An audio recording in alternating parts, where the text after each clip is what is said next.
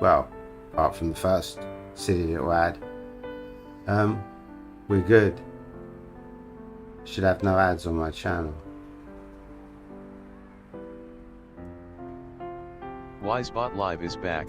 The uptime of the session continue. Yeah. That's what we Restream like. bot YouTube. Botrix has correctly joined the channel. Now, as for a book,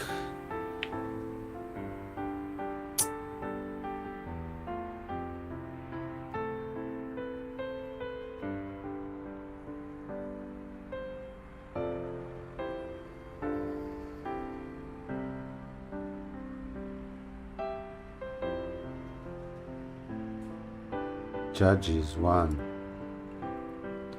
Mr. Hayes. After the death of Joshua, the Israelites inquired of the Lord, "Who will be the first to go up and fight for us against the Canaanites?" "Judah shall go up," answered the Lord. "Indeed, I have delivered the land into their hands." Then the men of Judah said to their brothers the Simeonites, "Come up with us to our allotted territory, and let us fight against the Canaanites. And we likewise will go with you to your territory." So the Simeonites went with them.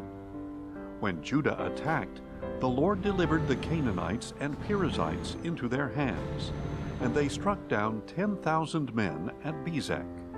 And there they found Adoni-Bezek and fought against him, striking down the Canaanites and Perizzites.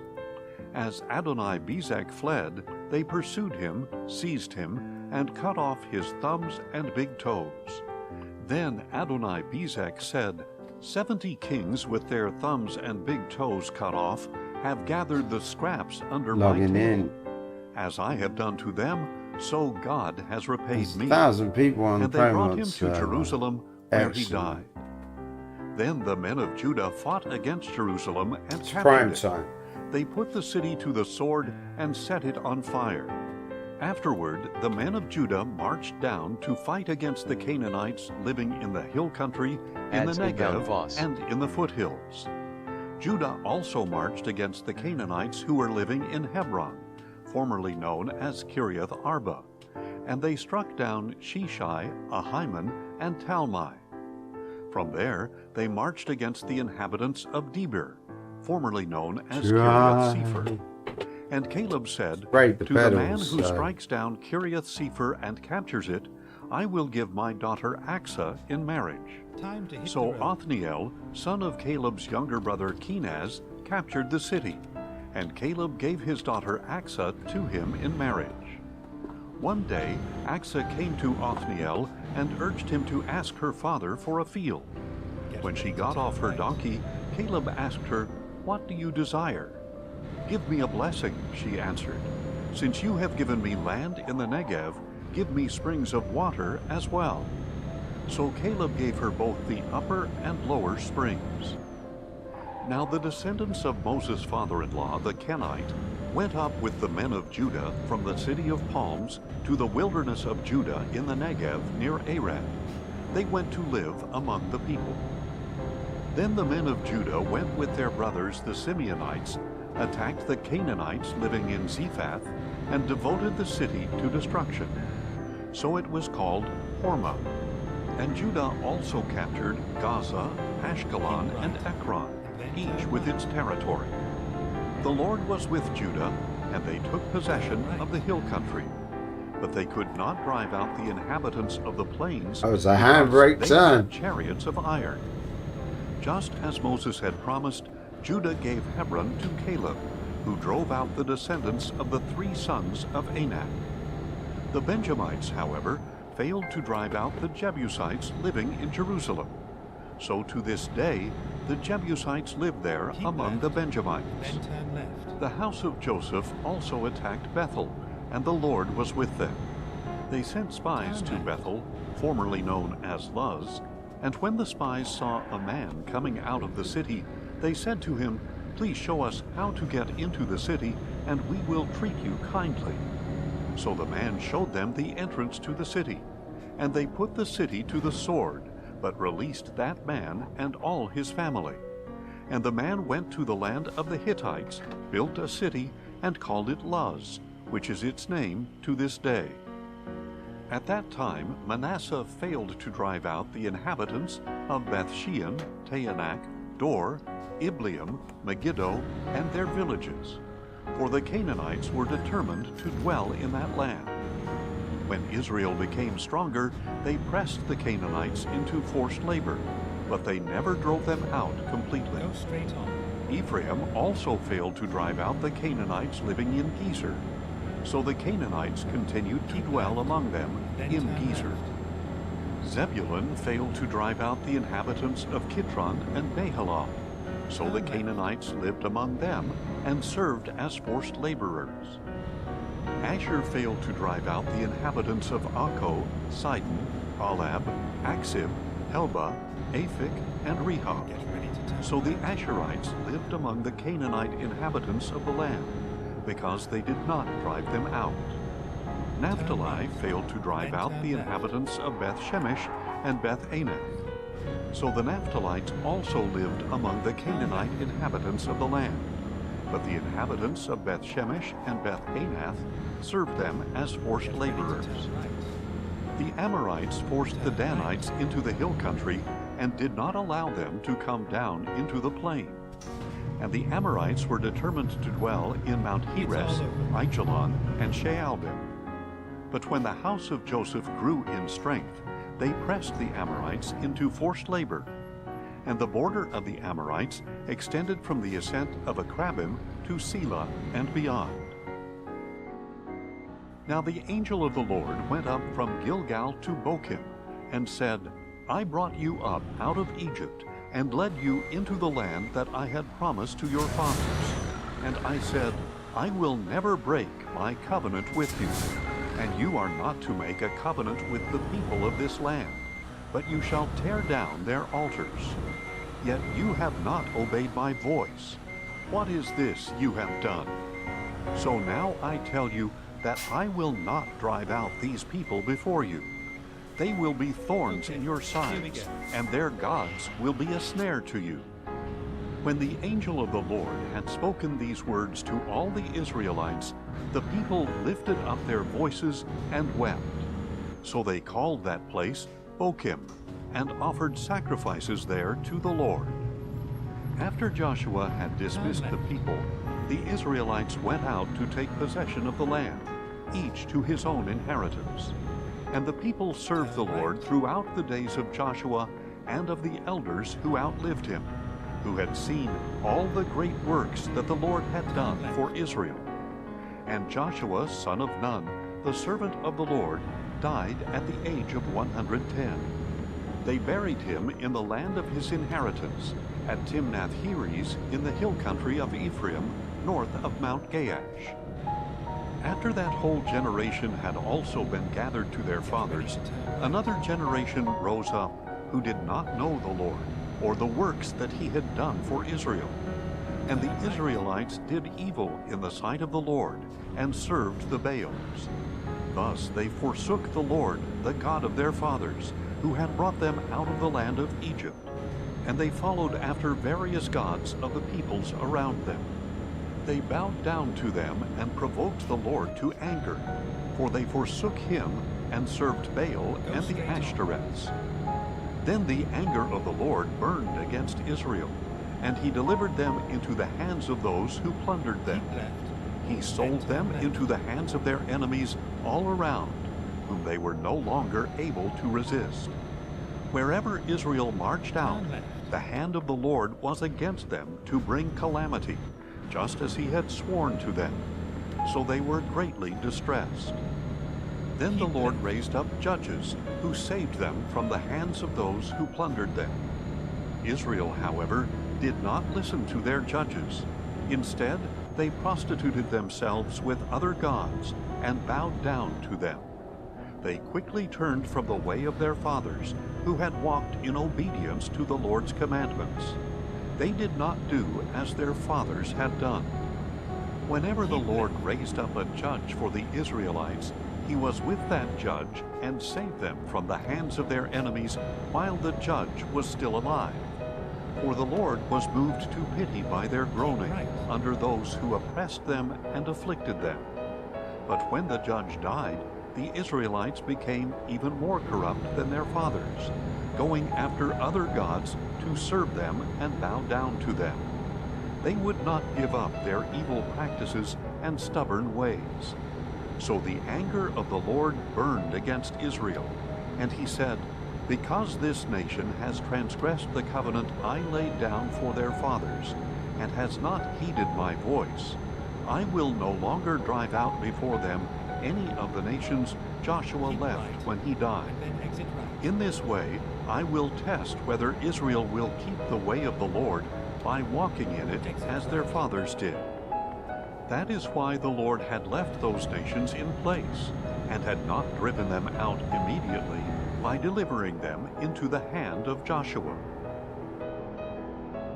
These are the nations that the Lord left to test all the Israelites who had not known any of the wars in Canaan, if only to teach warfare to the subsequent generations of Israel, especially to those who had not known it formerly. The 5 rulers of the Philistines, all the Canaanites, the Sidonians, and the Hivites who lived in the mountains of Lebanon, from Mount Baal-Hermon to Lebo-Hamath. These nations were left to test the Israelites, to find out whether they would keep the commandments of the Lord, which he had given their fathers through Moses. Thus the Israelites continued to live among the Canaanites, Hittites, Amorites, Perizzites, Hivites, and Jebusites. And they took the daughters of these people in marriage, gave their own daughters to their sons, and served their gods. So the Israelites did evil in the sight of the Lord. They forgot the Lord their God, and served the Baals and the Asherahs. Then the anger of the Lord burned against Israel, and he sold them into the hand of Cushan-Rishathaim, king of Aram-Naharaim. And the Israelites served him 8 years. But when the Israelites cried out to the Lord, he raised up Othniel, son of Caleb's younger brother Kenaz, as a deliverer to save them. The Spirit of the Lord came upon him, and he became Israel's judge, and went out to war. And the Lord delivered Cushan-Rishathaim, king of Aram, into the hand of Othniel, who prevailed against him. So the land had rest for 40 years, until Othniel, son of Kenaz, died. Once again the Israelites did evil in the sight of the Lord. So he gave Eglon, king of Moab, power over Israel, because they had done evil in the sight of the Lord. After enlisting the Ammonites and Amalekites to join forces with him, Eglon attacked and defeated Israel, taking possession of the city of palms. The Israelites served Eglon, king of Moab, 18 years. And again they cried out to the Lord. And he raised up Ehud, son of Gera, a left-handed Benjamite, as their deliverer. So they sent him with tribute to Eglon, king of Moab. Now Ehud had made for himself a double-edged sword, a cubit long. He strapped it to his right thigh under his cloak, and brought the tribute to Eglon, king of Moab, who was an obese man. After Ehud had finished presenting the tribute, he ushered out those who had carried it.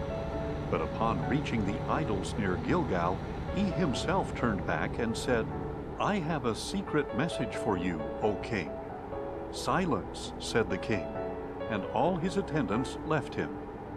Then Ehud approached him while he was sitting alone in the coolness of his upper room. "I have a word from God for you," Ehud said. And the king rose from his seat. And Ehud reached with his left hand, pulled the sword from his right thigh, and plunged it into Eglon's belly. Even the handle sank in after the blade, and Eglon's fat closed in over it, so that Ehud did not withdraw the sword from his belly, and Eglon's bowels emptied. Then Ehud went out through the porch, closing and locking the doors of the upper room behind him. After Ehud was gone, Eglon's servants came in and found the doors of the upper room locked. "He must be relieving himself in the cool room," they said. So they waited until they became worried and saw that he had still not opened the doors of the upper room. Then they took the key and opened the doors, and there was their lord lying dead on the floor. Ehud, however, had escaped while the servants waited. He passed by the idols and escaped to Seirah. On arriving in Seirah, he blew the ram's horn throughout the hill country of Ephraim. The Israelites came down with him from the hills, and he became their leader. "Follow me," he told them, "for the Lord has delivered your enemies the Moabites into your hand." So they followed him down and seized the fords of the Jordan leading to Moab, and did not allow anyone to cross over.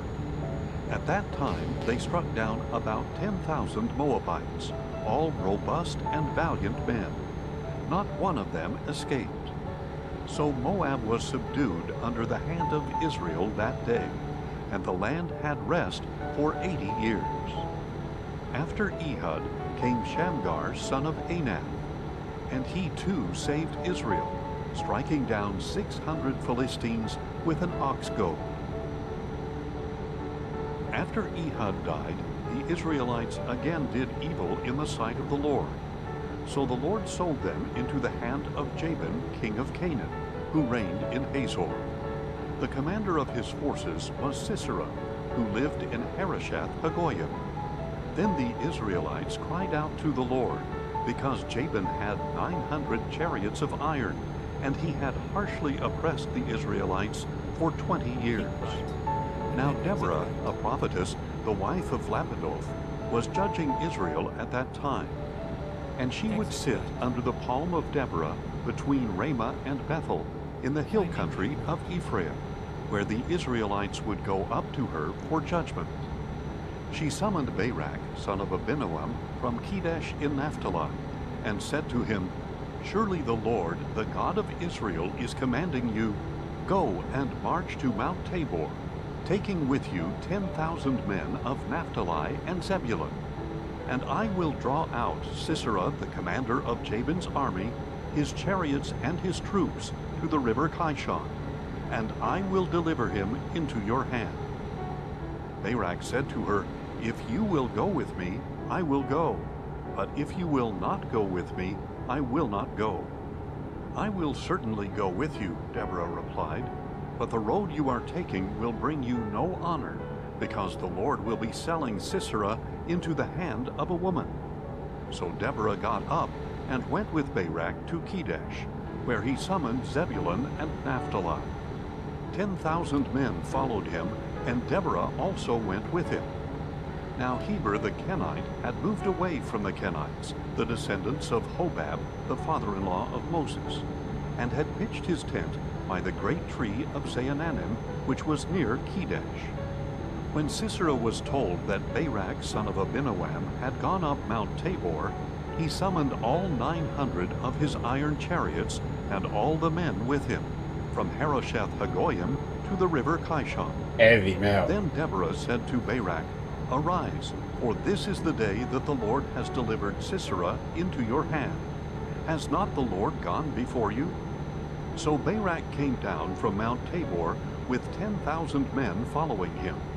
And in front of him the Lord routed with the sword Sisera, all his charioteers, and all his army. Sisera abandoned his chariot and fled on foot.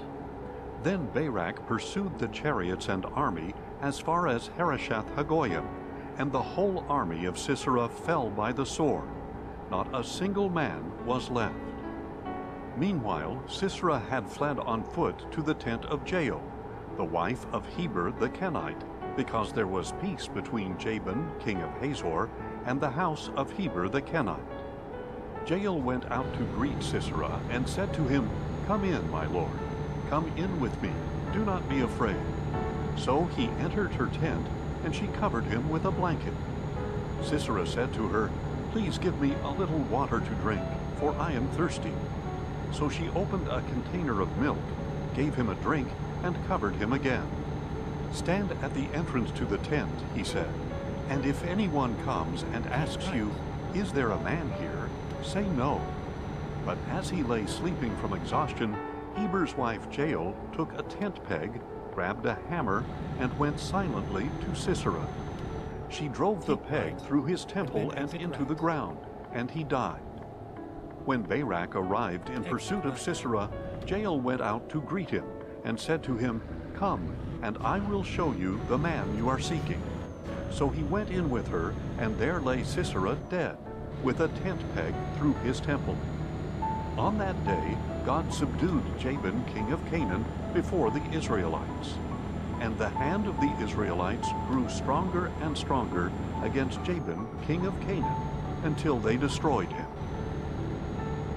On that day, Deborah and Barak, son of Abinoam, sang this song: When the princes take the lead in Israel, when the people volunteer, bless the Lord. Listen, O kings, give ear, O princes. I will sing to the Lord. I will sing praise to the Lord, Wise the bot God 1 of viewers, Israel. +1, O Lord, 40 when minutes you and went out 16 from seconds. Seir, when you marched from the land of Edom, the earth trembled, the heavens poured out rain, and the clouds poured down water. The mountains quaked before the Lord, the one of Sinai, before the Lord, the God of Israel. In the days of Shamgar, son of Anath, in the days of Jael, the highways were deserted, and the travelers took the byways. Life in the villages ceased. It ended in Israel until I, Deborah, arose, a mother in Israel. When they chose new gods, then war came to their gates. Not a shield or spear was found among 40,000 in Israel. My heart is with the princes of Israel, with the volunteers among the people. Bless the Lord. You who ride white donkeys, who sit on saddle blankets, and you who travel the road, ponder the voices of the singers at the watering places. There they shall recount the righteous acts of the Lord, the righteous deeds of his villagers in Israel. Then the people of the Lord went down to the gates. Awake, awake, O Deborah! Awake, awake, sing a song. Arise, O Barak, and take hold of your captives, O son of Abinoam. Then the survivors came down to the nobles. The people of the Lord came down to me against the mighty.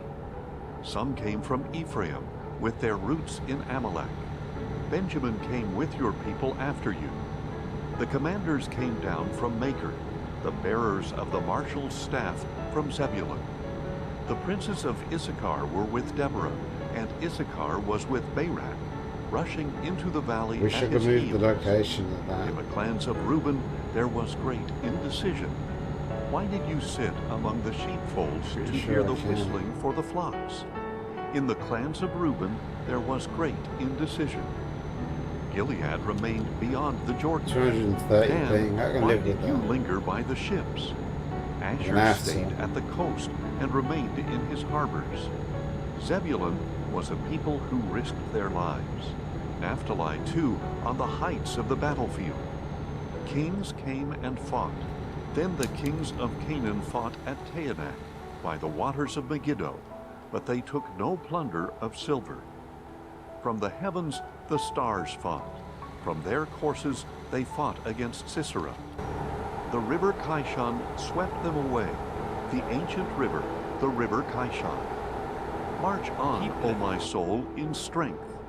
Then the hooves of horses thundered, the mad galloping of his stallions. Curse Meroz, says the angel of the Lord. Bitterly curse her inhabitants, for they did not come to help the Lord against the mighty. Most blessed among women is Jael, the wife of Heber the Kenite, most blessed of tent-dwelling women. He asked for water, and she gave him milk. In a magnificent bowl she brought him curds. She reached for the tent peg, her right hand for the workman's hammer. She struck Sisera and crushed his skull. She shattered and pierced his temple. At her feet he collapsed, he fell. There he lay still. At her feet he collapsed, he fell. Where he collapsed, there he fell dead. Sisera's mother looked through the window. She peered through the lattice and lamented. Why is his chariot so long in coming? What has delayed the clatter of his chariots? Her wisest ladies answered. Indeed, she keeps telling herself, are they not finding and dividing the spoil? A girl or two for each warrior, a plunder of dyed garments for Sisera, the spoil of embroidered garments for the neck of the looter. So may all your enemies perish, O Lord, but may those who love you shine like the sun at its brightest. And the land had rest for 40 years. Again the Israelites did evil in the sight of the Lord. So he delivered them into the hand of Midian for 7 years. And the hand of Midian prevailed against Israel. Because of the Midianites, the Israelites prepared shelters for themselves in the mountains, caves, and strongholds. Whenever the Israelites would plant their crops, the Midianites, Amalekites, and other people of the east would come up and invade them, encamping against them as far as Gaza, and destroying the produce of the land. They left Israel with no sustenance, neither sheep, nor oxen, nor donkeys. For the Midianites came with their livestock and their tents like a great swarm of locusts. They and their camels were innumerable, and they entered the land to ravage it. Israel was greatly impoverished by Midian, and the Israelites cried out to the Lord. Now when the Israelites cried out to the Lord because of Midian, he sent them a prophet, who told them, "This is what the Lord, the God of Israel, says. I brought you up out of Egypt, out of the house of slavery. I delivered you out of the hands of Egypt and all your oppressors. I drove them out before you and gave you their land. And I said to you, I am the Lord your God. You must not fear the gods of the Amorites in whose land you dwell. But you did not obey me." Then the angel of the Lord came and sat down under the oak in Ophrah that belonged to Joash the Abiezrite, where his son Gideon was threshing wheat in a winepress to hide it from the Midianites. And the angel of the Lord appeared to Gideon and said, "The Lord is with you, O mighty man of valor." "Please, my Lord," Gideon replied, "if the Lord is with us, why has all this happened to us? And where are all his wonders of which our fathers told us, saying, Has not the Lord brought us up out of Egypt? But now the Lord has forsaken us and delivered us into the hand of Midian." The Lord turned to him and said, "Go in the strength you have and save Israel from the hand of Midian. Am I not sending you?" "Please, my Lord," Gideon replied, "how can I save Israel?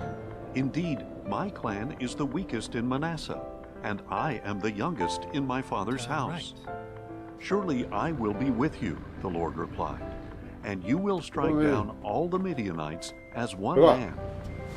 Gideon answered, "If I have found favor in your sight, give me a sign that it is you speaking with me.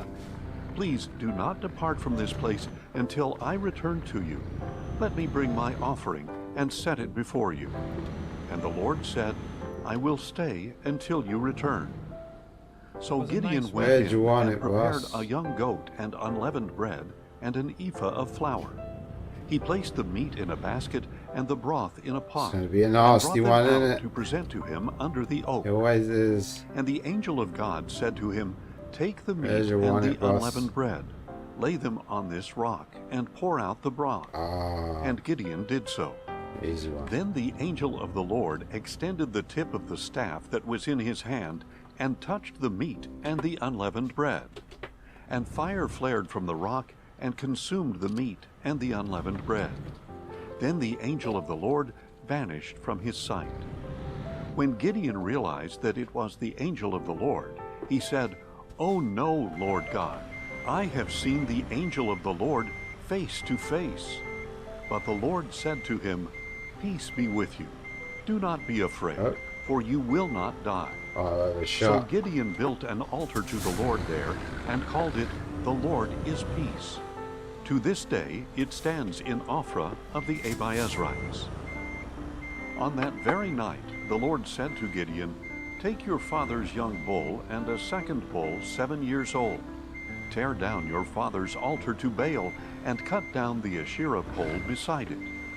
Then build a proper altar to the Lord your God on the top of this stronghold. And with the wood of the Asherah pole you cut down, take the second bull and offer it as a burnt offering. So Gideon took 10 of his servants and did as the Lord had told him. But because he was too afraid of his father's household and the men of the city, he did it by night rather than in the daytime. When the men of the city got up in the morning, there was Baal's altar torn down, with the Asherah pole cut down beside it, and the second bull offered up on the newly built altar. Who did this? They said to one another. And after they had investigated thoroughly, they were told, Gideon, son of Joash, did it. We'll then take the men it. of the city said to Joash, screenshots. Bring out your son, he must die, because he has torn down Baal's altar and cut down the Asherah pole beside it. But Joash said to all who stood against him, Are you contending for Baal? Are you trying to save him? Whoever pleads his case will be put to death by morning. If Baal is a god, let him contend for himself with the one who has torn down his altar. So on that day Gideon was called Jerubbaal, that is to say, let Baal contend with him, because he had torn down Baal's altar. XP's pretty poo though. Then all the Midianites, Amalekites, and other people of the east gathered together, crossed over the Jordan, and camped in the valley of Jezreel. So the Spirit of the Lord came upon Gideon, who blew the ram's horn and rallied the Abiezrites behind him. Calling them to arms, Gideon sent messengers throughout Manasseh, as well as Asher, Zebulun, and Naphtali, so that they came up to meet him.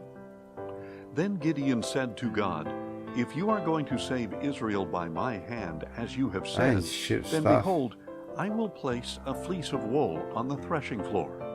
If there is dew only on the fleece, and all the ground is dry, then I will know that you are going to save Israel by my hand, as you have said. And that is what happened. When Gideon arose the next morning, he squeezed the fleece and wrung out the dew, a bowlful of water. Then Gideon said to God, Do not be angry with me. Let me speak one more time. Please allow me one more test with the fleece. This time let it be dry, and the ground covered with dew. And that night God did so. Only the fleece was dry, and dew covered the ground. Early in the morning, Jerubbaal, that is Gideon, and all the men with him camped beside the spring of Harod. And the camp of Midian was north of them in the valley near the hill of Moreh. Then the Lord said to Gideon, You have too many people for me to deliver Midian into their hands, lest Israel glorify themselves over me, saying, My own hand has saved me. Now therefore proclaim in the hearing of the people, Whoever is fearful and trembling may turn back and leave Mount Gilead. So 22,000 of them turned back, but 10,000 remained. Then the Lord said to Gideon, There are still too many people. Take them down to the water, and I will sift them for you there. If I say to you, This one shall go with you, he shall go. But if I say, This one shall not go with you, he shall not go. So Gideon brought the people down to the water. And the Lord said to him, Separate those who lap the water with their tongues like a dog from those who kneel to drink. And the number of those who lapped the water with their hands to their mouths was 300 men. All the others knelt to drink. Then the Lord said to Gideon, With the 300 men who lapped the water, I will save you and deliver the Midianites into your hand. But all the others are to go home. So Gideon sent the rest of the Israelites to their tents, but kept the 300 men, who took charge of the provisions and ram's horns of the others. And the camp of Midian lay below him in the valley. That night the Lord said to Gideon, Get up and go down against the camp, for I have delivered it into your hand.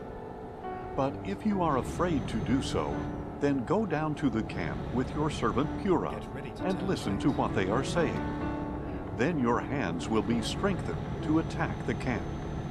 So he went with Purah his servant to the outposts where armed men were guarding the camp. Now the Midianites, Amalekites, and all the other people of the east had settled in the valley like a swarm of locusts, and their camels were as countless as the sand on the seashore.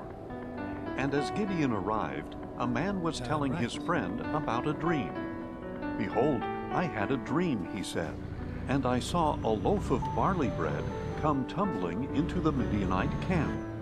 It struck the tent so hard that the tent overturned and collapsed. His friend replied, "This is nothing less than the sword of Gideon, son of Joash the Israelite. God has delivered Midian and the whole camp into his hand." When Gideon heard the dream and its interpretation, he bowed in worship. He returned to the camp of Israel and said, "Get up, for the Lord has delivered the camp of Midian into your hand." And he divided the 300 men into 3 companies, and gave each man a ram's horn in one hand and a large jar in the other, containing a torch. "Watch me and do as I do," Gideon said. "When I come to the outskirts of the camp, do exactly as I do. Ow. When I and all who are with me blow our horns, that wasn't then very you pro. are also to blow your horns from all around the camp. That was a little bit And ambitious shout, there. For the Lord and for Gideon." Gideon and the 100 men with him reached the outskirts of the camp at the beginning of the middle watch, just after the changing of the guard. They blew their horns and broke the jars that were in their hands. The 3 companies blew their horns and shattered their jars. Holding the torches in their left hands and the horns in their right hands, they shouted, "A sword for the Lord and for Gideon." Each Israelite took his position around the camp, and the entire Midianite army fled, crying out as they ran. And when the 300 ram's horns sounded, the Lord set all the men in the camp against one another with their swords.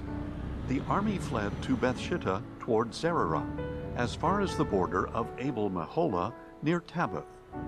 Then the men of Israel were called out from Naphtali, Asher, and all Manasseh, and they pursued the Midianites. Gideon sent messengers throughout the hill country of Ephraim to say, "Come down against the Midianites, and seize the waters of the Jordan ahead of them, as far as Beth-barah."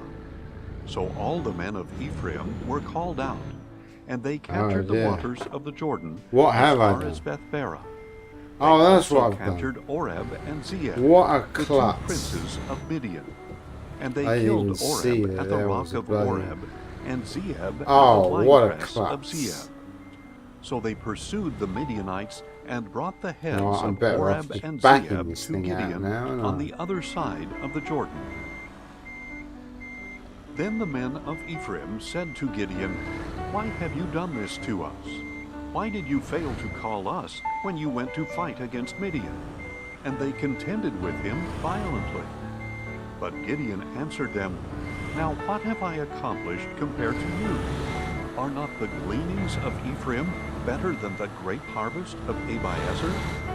God has delivered Oreb and Zeeb, the 2 princes of Midian, into your hand. What was I able to do compared to you?"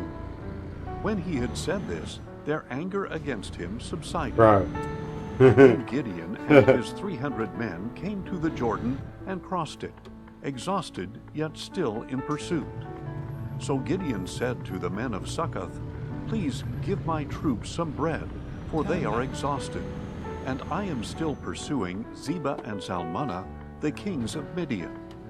But the leaders of Succoth asked, "Are the hands of Zebah and Zalmunna already in your possession, that we should give bread to your army?" "Very well," Gideon replied. "When the Lord has delivered Zebah and Zalmunna into my hand, I will tear your flesh with the thorns and briars of the wilderness."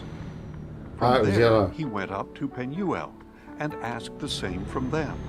But the men of Penuel gave the same response as the men of Succoth. So Gideon told the men of Penuel, "When I return in triumph, I will tear down this tower." Now Zebah and Zalmunna were in Karkor with their army of about 15,000 men, all that were left of the armies of the people of the east. 120,000 swordsmen had already fallen. And Gideon went up by way of the caravan route east of Nobah and Jogbehah, and he attacked their army, taking them by surprise. When Zebah and Zalmunna fled, Gideon pursued and captured these two kings of Midian, routing their entire army. After this, Gideon, son of Joash, returned from the battle along the ascent of Heres. There he captured a young man of Succoth and interrogated him. The young man wrote down for him the names of the 77 leaders and elders of Succoth. And Gideon went to the men of Succoth and said, "Here are Zebah and Zalmunna, about whom you taunted me, saying, 'Are the hands of Zebah and Zalmunna already in your possession, that we should give bread to your weary men?' Then he took the elders of the city, and using the thorns and briars of the wilderness, he disciplined the men of Succoth. He also pulled down the tower of Penuel, and killed the men of the city." Next, Gideon asked Zebah and Zalmunna, "What kind of men did you kill at Tabor?" "Men like you," they answered, each one resembling the son of a king. "They were my brothers," Gideon replied, "the sons of my mother. As surely as the Lord lives, if you had let them live, I would not kill you." So he said to Jether, his firstborn, "Get up and kill them." But the young man did not draw his sword. He was fearful because he was still a youth. Then Zebah and Zalmunna said, "Get up and kill us yourself, for as the man is, so is his strength." So Gideon got up and killed Zebah and Zalmunna, and he took the crescent ornaments from the necks of their camels.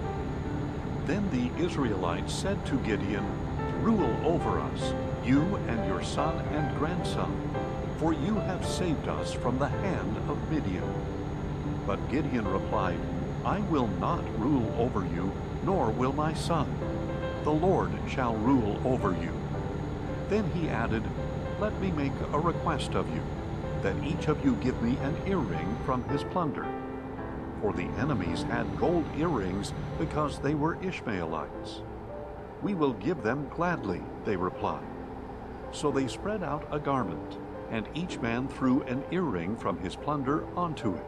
The weight of the gold earrings he had requested was 1,700 shekels, in addition to the crescent ornaments, the pendants, the purple garments of the kings of Midian, and the chains from the necks of their camels. From all this Gideon made an ephod, which he placed in Ophrah, his hometown. But soon all Israel prostituted themselves by worshiping it there, and it became a snare to Gideon and his household. In this way Midian was subdued before the Israelites, and did not raise its head again. So the land had rest for 40 years in the days of Gideon. And he, Jerubbaal, son of Joash, returned home and settled down. Gideon had 70 sons of his own, since he had many wives. His concubines, who dwelt in Shechem, also bore him a son, and he named him Abimelech. Later, Gideon, son of Joash, died at a ripe old age, and was buried in the tomb of his father Joash in Ophrah of the Abiezrites. And as soon as Gideon was dead, the Israelites turned and prostituted themselves with the Baals, and they set up Baal-berith as their god. The Israelites failed to remember the Lord their God, who had delivered them from the hands of all their enemies on every side. They did not show kindness to the house of Jerubbaal, that is Gideon, for all the good things he had done for Israel. Now Abimelech, son of Jerubbaal, went to his mother's brothers at Shechem, and said to them and to all the clan of his mother, Please ask all the leaders of Shechem, is it better for you that 70 men, all the sons of Jerubbaal, rule over you, or just one man? Remember that I am your own flesh and blood. Oh. And when his mother's brothers spoke all these words about him it's in the not. presence of all the leaders of Shechem, their Radar's hearts were lying to me, inclined man. to follow Abimelech, for they said, he is our brother. So they gave him 70 shekels of silver from the temple of Baal-berith, with which Abimelech hired some worthless and reckless men to follow him. He went to his father's house in Ophrah, and on one stone murdered his 70 brothers, the sons of Jerubbaal. But Jotham, the youngest son of Jerubbaal, survived, because he hid himself. Then all the leaders of Shechem and Beth Millo gathered beside the oak at the pillar in Shechem, and proceeded to make Abimelech their king. When this was reported to Jotham, he climbed to the top of Mount Gerizim, raised his voice, and cried out, "Listen to me, O leaders of Shechem, and may God listen to you." One day the trees set out to anoint a king for themselves. That's more They like said it. to the olive tree, "Reign over us." You go straight But on. the olive tree replied, "Should I stop giving my oil that honors both God and man to hold sway over the trees?" Then the trees said to the fig tree, "Come and reign over us." But the fig tree replied, "Should I stop giving my sweetness and my good fruit to hold sway over the trees?" Then the trees said to the grapevine, "Come and reign over us." But the grapevine replied, "Should I stop giving my wine that cheers both God and man to hold sway over the trees?" Finally, all the trees said to the thorn bush, "Come and reign over us." But the thorn bush replied, "If you really are anointing me as king over you, come and find refuge in my shade. But if not, may fire come out of the thorn bush and consume the cedars of Lebanon." Now if you have acted faithfully and honestly in making Abimelech king, if you have done well by Jerubbaal and his family, and if you have done to him as he deserves, for my father fought for you and risked his life to deliver you from the hand of Midian, but you have risen up against my father's house this day, and killed his 70 sons on a single stone, and you have made Abimelech, the son of his maidservant, king over the leaders of Shechem, because he is your brother. If you have acted faithfully and honestly toward Jerubbaal and his house this day, then may you rejoice in Abimelech and he in you. But if not, may fire come from Abimelech and consume the leaders of Shechem and Beth Millo. And may fire come from the leaders of Shechem and Beth Millo and consume Abimelech. Then Jotham ran away, escaping to Beer, and he lived there for fear of his brother Abimelech. After Abimelech had reigned over Israel for 3 years, God sent a spirit of animosity between Abimelech and the leaders of Shechem, and caused them to treat Abimelech deceitfully, in order that the crime against the 70 sons of Jerubbaal might come to justice, and their blood be avenged on their brother Abimelech, and on the leaders of Shechem, who had helped him murder his brothers. The leaders of Shechem set up an ambush against Abimelech on the hilltops, and they 15-minute robbed run. all who passed by them on the road. So this was reported to Abimelech. Meanwhile, 16-minute Gaal, son of run. It Ebed, just keeps came getting with longer. his brothers and crossed into Shechem, and the leaders of Shechem put their confidence in him. And after they had gone out into the fields, gathered grapes from their vineyards, and trodden them, they held a festival and went This into is the house bad. of their God. And as they ate I know, and we're drank, 14 they now. cursed Abimelech. Then Right, Gaal, tons of son of time. Ebed, said, "Who is Abimelech, and who is Shechem, that we should serve him? Is he not the son of Jerubbaal, and is not Zebul his officer? You are to serve the men of Hamor, the father of Shechem. Why should we serve Abimelech? If only this people were under my authority, I would remove Abimelech. I would say to him, muster your Be army childish. and come out." When Zebul, the governor of the city, heard the words of Gaal, son of Ebed, he burned with anger. So he covertly sent messengers to Abimelech to say, "Look, Gaal, son of Ebed, and his brothers have come to Shechem and are stirring up the city against you. Now then, tonight you and the people with you are to come and lie in wait in the fields. And in the morning at sunrise, get up and advance against the city. When Gaal and his men come out against you, do to them whatever you are able." So Abimelech and all his troops set out by night and lay in wait against Shechem in 4 companies. Now Gaal, son of Ebed, went out and stood at the entrance of the city gate, just as Abimelech and his men came out from their hiding places. When Gaal saw the people, he said to Zebul, "Look, people are coming down from the mountains." But Zebul replied, "The shadows of the mountains look like men to you." Then Gaal spoke up again, "Look, people are coming down from the center of the land, and one company is coming by way of the diviner's oak." "Where is your gloating now?" Zebul replied. "You said, 'Who is Abimelech that we should serve him?' Are these not the people you ridiculed? Go out now and fight them." So Gaal went out before the leaders of Shechem and fought against Abimelech. But Abimelech pursued him, and Gaal fled before him. And many Shechemites fell wounded all the way to the entrance of the gate. Abimelech stayed in Arumah, and Zebul drove Gaal and his brothers out of Shechem. The next day, the people of Shechem went out into the fields, and this was reported to Abimelech. So he took his men, divided them into 3 companies, and lay in wait in the fields. When he saw the people coming out of the city, he rose up against them and attacked them. Then Abimelech and the companies with him rushed forward and took their stand at the entrance of the city gate. The other 2 companies rushed against all who were in the fields and struck them down. And all that day Abimelech fought against the city until he had captured it and killed its people. Then he demolished the city and sowed it with salt. On hearing of this, all the leaders in the tower of Shechem entered the inner chamber of the temple of El-Berith. And when Abimelech was told that all the leaders in the tower of Shechem were gathered there, he and all his men went up to Mount Zalmon. Abimelech took his axe in his hand and cut a branch from the trees, which he lifted to his shoulder, saying to his men, "Hurry and do what you have seen me do."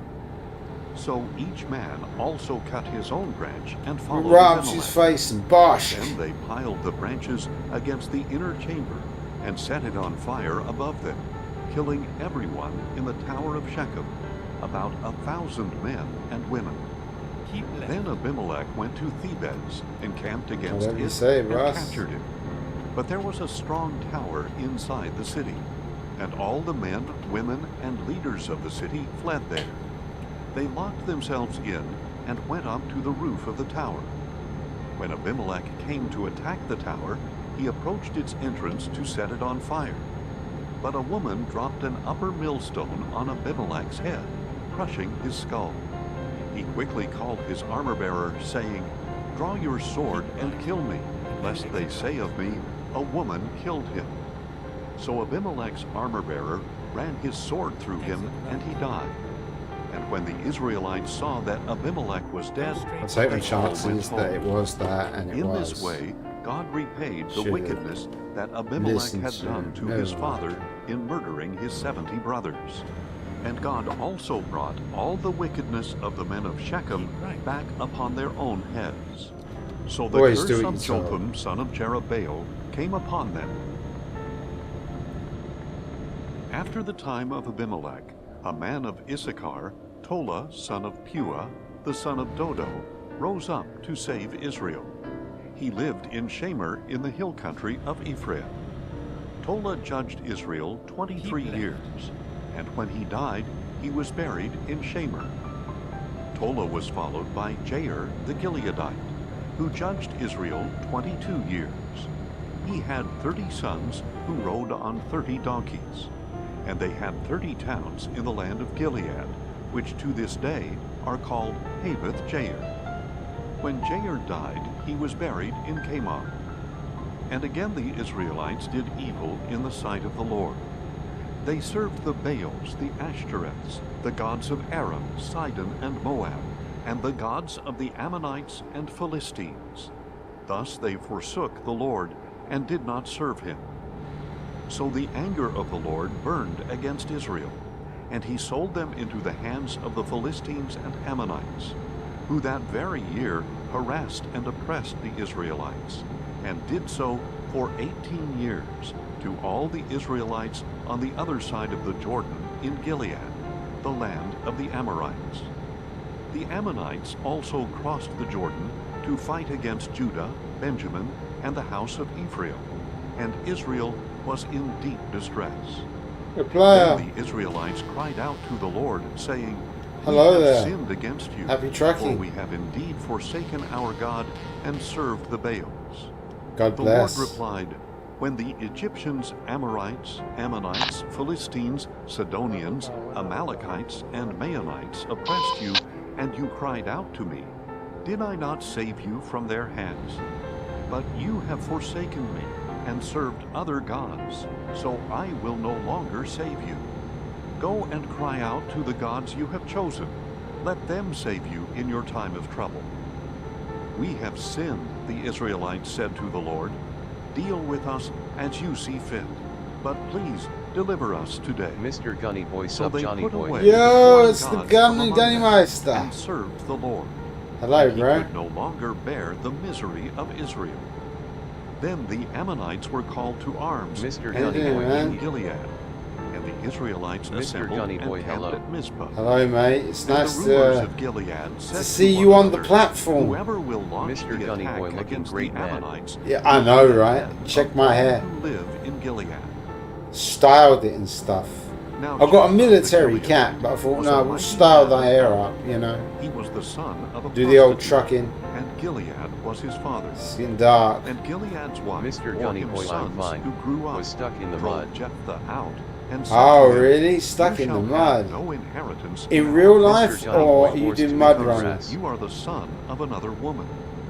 So Jephthah fled from his brothers and settled in the land of Tob, where worthless men gathered around 'Cause I him. mean, I don't and know traveled mud with him. runner or snow runner. Sometime later, when the Ammonites fought against If you Israel want to get me a and key made war really with cheap them, on Boy, Steam RL for the Mud Johnny elders Boy. of Runner. Gilead went Ah, to get okay. Jephthah Yeah, from the I'll land play of Mud Tob. Runner. Come, they said, Mr. Gunny be Boy, our haha. commander, so that Totally. we can fight against the Ammonites. Get me that for Jephthah replied to the elders Christmas. of Gilead, It's Did my you not birthday. It hate was in me and April. I'm expel 42 me from now. my father's house? Why then have you come to me now, when you are in distress? They answered Jephthah, My reverse "This is gear is a why bit we will dodgy, turn so to I've you, only got that 6 you may speed go box. with us, fight the Ammonites, And I can't get the become leader stutters over all of us sorted. who live in Gilead." But Jephthah asked them, "If you take me back to fight the Ammonites, and the Lord gives them to me, will I really be your leader?" No. And the elders of Gilead said to Jephthah, We're going to "The have a Lord little is nap. our witness if we do not do as you say." So Jephthah went with the elders of Gilead, and the people made him their leader and commander. And Jephthah repeated all his terms in the presence of the Lord at Mizpah. Then Jephthah sent messengers to the king of the Ammonites, saying, "What do you have against me, that you have come to fight against my Go to the land?" engine. The king of Might the as well just have a Ammonites quick little answered top Jephthah's up before we have a messengers, little nap. "When Israel came up Because as driving a at Gunny night Boy, ain't how you they been? seized decent. my land, from the I Arnon have to the been Jabbok, and all the way to to the Jordan. doctors. Now therefore restore it peaceably." Jephthah again sent messengers apparently- to the king of the Looking Ammonites I to might tell be him, "This is what Jephthah says. paranoid Israel did not schizophrenic. take away the land of Moab or of the Ammonites. Apparently. I need But to when like Israel do came these up out these of tests. Egypt, they traveled through the wilderness to the Red Take Sea these pills and came and to see Kadesh. if Then they Israel stop me sent from messengers to the king of Edom, being me, saying, "Please right? let us pass through your land." But the king of Edom would not listen. Mr. Gunny Boy They looking also like sent James Bond messengers to the NGL. king of Moab, but he would not consent. So Yeah, Israel I know, stayed right? in Kadesh. Stop the Then engine. Israel traveled through the wilderness and bypassed See the if we can lands get of the Edom time. and Moab. 7 They came o'clock to the east side in the of the land morning of is good Moab enough. and camped on the I'll other take side it. of the Arnon. but they did not enter the territory of Moab, since the Arnon was its border. And Israel sent messengers to Sihon, king of the Amorites, who ruled in Heshbon, and Mr. said to Gunny him, Boy, your bricks "Please are let us appeared. pass through your Yesterday land was like into our own Ronaldinho." place." But Sihon would not trust Israel to pass through his territory. So he gathered all his people, encamped in Jahaz, and fought with Israel. Then the I ain't been Lord, watching the God anything of football Israel, or delivered sports or anything Sihon like and that. all his people into the hand of Israel, who defeated them. So Israel took possession of all the land of the let's see where Amorites this who goes. inhabited that country, Hopefully it's all seizing roads. all the land from the Arnon to the Jabbok, and from the wilderness And to that the I'm Jordan. going the right way. Now since the Lord, the God of I can get Israel, through it. has driven out the Amorites Oh, from it's before his right. people Okay, I'm at the Israel, border. should you Okay. now possess it? Do Mr. you Gunny not Boy, possess just kidding, whatever man. your God Happy to Chemosh see you. grants you? Yeah, no, it's great So to hear also from you, we bro. possess whatever the Lord You know? our God has It's great granted to hear us. from you, man. Are you now so You know, much I mean, better it's than been so Balak, long. son of Zippor, Like since I've king talked of to Moab? Dave Did he or ever anyone, contend with really. Israel or fight against them? You know? For 300 years, Been- Israel has lived in Heshbon, Aroer, tense. and their villages, as well as all the cities went through a along lot, the banks Gunny. of the Arnon. Why did you not take them back during that time? I have not sinned against Have you got your sim gear but set you up? have done me wrong by waging And do some war drifting with against me in a Israel. set. In a May set the Lord, the judge, decide some rally today sim. between the Israelites Run some of and the my Ammonites. wonderful clubs. But the king of the Ammonites paid no heed to the message You know how you Jephthah love sent my him. clubs, right?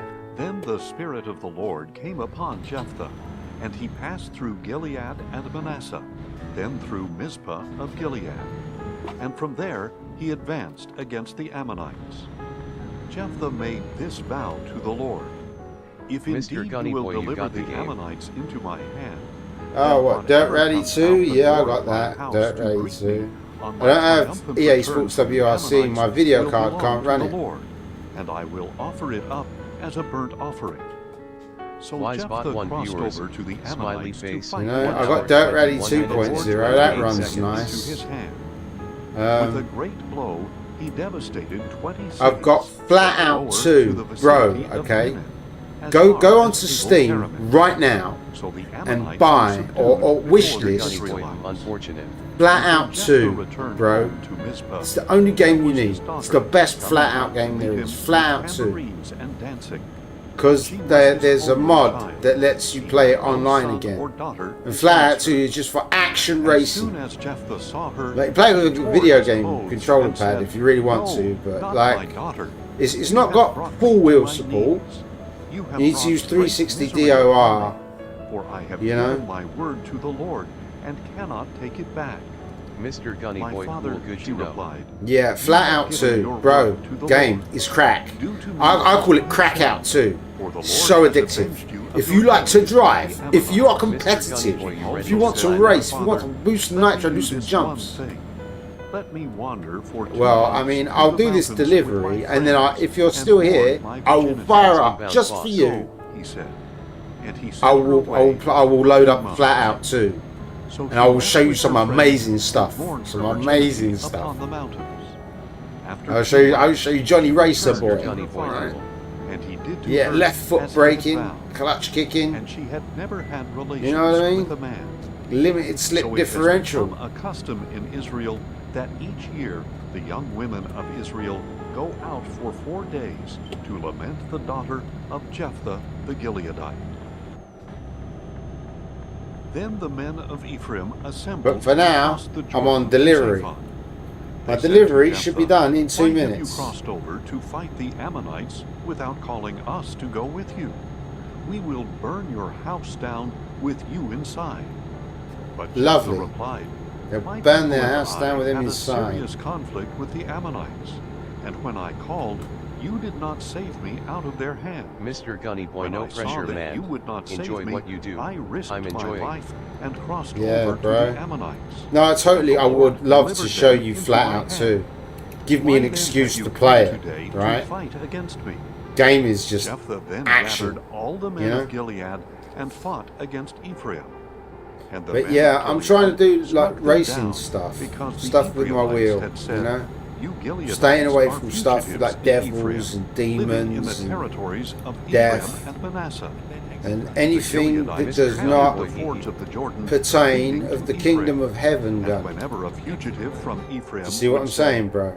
Because I don't want to burn in hell for all eternity.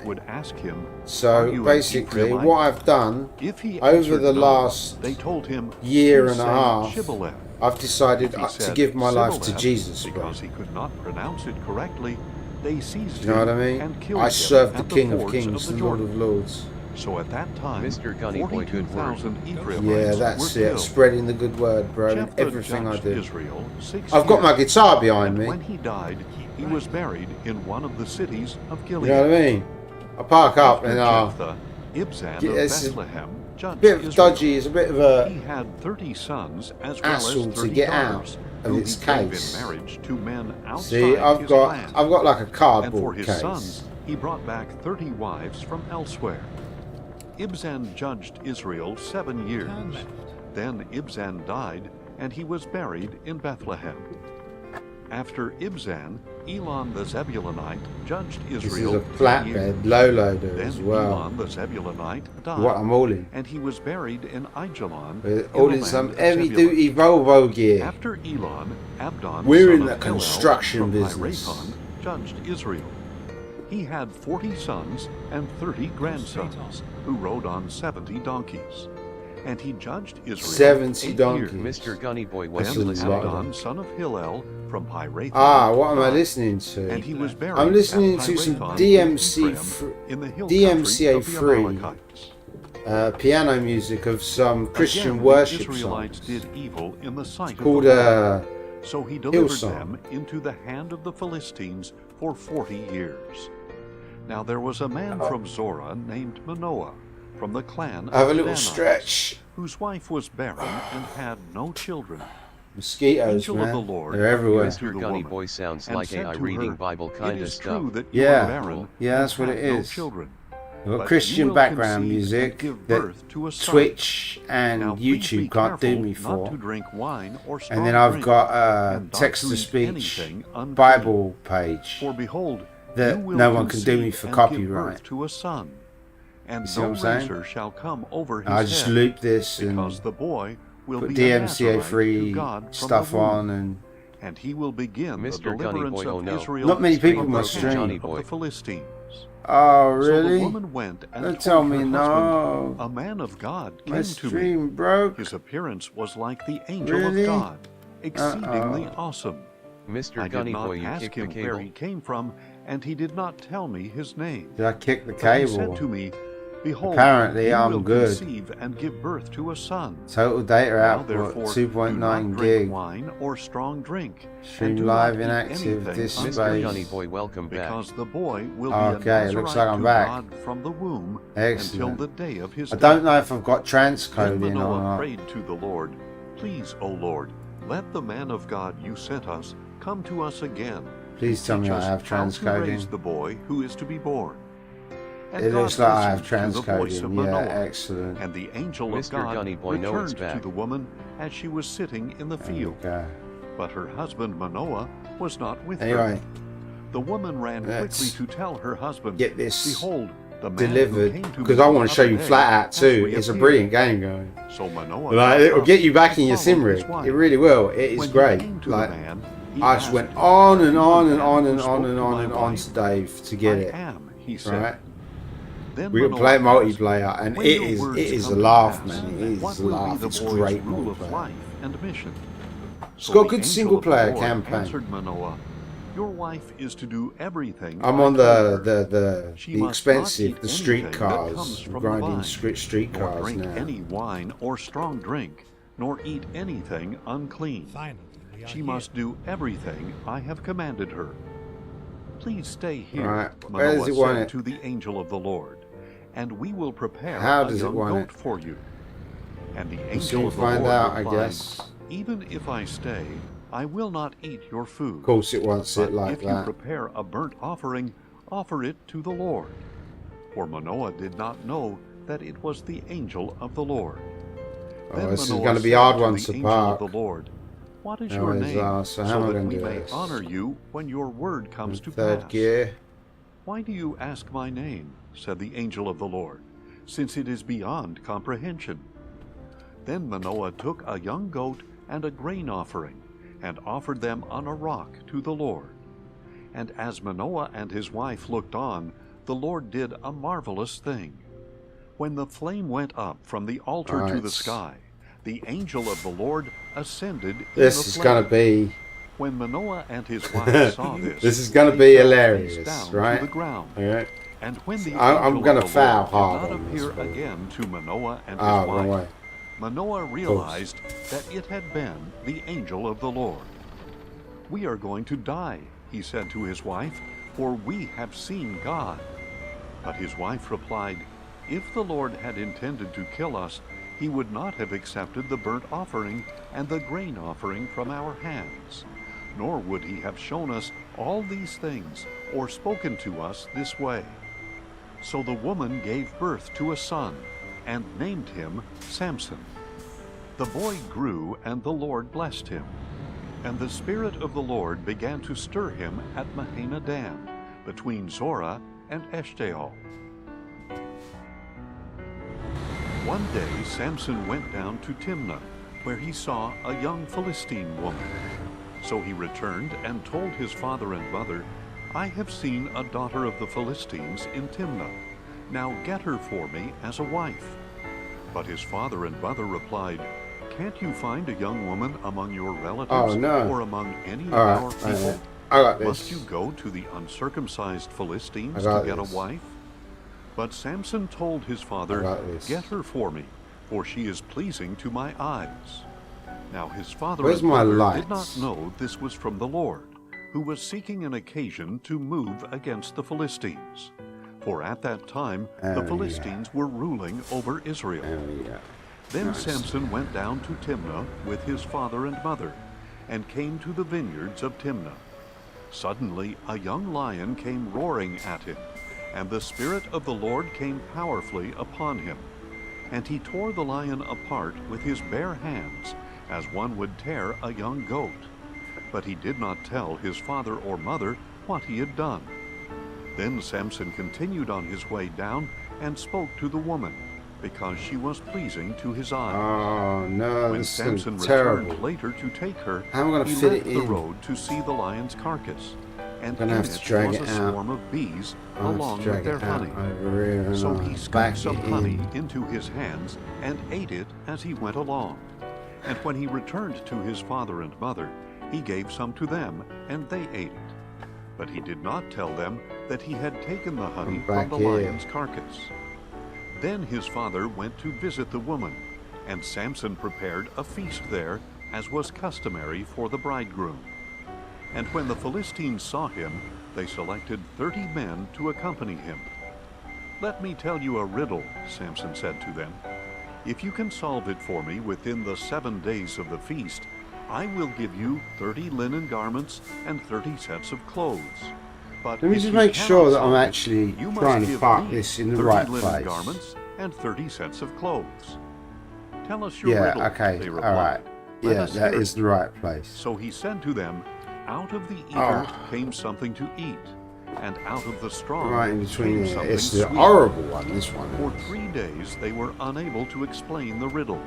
So on the 4th day they said to Samson's wife, entice your husband to explain the riddle to us, or we will burn you and your father's household to death.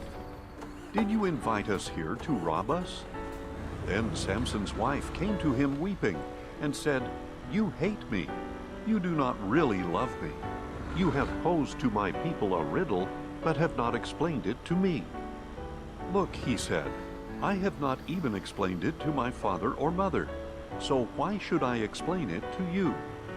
She wept the whole 7 days of the feast, and finally on the 7th day, because she had pressed him so much, he told her the answer, and in turn she explained the riddle to her people.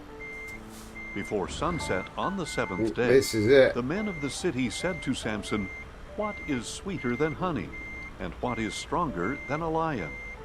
So he said to them, Is that if it? you had not plowed with my heifer, Is that you it? would not have Come on. sown Oh, my oh, river." come on.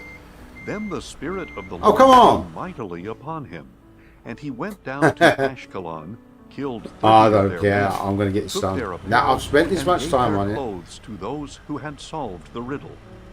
And burning with anger, Samson returned to his father's house, and his wife was given to one of the men who had accompanied him. Later on, at the time of the wheat harvest, Samson took a young goat and went to visit his wife. "I want to go to my wife in her room," he said, but her father would not let him enter. "I was sure that you thoroughly hated her," said her father, "so I gave her to one of the men who accompanied you. Is not her younger sister more beautiful than she? Please take her instead." Samson said to them, Come on. "This time I will be blameless in I will doing get harm it. to the Philistines." Now it sees it. Then Samson went out Now and just caught line it up. 300 foxes. And he took torches, turned the foxes tail to tail, and fastened a torch between each pair of tails. Then he lit the torches and released the foxes into the standing grain of the Philistines, burning up the piles of grain and the standing grain, as well as the vineyards and olive groves. Who did this? The Philistines demanded. It was Samson, the son-in-law of the Timnite, they were told, for his wife was given to his companion. So the Philistines went up and burned her and her father to death.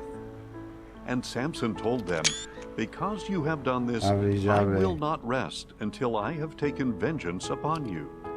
And he struck them ruthlessly with a great slaughter, and then went down and stayed in the cave at the rock of Etam.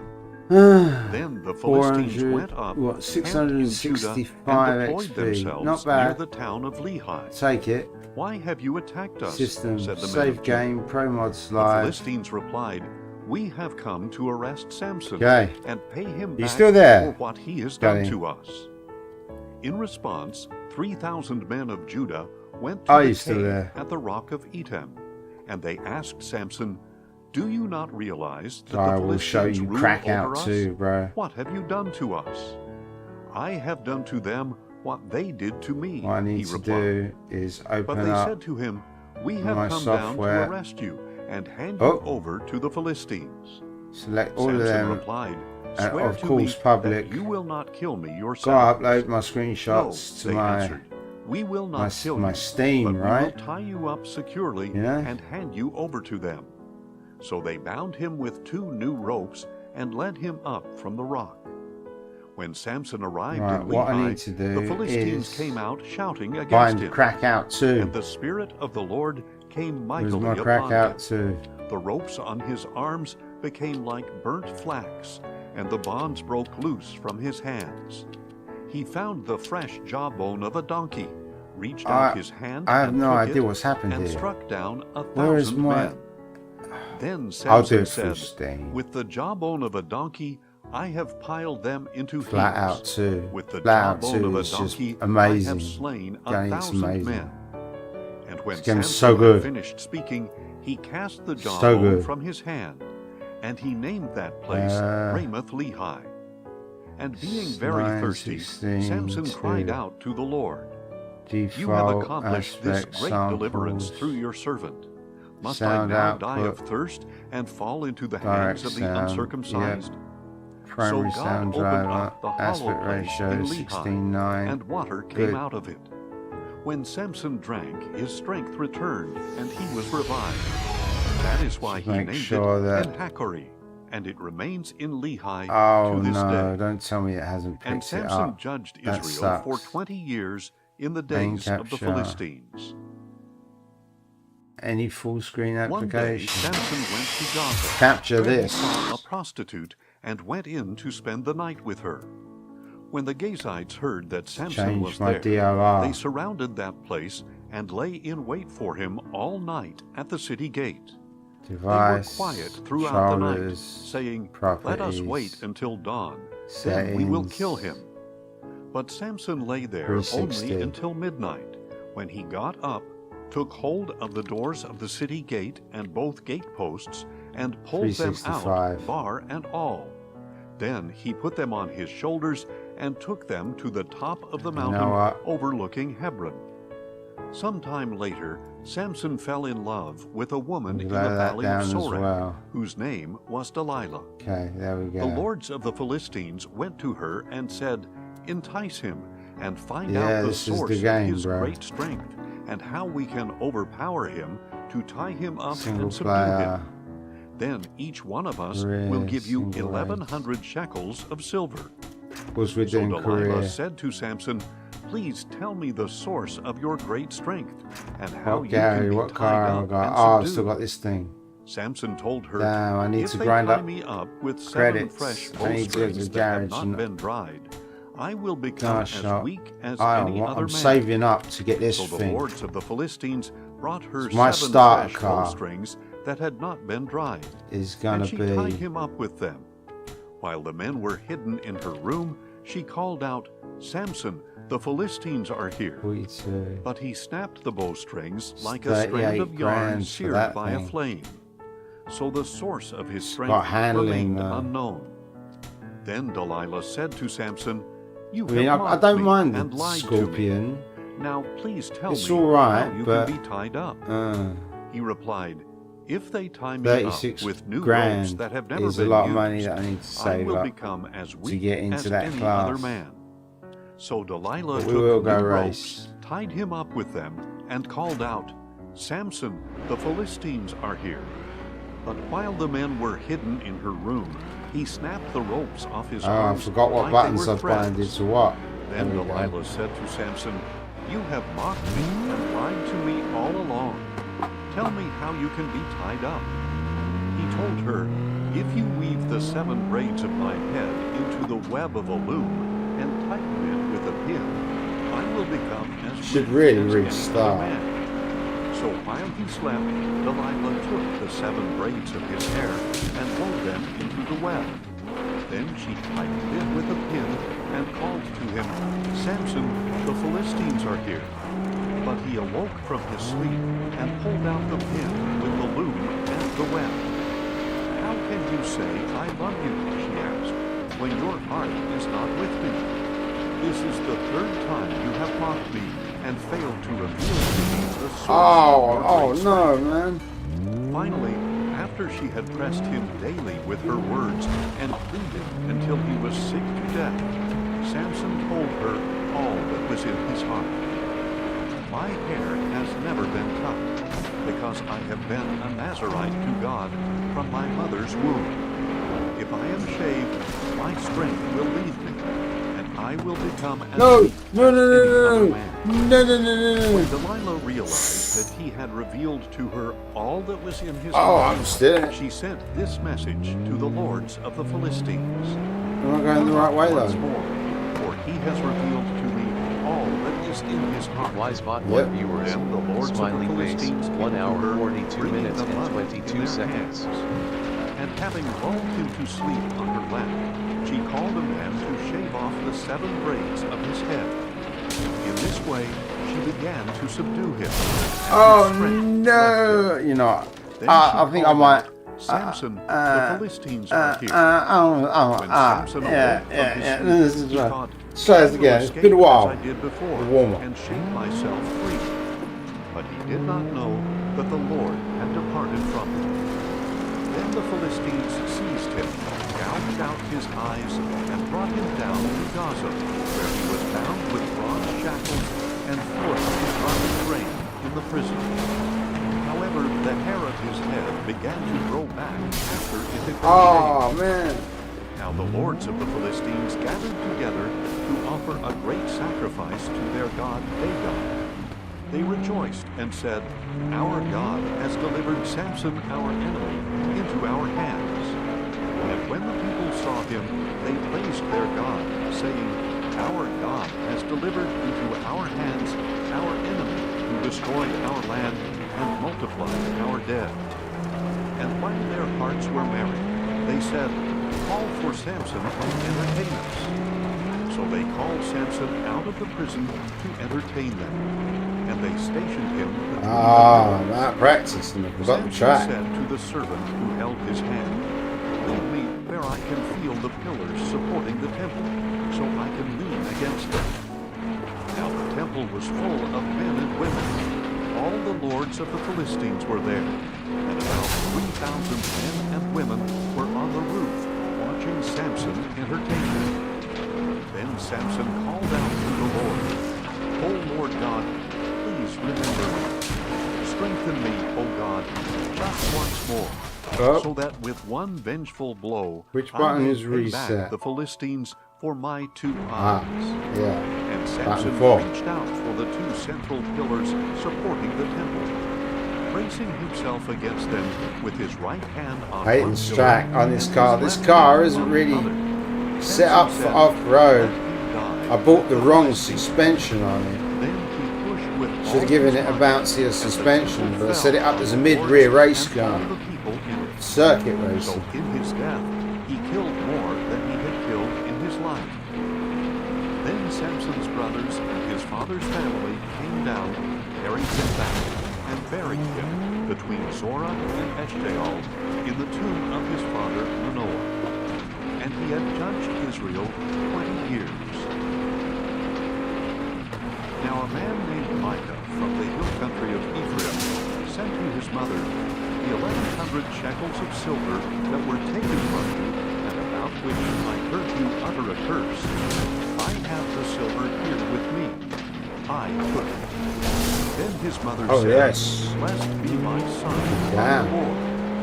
And when he had returned the 1,100 shekels of silver to his That's mother, the old-fashioned way. she said, "I wholly dedicate the silver to the Lord for my son's benefit, to make a graven image and a molten idol. Oh, Therefore, yes. I will now return it to you." Carnage. So he returned the Oh, silver yes. to his mother, and she took Glad. 200 shekels of silver and gave them to a silversmith, who made them into a graven image Oh, yeah. and a molten idol. Carnage. And they were placed in the house done. of Micah. Now this man Micah Everybody was hates blind, me. and he made an ephod and some household items, and ordained Running one of his seventh sons as place. his priest. In those days there was no king in Israel. Everyone did what was right in his own eyes. And there was a young Levite from Bethlehem in Judah who had been residing within the clan of Judah. This man left the city of Bethlehem Can't in accept Judah that. to Just settle can't accept where that. he could find a place. And as he Oh, traveled, he just came can't to accept Micah seventh place. in Can't. the I hill can't. country Oh, of Ephraim. no. "Where No. are you from?" I'm not built for Micah this. asked him. But "I am a Levite from Bethlehem in Judah," he replied, "and I am on my way to settle wherever I can find a place." "Stay with me," Micah said to him, "and be my father as priest, and I will give you 10 shekels of silver per year, a suit of clothes, and your provisions." So the Levite stay with the leader. and agreed to stay with him, and the young man became like a son to Micah. Micah ordained the Levite, and the young man became his priest, and lived in his house. Then Micah said, "Now I know that the Lord will be good to me, because a Levite has become my priest." In those days there was no king in Israel, and the tribe of the Danites was looking for territory to occupy. For up to that time they had not come into an inheritance among the tribes of Israel. So the Danites sent out 5 men from their clans, men of valor from Zorah and Eshtaol, to spy out the land and explore it. "Go and explore the land," they told them. Where's the leader? The There men he entered is. the hill country of Ephraim. That's just me and the leader now. Of Micah, where they spent the night. And while they were near Micah's house, they recognized the voice of the young Levite. So they went over and asked him, "Who brought you here? What are you doing in this place? Why are you here?" "Micah has done this and that for me," he replied, "and he has hired me to be his priest." Then they said to him, "Please inquire of God to determine whether we will have a successful journey." And the priest told them, "Go in peace. The Lord is watching over your journey." So the 5 men departed and came to Laish, where they saw that the people were living securely, like the Sidonians, tranquil and unsuspecting. There was nothing lacking in the land, and no oppressive ruler. And they were far away from the Sidonians and had no alliance with anyone. When men returned to Zorah and Eshtaol, their brothers asked them, "What did you find?" They answered, "Come on, let us go up against them, for we have seen the land. I'll take second place. Very good. I'll be happy with that. Live with that. Do not hesitate to go there and take possession of the land. When you enter, you will come to an unsuspecting people and a spacious land, for God has delivered it into your hand. It is a place where nothing on earth is lacking." So 600 Danites departed from Zorah and Eshtaol, armed with weapons of war. They went up and camped at Kiriath-Jearim in Judah. That is why the place west of Kiriath-Jearim is called Mahaneh-dan to this day. And from there they traveled to the hill country of Ephraim and came to Micah's house. Then the 5 men who had gone to spy out the land of Laish said to their brothers, "Did you know that one of these houses has an ephod, household gods, a graven image, and a molten idol?" Yes, now, it was think capping about all what of you that, should do. which is great. So they turned aside there like and this. went to the home of the young Levite, the house of Micah, and greeted him. The 600 Danites stood at the entrance of the gate, armed with their weapons of war. And the 5 men who had gone to spy out the land went inside and took the graven image, the ephod, the household idols, and the molten idol, while the priest stood at the entrance of the gate with the 600 armed men. When they entered Micah's house and took the graven image, the ephod, the household idols, and the molten idol, the priest said to them, "What are you doing?" "Be quiet," they told him. "Put your hand over your mouth and come with us and be a father and a priest to us. Is it better for you to be a priest for the house of one person, or a priest for a tribe and family in Israel?" So the priest was glad and took the ephod, the household idols, and the graven image, and went with the people. Putting their small children, their livestock, and their possessions in front of them, they turned and departed.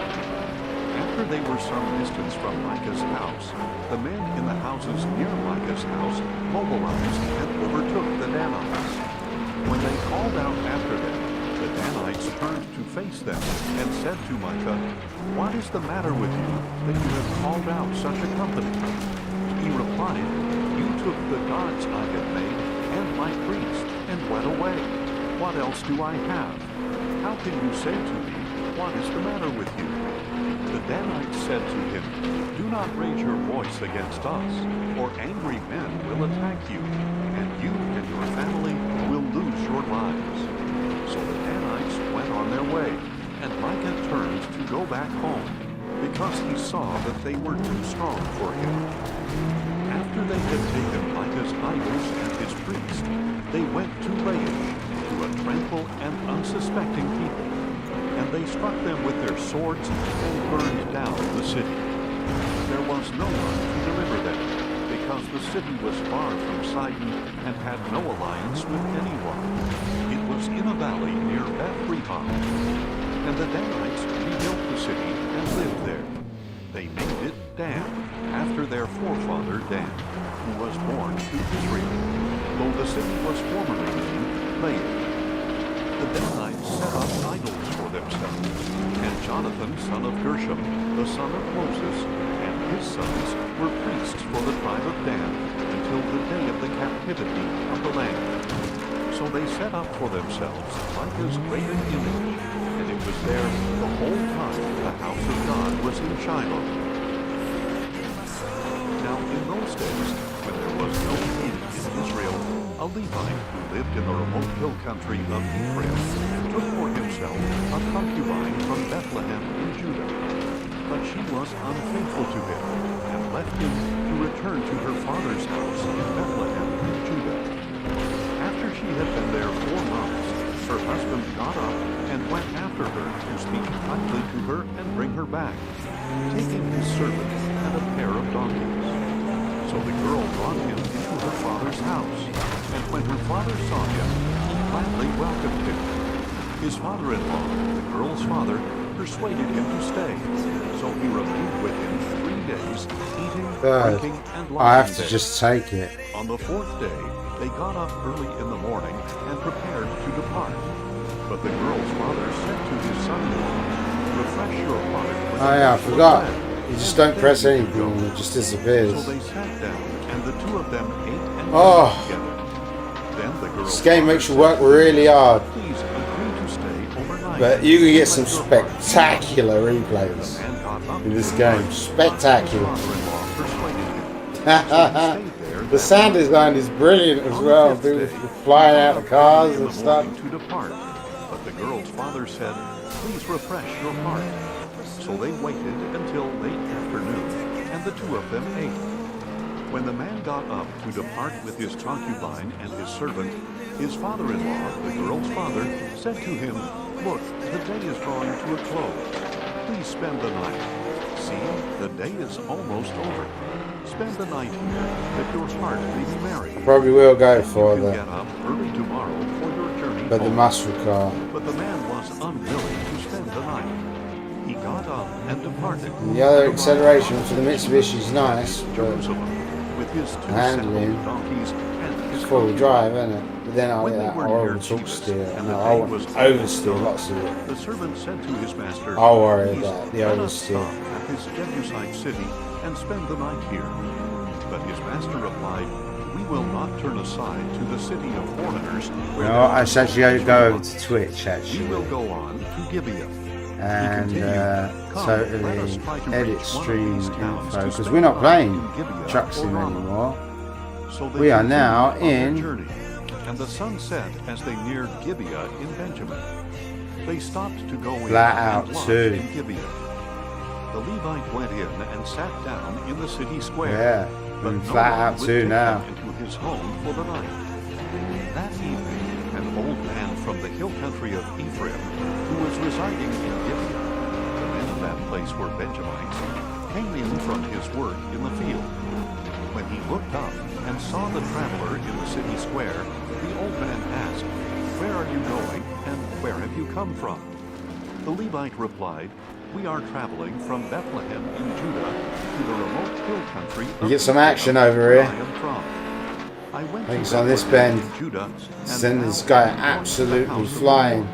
But no one has taken me into his home, even though there is both straw and feed for our donkeys, and bread and wine for me and the maidservant and young man with me. Yeah. There is nothing that we, your servants, lack."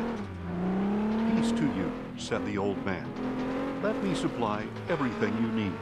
Only do not spend the night in the square." So he brought him to his house and fed his donkeys. And they washed their feet and ate and drank. Wisebot new While category. they were enjoying Flat Out 2. themselves, suddenly the wicked men of the city surrounded the house. Flat Out 2. Pounding on the door, they said to the old man who owned the house, This game "Bring is out great. the man who came to your house, so we It really can does have say relations take with it him." out here. The But owner of the house went out and said to them, "No, my brothers, do not There do we go. this wicked thing. After all, this man is a guest in my continue the house. cut. Do not commit this outrage. I need to Look, get a first let me place. bring out my virgin daughter I need to and get a the first man's place big concubine, time. and you can use them and do with them as you wish. But do not do She's such a going vile well. thing to this man." But the men would not listen to him. So the Levite took his concubine See, it's and that sent her suspension, outside right? to them. And they raped her and abused her throughout the night. And at dawn they let her go. Early that morning, the woman went back to the house where her master was staying, collapsed at the doorway, and lay there until it was light. In the morning, when her master got up and opened the doors of the house to go out on his journey, there was his concubine collapsed in the doorway of the house, with her See, now hands it's on the there. threshold. "Get up," he told her, "let us go." But there was no response. So the man put Wait her for the on his modified donkey ones as and well. set out for home. I When just he won't make reached that his mistake. house, He picked up a knife, took hold of his concubine, cut her 3 more limb by races to limb go. I've got to into win all 12 3. pieces, and And they're sent all her horrible throughout ones. the territory of Israel. And everyone who saw it said, "Nothing like this has been seen or done from the day the Israelites came out of the land of Egypt until this day. Think it over, take counsel, and speak up." Then all the Israelites from Dan to Beersheba and from the land of Gilead came out, and the congregation assembled as one man before the Lord at Mizpah. The leaders of all the people, all the tribes of Israel, presented themselves to the assembly of God's people, 400,000 men on foot, armed with swords. Meanwhile, the Benjamites heard that the Israelites had gone up to Mizpah. And the Israelites asked, "Tell us, how did this wicked thing happen?" He just lost So it. Levi, the husband of the murdered woman, answered, "I and my concubine came to Gibeah in Benjamin to spend the night. And during the night, the men of Gibeah rose up against me and surrounded the house. They intended to kill me, but they abused my concubine, and she died. Then I took my concubine, cut her into pieces, and sent her throughout the land of Israel's inheritance, because they had committed a lewd and disgraceful act in Israel. Behold, all you Israelites, give your advice and verdict here and now." Then all the people stood as one man and said, "Not one of us will return to his tent or to his house. Now this is what we will do to Gibeah. We will go against it as the lot dictates. We will take 10 men out of every 100 from all the tribes of Israel, and 100 out of every 1,000, and 1,000 out of every 10,000, to supply provisions for the army when they go to Gibeah in Benjamin, to punish them for the atrocity they committed in Israel." So all the men of Israel Messed up. I need this first place. against the city. 2 laps. Just got to keep my Tribes of cool. Israel sent men throughout the tribe of Benjamin, saying, "What is this The wickedness whole pack that is on me. occurred among you? Hand over the wicked men of Gibeah, so we can put them to death and purge Israel of this evil." But the Benjamites refused to heed the voice of their fellow Israelites. And from their cities they came together at Gibeah to go out and fight against the Israelites. On that day, the Benjamites mobilized 26,000 swordsmen from their cities, in addition to the 700 select men of Gibeah. Among all these soldiers, there were 700 select left-handers, each of whom could sling a stone at a hair without missing. The Israelites, Oh, I might have this in the bag. mobilized 400,000 swordsmen, each one an experienced warrior. Oh, The Israelites set out, went up to Bethel, and inquired of nearly God, laps ago. "Who of us shall go up first to fight?" It was a nice last lap. Benjamites? "Judah will be first." Now replays, the it's Lord great replied. replay The next generation morning, content the material, Israelites but set out and camped near Gibeah. the And grind, the men of Israel went out to fight The against grind, bro. Benjamin and took up their battle positions at Gibeah. And the Benjamites came out of Gibeah and cut down 22,000 Israelites on the battlefield that day. But the Israelites yeah, and again took their battle positions in the same busting you guys up. themselves on the first day. They went up and wept before the Lord until evening, inquiring of him, "Should we again draw near for battle against our brothers the Benjamites?" And the Lord answered, "Go out against them." On the second day, the Israelites advanced against the Benjamites. That same day, the Benjamites came out against them from Gibeah and cut down another 18,000 Israelites, all of them armed with swords. Then the Israelites, all the people, went up to Bethel, where they sat before the Lord. That day they fasted until evening, and presented burnt offerings and peace offerings to the Lord. And the Israelites inquired of the Lord. In those days, the ark of the covenant of God was there, and Phinehas, son of Eleazar, the son of Aaron, served before it. The Israelites asked, "Should we again go out to battle against our brothers the the Benjamites, or should we stop? The Lord answered, fight, for tomorrow I will deliver them into your hand. So Israel set up an ambush around Gibeon. On the third day, the Israelites went up against the Benjamites and arrayed themselves against Gibeah as they had done before. The Benjamites came out against them and were drawn away from the city. They began to attack the people as before, killing about 30 men of Israel in the fields on the roads, one of which led up to Bethel and the other to Gibeon. We are defeating them as before, said the Benjamites. But the Israelites said, let us retreat and draw them away from the city onto the roads. So all the men of Israel got up from their places and arrayed themselves as Baal came off. And the Israelites in ambush charged from their positions west of Gibeon. Then 10,000 select men from all Israel made a frontal assault against Gibeon, and the battle was fierce. But the Benjamites did not realize the disaster was upon them. The Lord defeated Benjamin in the presence of Israel, and on that day the Israelites slaughtered 25,100 Benjamites, all armed with swords. Then the Benjamites realized they had been defeated. Now the men of Israel had retreated before Benjamin because they were relying on the ambush they had set against Gibeah. The men in ambush rushed suddenly against Gibeah. I'm gonna have to take. They advanced and put the whole city to the sword. The men of Israel had arranged a signal with the men in ambush. When they sent up a great cloud of smoke from the city, the men of Israel would turn in the battle. When the Benjamites had begun to strike them down, I'm stuck on points. Okay, if I definitely win this last race, I'm just gonna hardcore this until I've won it. Guaranteed I've won the championship. I need the money. From the city, the Benjamites looked behind them and saw the whole city going up in smoke. Then the men of Israel turned back on them. Jack Benton. The men of Benjamin were terrified when they realized the disaster had come upon them. So they fled before the men of Israel toward the wilderness. But the battle overtook them, these guys. and the men coming Clean, from the city if possible. struck them down there. They surrounded the Benjamites, pursued them, and easily overtook them in the vicinity of Gibeah. He's not happy with me. And 18,000 Benjamites fell, all in one valley. Then the Benjamites turned and fled for the wilderness to the rock of Rimmon. And Israel cut down 5,000 men on the roads. And they overtook them at Gilgal and struck down 2,000 more.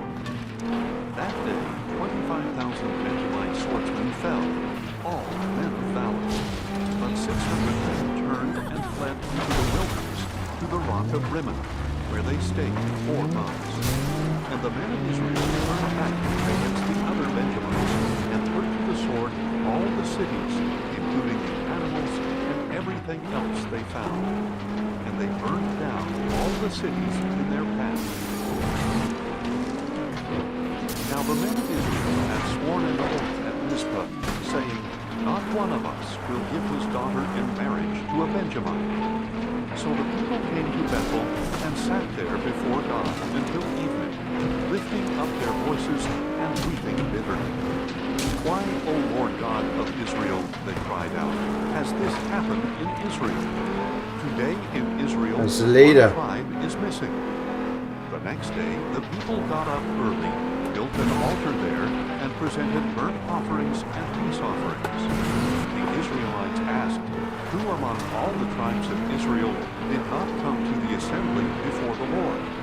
For they had taken a solemn oath that anyone who failed to come up before the Lord at Mizpah would surely be put to death. And the Israelites grieved for their brothers, the Benjamites, and said, today a tribe is cut off from Israel. What should we do about wives for the survivors, since we have sworn by the Lord not to give them our daughters in marriage? So they asked, which one of the tribes of Israel failed to come up before the Lord at Mizpah? And in fact, no one from Jabesh Gilead had come to the camp for the assembly. For when the people were counted, none of the residents of Jabesh Gilead were there. So the congregation sent 12,000 of their most valiant men and commanded them, "Go and put to the sword those living in Jabesh Gilead, including women and children. This is what you are to do. Right, now send it. To destruction every male, as well as every female who has had relations with a man." So they found among the inhabitants of Jabesh Gilead 400 young women who had not had relations with a man, and they brought them to the camp at Shiloh in the land of Canaan. Then the whole congregation sent a message of peace to the Benjamites who were at the rock of Rimmon. And at that time the Benjamites returned and were given the women who were spared from Jabesh Gilead. But there were not enough women for all of them. The people grieved for Benjamin because the Lord had made a void in the tribes of Israel. Then the elders of the congregation said, "What should we do about wives for those who remain, since the women of Benjamin have been destroyed?" They added, "There must be heirs for the survivors of Benjamin, so that a tribe of Israel will not be wiped out. But we cannot give them our daughters as wives." Then it's like our boss had sworn, "Cursed is he who gives that was away our to battle. Benjamin." But look, My hands hurt. there is a yearly feast to the Lord in Shiloh. This would normally be like the conversation part, you know, and south of of the Lebanon. stream. So they commanded the Benjamites, Where it's just like, my feet, they hurt. When you see the daughters of Shiloh come out to perform their dances, my hands, each of they you hurt. is to come out of the vineyards, catch for himself a wife my from back the daughters of hurts. Shiloh, and go to the land of Benjamin. When their fathers or brothers come to us to complain, we will tell them, "Do us a favor by helping them, since we did not get wives for Worry, each of son. them in the war. I'm building up my Since you turbo did boost. not I'm coming actually for give you." them your daughters, you have no guilt." The Benjamites did as instructed, and carried away the number of women they needed from the dancers they caught. They went back to their own inheritance, rebuilt their cities, and settled in them. And at that time, each of the Israelites returned from there to his own tribe and clan, each to his own inheritance. In those days, there was no king in Israel. Everyone did what was right in his own This is the eyes. best arcade multiplayer racer on Steam In the days when the judges that I'm aware there was of. a famine in the land. That has limited wheel And a certain support. man from Bethlehem of Judah, with his wife and two Action sons, racer. went to reside It's the in best the game land they've of Moab. made. I mean, Wreckfest is great, His name was you know, and they gave it His more wife's name was sim, Naomi, made it more and the names of his two serious sons were Mahlon and Chilion. stuff. They were Ephrathites from Bethlehem in Judah, and they entered the land of Moab and settled there. Then Naomi's husband Elimelech died, and she was left with her two sons, who took Moabite women as their wives, one named Orpah and the other named Ruth. And after they had lived in Moab about 10 years, both Mahlon and Chilion also died, and Naomi was left without her two sons and without her husband.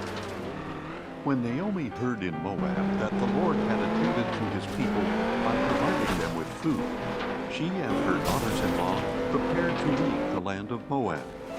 Accompanied by her two daughters-in-law, she left the place where she had been living and set out on the road leading back to the land of Judah. Then Naomi said to her two daughters-in-law, "Go back, each of you, to your mother's home.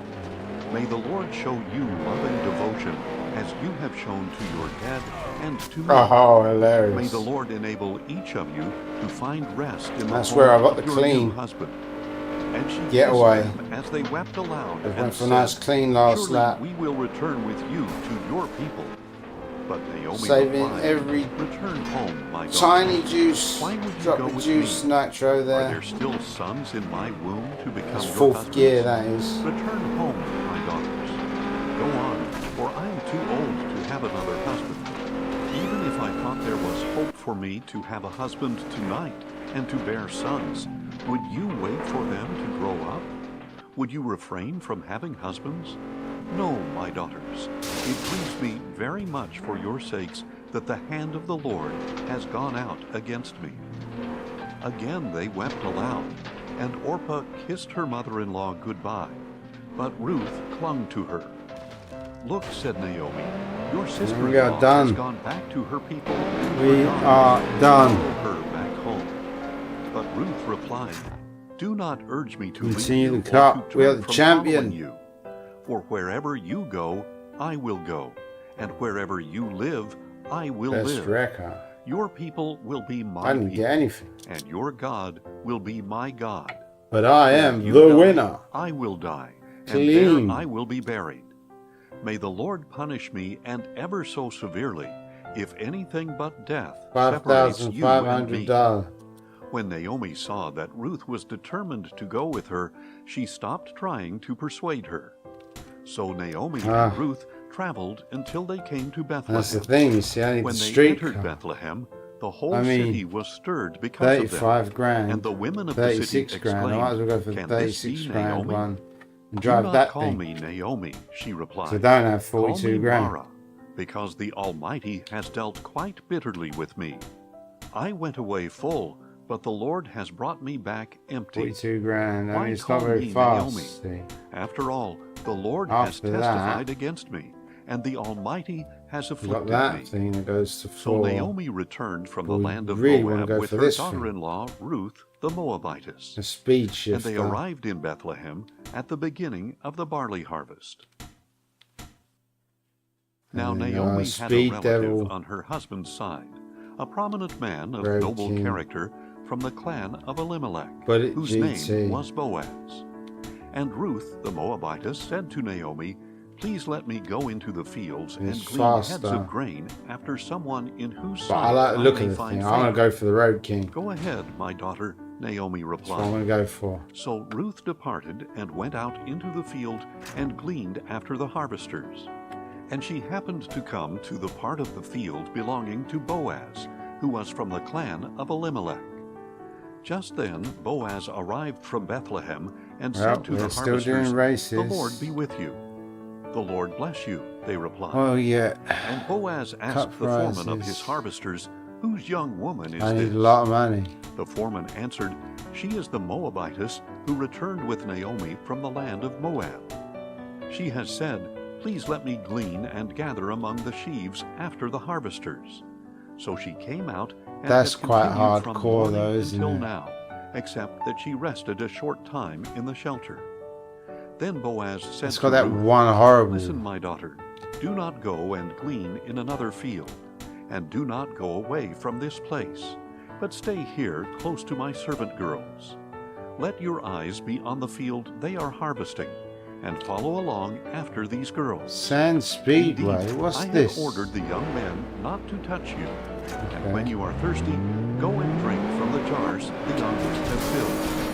At this, she fell on her face, bowing low to the ground, and said to him, "Why have I found such favor in your eyes, that you should take notice of me, even though I am a foreigner?" Boaz replied, "I have been made fully aware of all you have done for your mother-in-law since the death of your husband, how you left your father and mother and the land of your birth, and how you came to a people you did not know before. May the Lord repay your work, and may you receive a rich reward from the Lord, the God of Israel, under whose wings you have taken refuge." "My Lord," she said, "may I continue to find favor in your eyes, for you have comforted and spoken kindly to your maidservant, though I am not like one of your servant girls." At mealtime, Boaz said to her, "Come over here, have some bread, and dip it into the vinegar sauce." So she sat down beside the harvester, and he offered her roasted grain, and she ate and was satisfied, and had some left over. When Ruth got up to glean, Boaz ordered his young men, "Even if she gathers among the sheaves, do not insult her.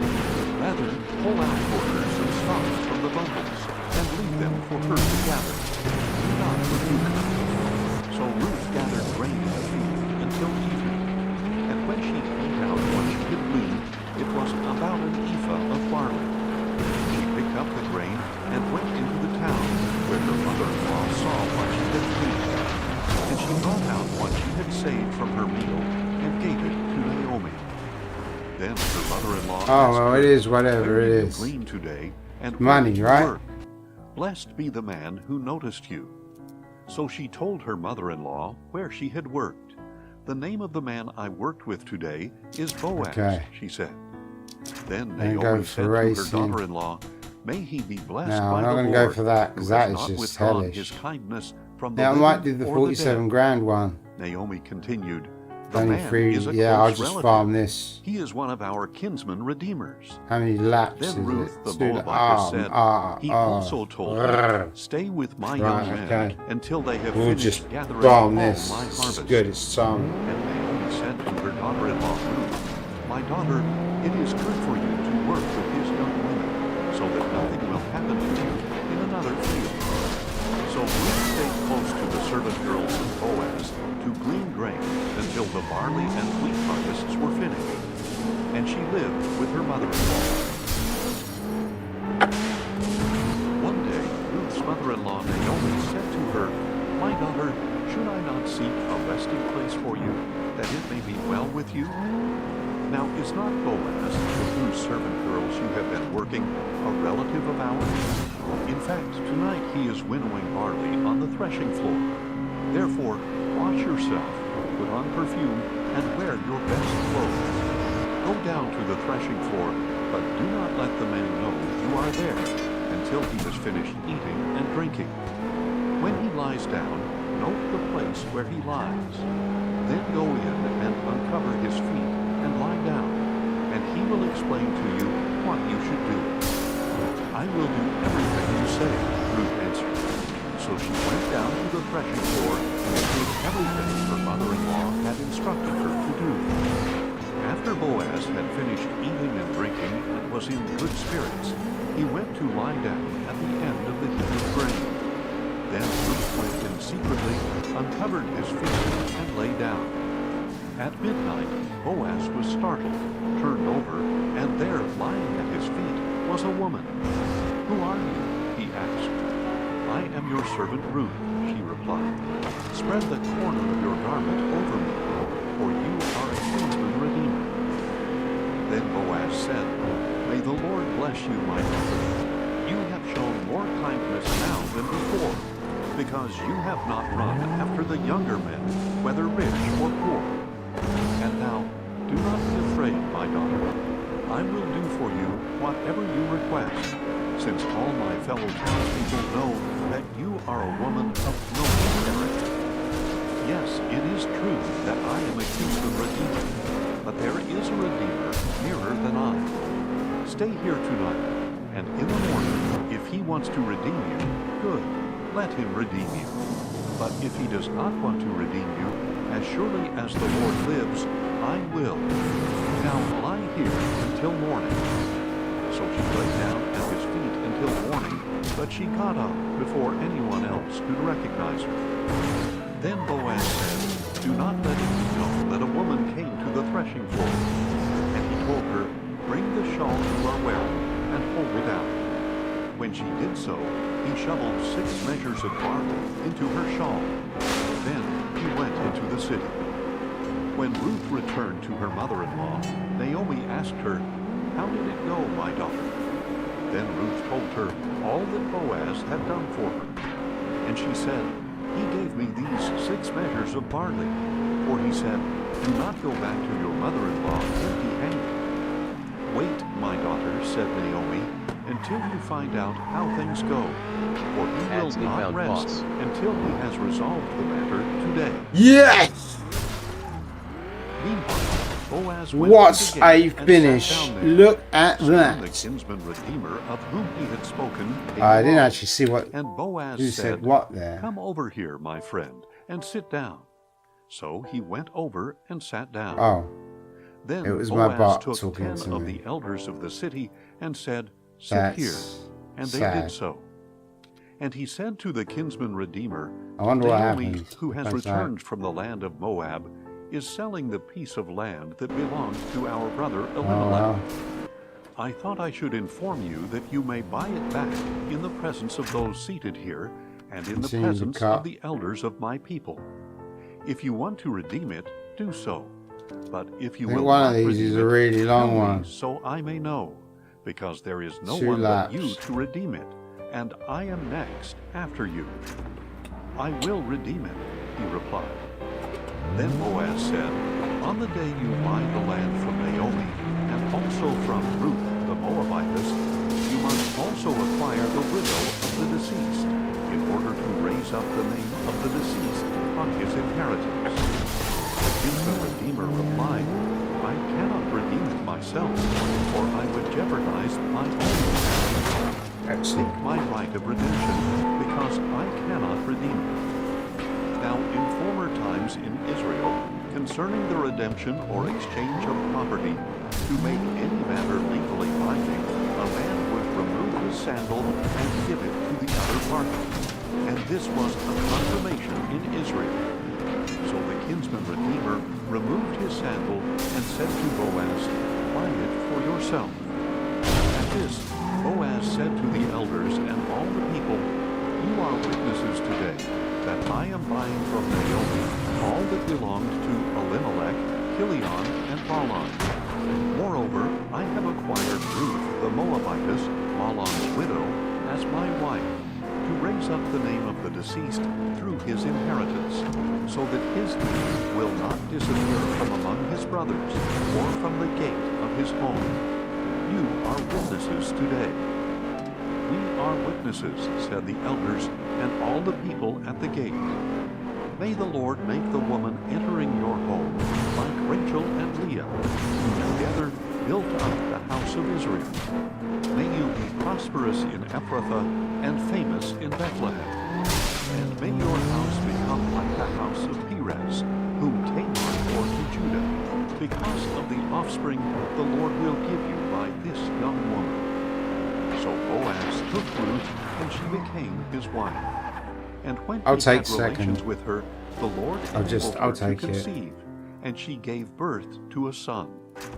Then the women said to Naomi, blessed be the Lord, who has not left you this day 47 grand. Redeemer. May I like his this name track. become famous Well, I in do and I Israel. don't. I He will do. renew your life and sustain you in your old age. For your daughter-in-law, who loves you and is better to you than 7 sons, has given him birth. And Naomi took the child, placed him on her lap, and became a nurse to him. The neighbor women said, a son has been born to Naomi. And they named him Obed. He became the father of Jesse, the father of David. Now these are the generations of Perez. Perez was the father of Hezron. Hezron was the father of Ram. Ram was the father of Aminadab. Aminadab was the father of Nahshon. Nahshon was the father of Salmon. Salmon was the father of Boaz. Boaz was the father of Obed. Obed was the father of Jesse, and Jesse was the father of David. Now there was a man named Elkanah, who was from Ramathaim Zophim, in the hill country of Ephraim. He was the son of Jeroham, the son of Elihu, the son of Tohu, the son of Zoph, an Ephraimite. He had 2 wives, one named Hannah, and the other Peninnah. And Peninnah had children, but Hannah had none. Year after year, Elkanah would go up from his city to worship and sacrifice to the Lord of hosts at Shiloh, where Eli's 2 sons, Hophni and Phinehas, were priests to the Lord. And whenever the day came for Elkanah to present his sacrifice, he would give portions to his wife Peninnah and to all her sons and daughters. But to Hannah he would give a double portion, for he loved her, even though the Lord had closed her womb. Because the Lord had closed Hannah's womb, her rival would provoke her and taunt her viciously. And this went on year after year. Whenever Hannah went up to the house of the Lord, her rival taunted her until she wept and would not eat. Hannah, why are you crying? Her husband Elkanah asked. I'll run it again. I'm not having it. This is good enough. At least the podium. So after they had finished eating and drinking in Shiloh, Hannah stood up. Now Eli the priest was was sitting on a chair by the doorpost of the temple of the Lord. In her bitter distress, Hannah prayed to the Lord and wept with many tears.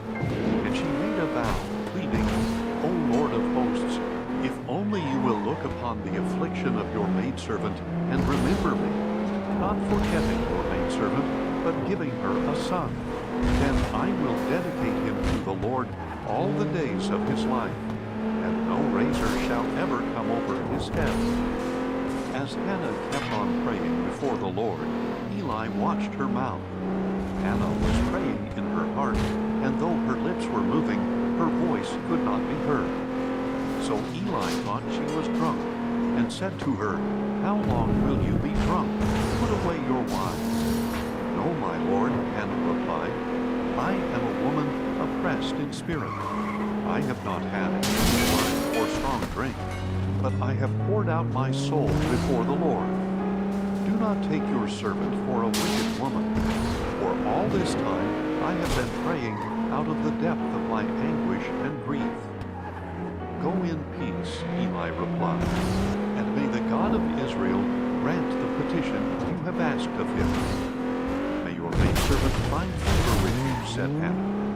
Then she went on her way, and she began eating again, and her face was no longer downcast. I'm not having it.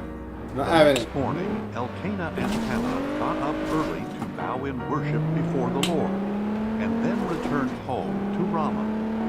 And Elkanah had relations with his wife Hannah, and the Lord remembered her. So in the course of time, Hannah conceived and gave birth to a son. She named him Samuel, saying, Because I have asked for him from the Lord. Then Elkanah and all his house went up to make the annual sacrifice to the Lord and to fulfill his vow. But Hannah did not go. After the boy is weaned, she said to her husband, I will take him to appear before the Lord and to stay there permanently. Do what you think is best, her husband Elkanah replied, and stay here until you have weaned him. Only may the Lord confirm his word.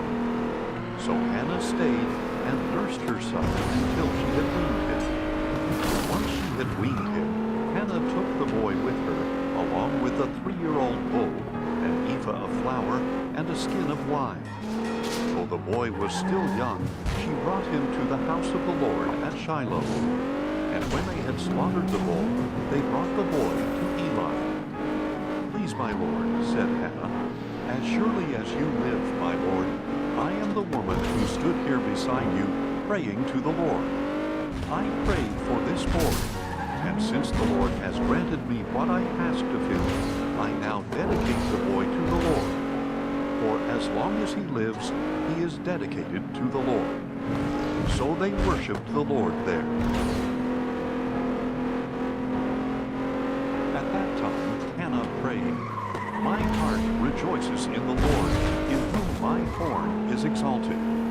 My mouth speaks boldly against my enemies. It'll do. I'll take it, whatever. Rejoice in your I hope I just get lucky RNG. There is no one holy And I've like the taken Lord. such lot. Indeed, there is no one besides you, and there is no rock like Fastest our God. lap. Do not boast so proudly, or let Ah. arrogance come from your mouth.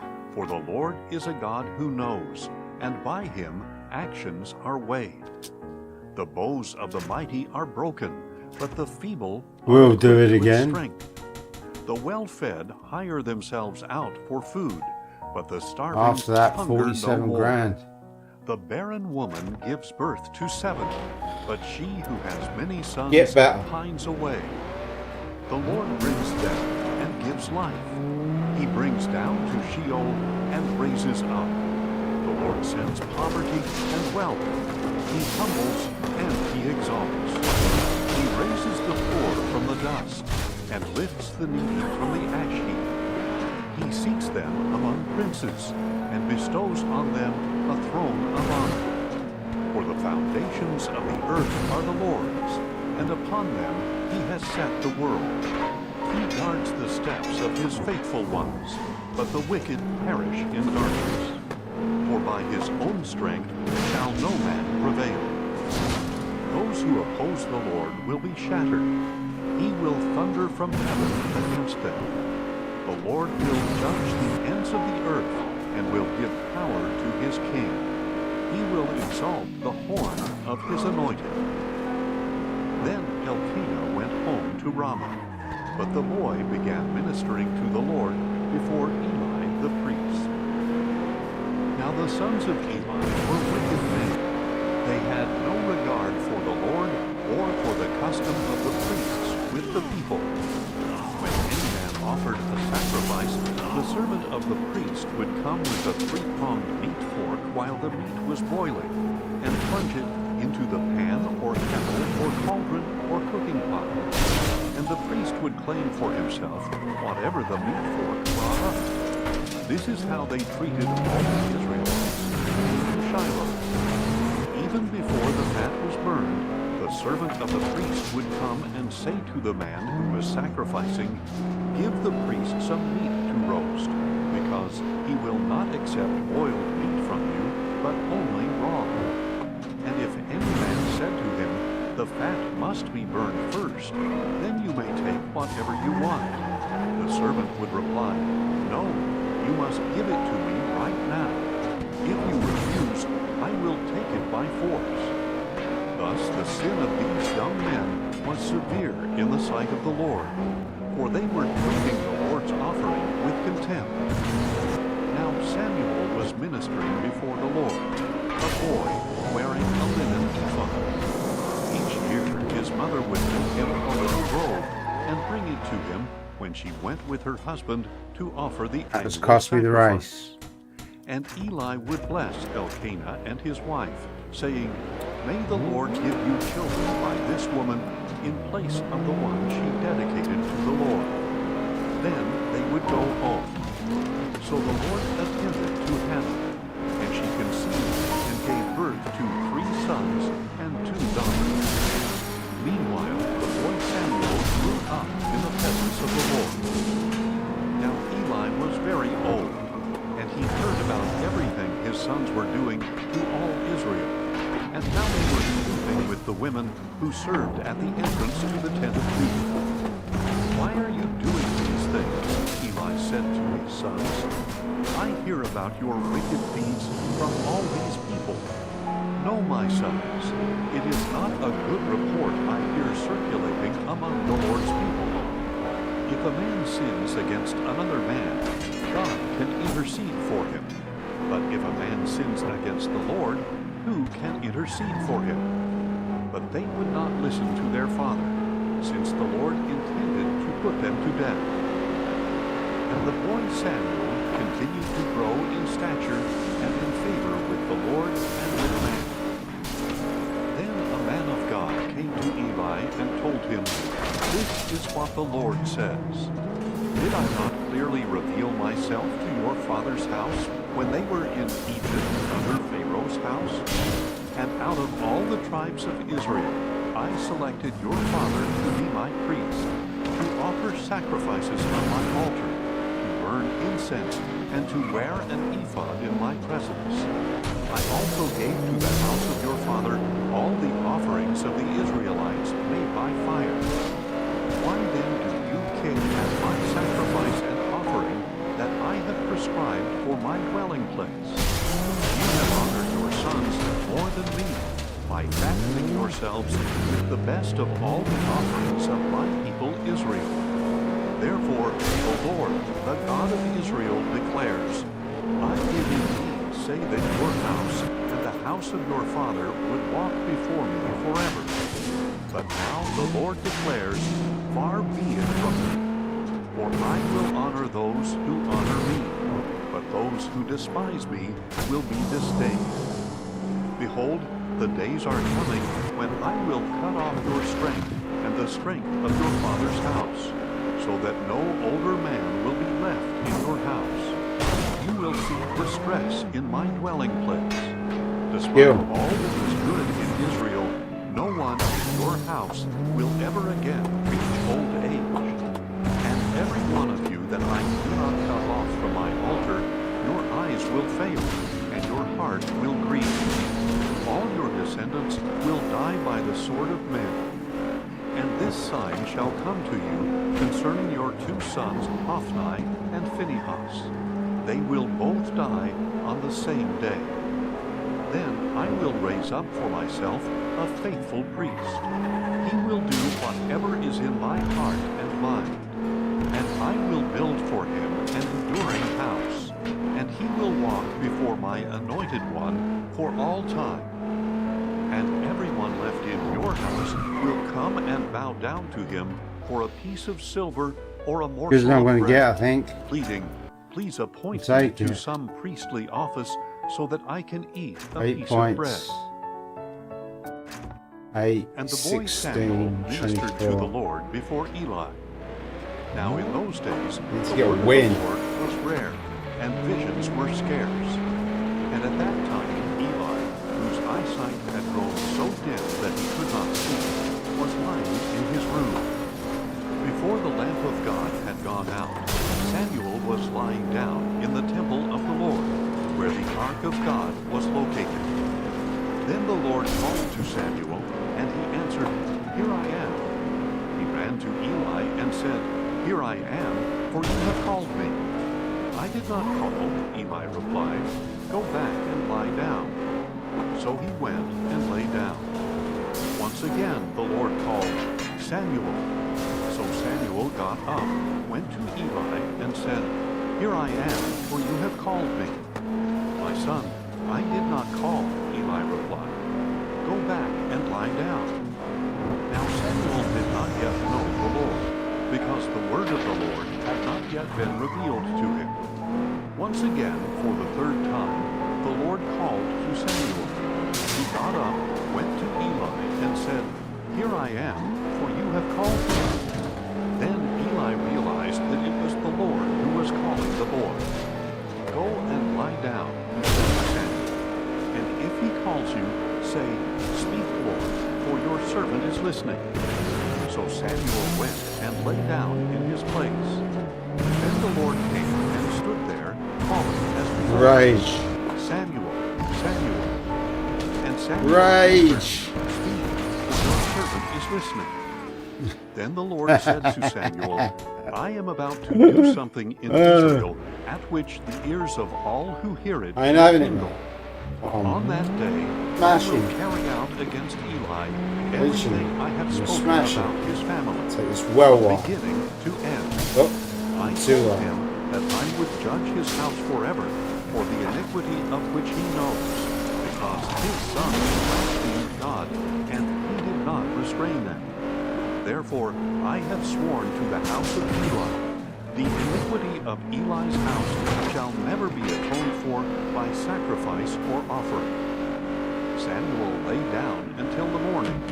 Then he opened the doors of the house of the Lord. He was afraid to tell Eli the vision, but Eli called to him and said, Samuel, my son. Here I am, answered Samuel. What was the message he gave you? Eli asked. Do not hide it from me. May God punish you, and ever so severely, if you hide from me anything he said to you. So Samuel told him everything, and did not hide a thing from him. He is the Lord, replied Eli. Let him do what is good in his eyes. And Samuel grew, and the Lord was with him, and he let none of Samuel's words fall to the ground. So all Israel, from Dan to Beersheba, knew that Samuel was confirmed as a prophet of the Lord. And the Lord continued to appear at Shiloh, because there he revealed himself to Samuel by his word. Thus the word of Samuel came to all Israel. Now the Israelites went out to meet the Philistines in battle, and camped at Ebenezer, while the Philistines camped at Aphek. The Philistines arrayed themselves against Israel, and as the battle spread, Israel was defeated by the Philistines, who struck down about 4,000 men on the battlefield.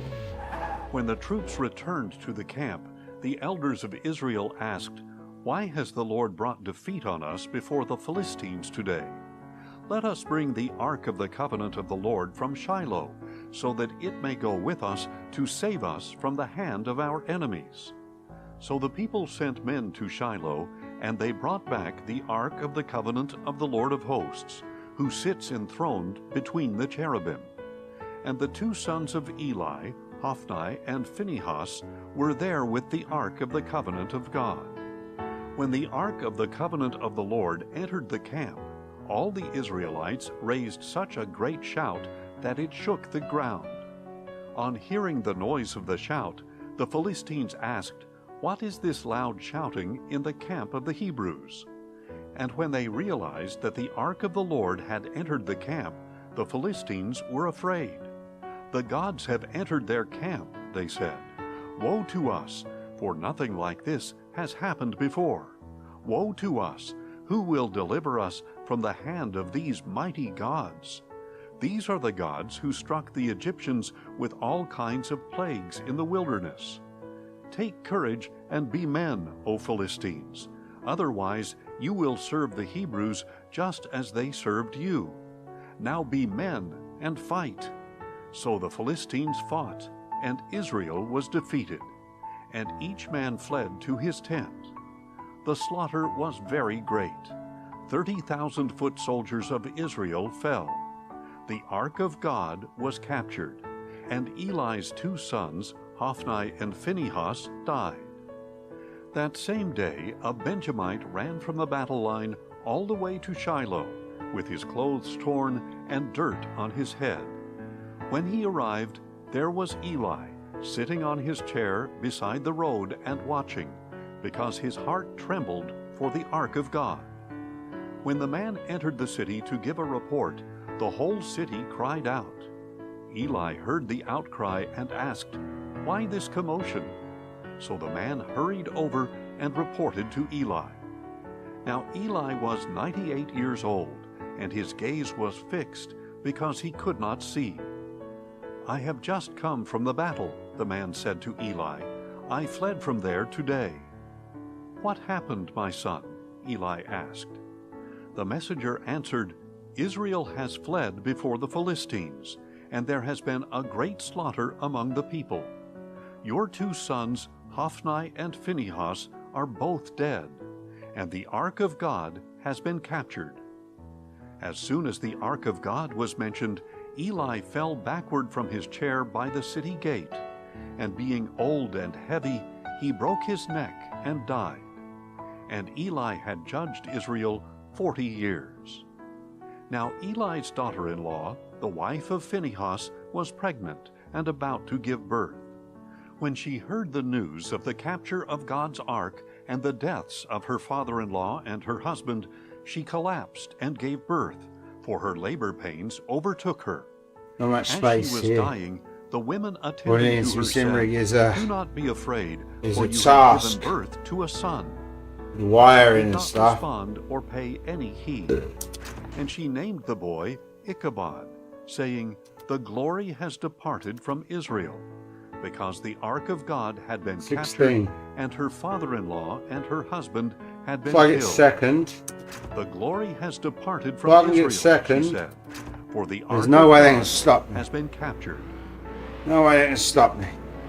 I need to After get the second. If I got Philistines had second, I captured won. the ark of God, I get a they took it 47 from grand. Ebenezer to Ashdod, carried it into the temple of Dagon, and set it beside his statue.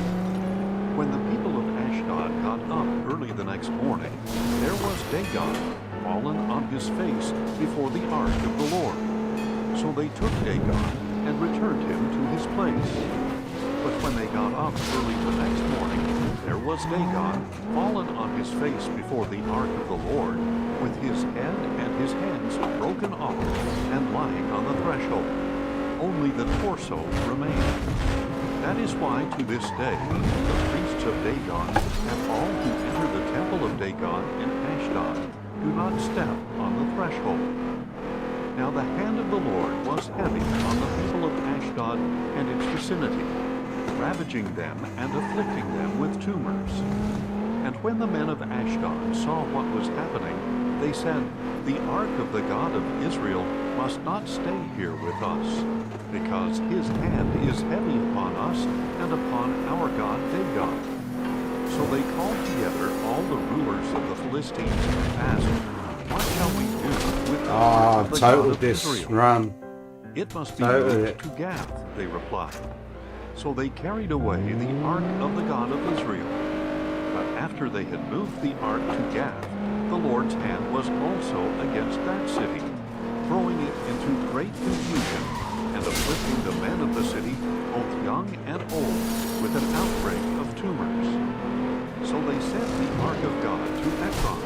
But as it arrived, the Ekronites cried out, "They have brought us the ark of the God of Israel in order to kill us and our people." Then the Ekronites assembled all the rulers of the Philistines and said, "Send away the ark of the God of Israel.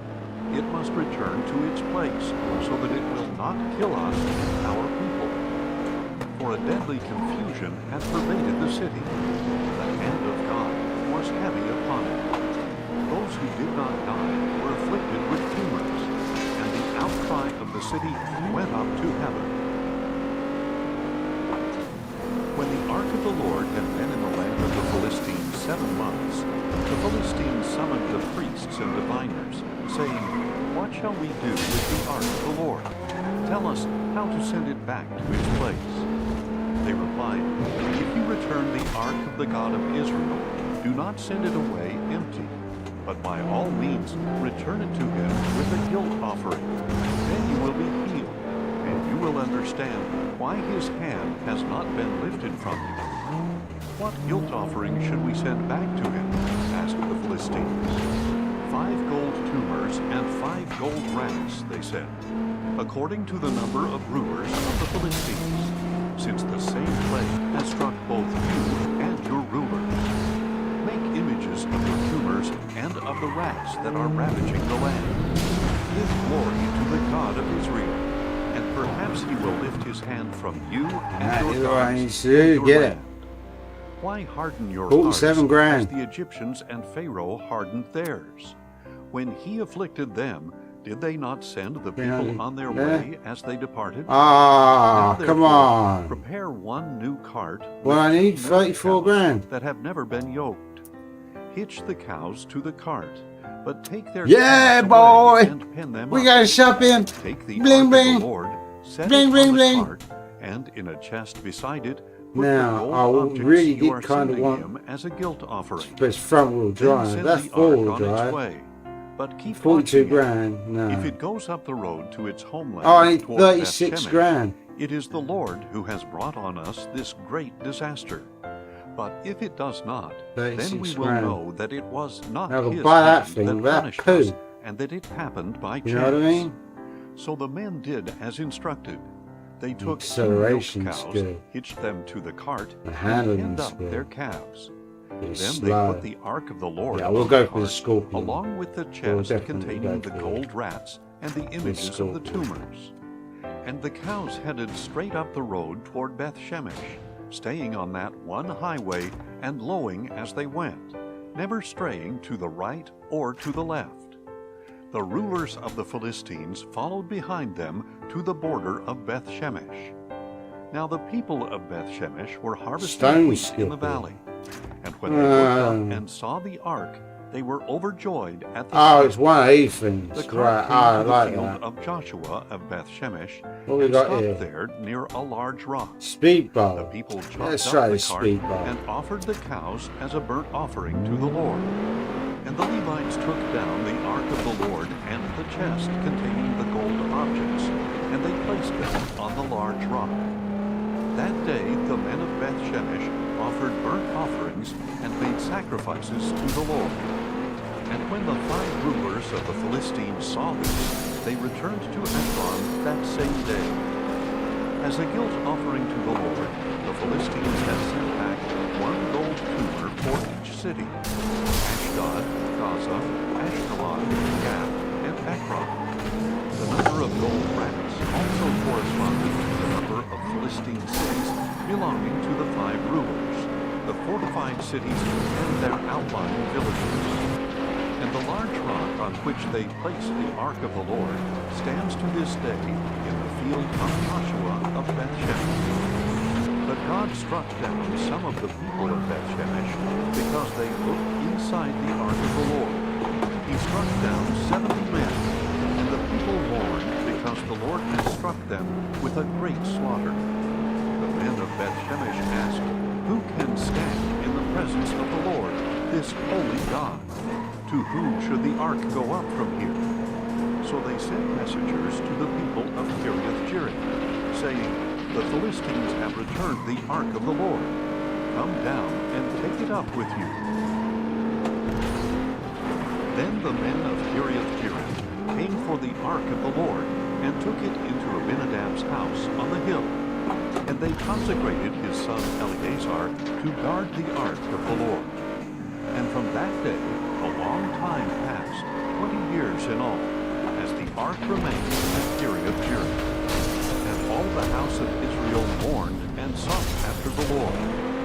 Then Samuel said to all the house of Israel, "If you are returned to the Lord with all your hearts, then rid yourselves of the foreign gods and Ashtoreths among you. Prepare your hearts for the Lord, and serve him only, and he will deliver you from the hand of the Philistines."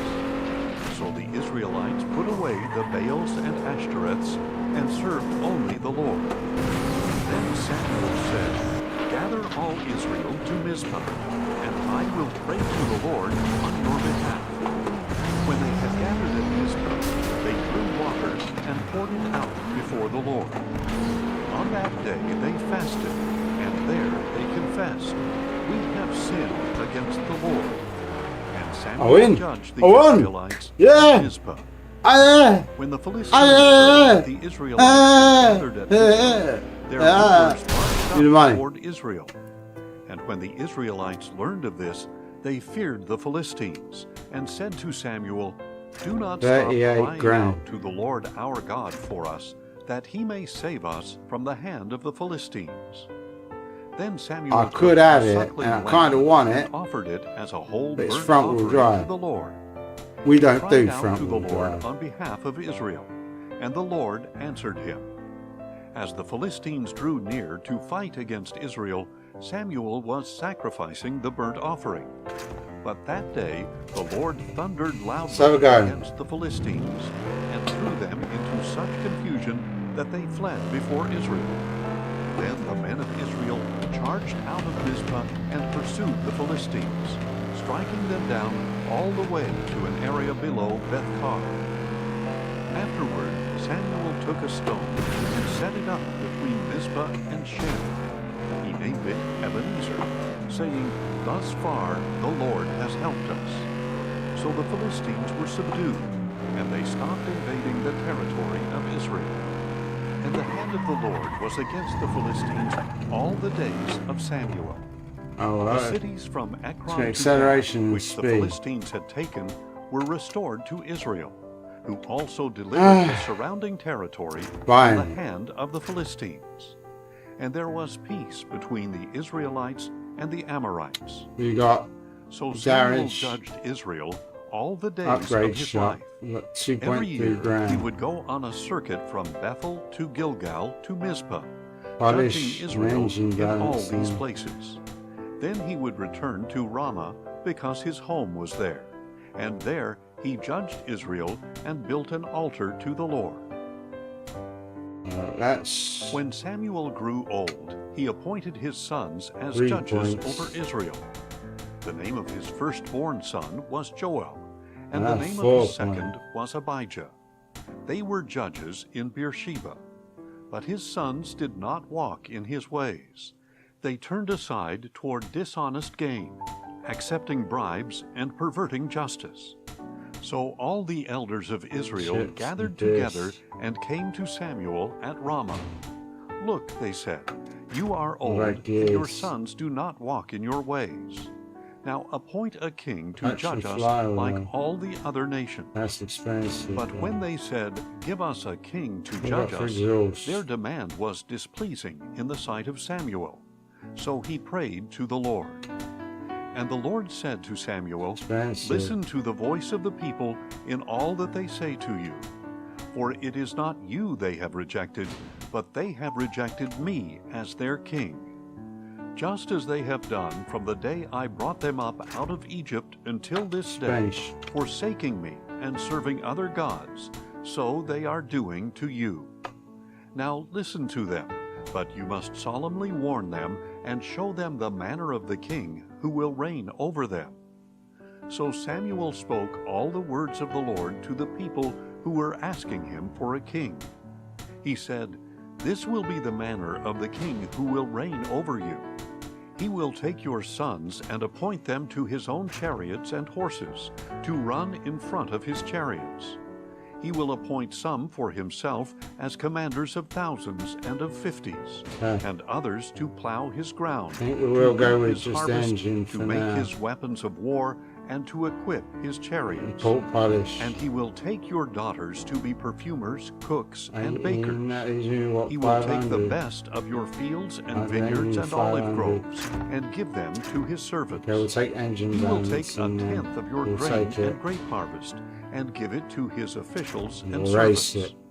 And he will take your menservants and maidservants, and your best cattle and donkeys, and put them to his own use. He will take a tenth of your flocks, and you What's yourselves this will offering? become his slaves. When that day 3 comes, grand. you will beg for relief from the king you have chosen, but the Lord will not answer you on that day." Nevertheless, the people refused to listen to Samuel. "No," they Okay, said, street challenge "we car. must have a king over us. Then we will be like all the other nations, with a king to judge us, to go out before us, and to fight our battles." Samuel listened to all the words of the people and repeated them in the hearing of the Lord. "Listen to their voice," the Lord said to Samuel. "Appoint a king for them." Then Samuel told the men of Israel, "Everyone must go back to his city." Now there was a Benjamite, a powerful man, whose name was Kish, son of Abiel, the son of Zeror, the son of Korah, the son of Aphiah, of Benjamin. And he had a son named Saul, choice and handsome, without equal among the Israelites, a head taller than any of the people. One day the donkeys of Saul's father Kish wandered off, and Kish said to his son Saul, "Take one of the servants and go look for the donkeys." So Saul passed through the hill country of Ephraim, and then through the land of Shalishah, but did not find the donkeys. He and the servant went through the region of Shaalim, but they were not there. Then they went through the land of Benjamin, and still they did not find them. When they reached the land of Zoph, Saul said to his servant, "Come, let us go back, or my father will stop worrying about the donkeys and start worrying about us." "Look," said the servant, "in this city there is a man of God who is highly respected. Everything he says surely comes to pass. Let us go there now. Perhaps he will tell us which way to go." "If we do go," Saul replied, "what can we give the man? For the bread in our packs is gone, and there is no gift to take to the man of God. What do we have?" The servant answered him again. "Look," he said, "I have here in my hand a quarter shekel of silver. I will give it to the man of God, and he will tell us our way."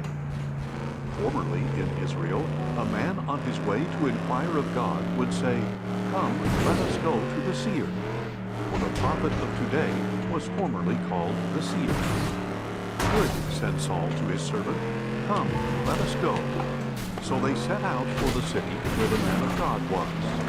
And as they were climbing the hill to the city, they met some young women coming out to draw water, and asked, "Is the seer here?" "Yes, he is ahead of you," they answered. "Hurry now, for today he has come to the city, because the people have a sacrifice on the high place. As soon as you enter the city, you will find him before he goes up to the high place to eat. The people will not eat until he comes, because he must bless the sacrifice. After that, the guests will eat. Go up at once, you will find him."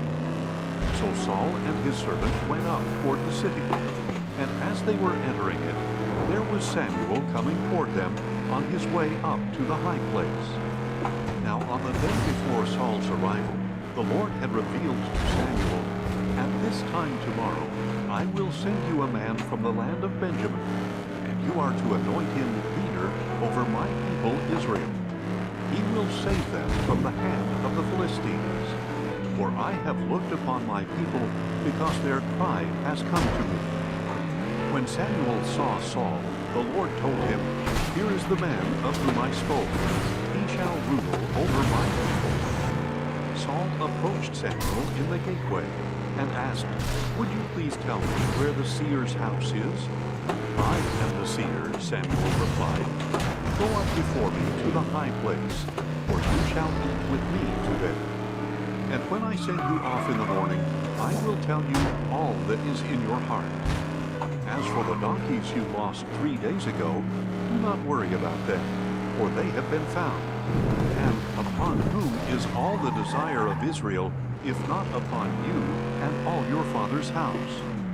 Saul replied, Am I not a Benjamite from the smallest tribe of Israel?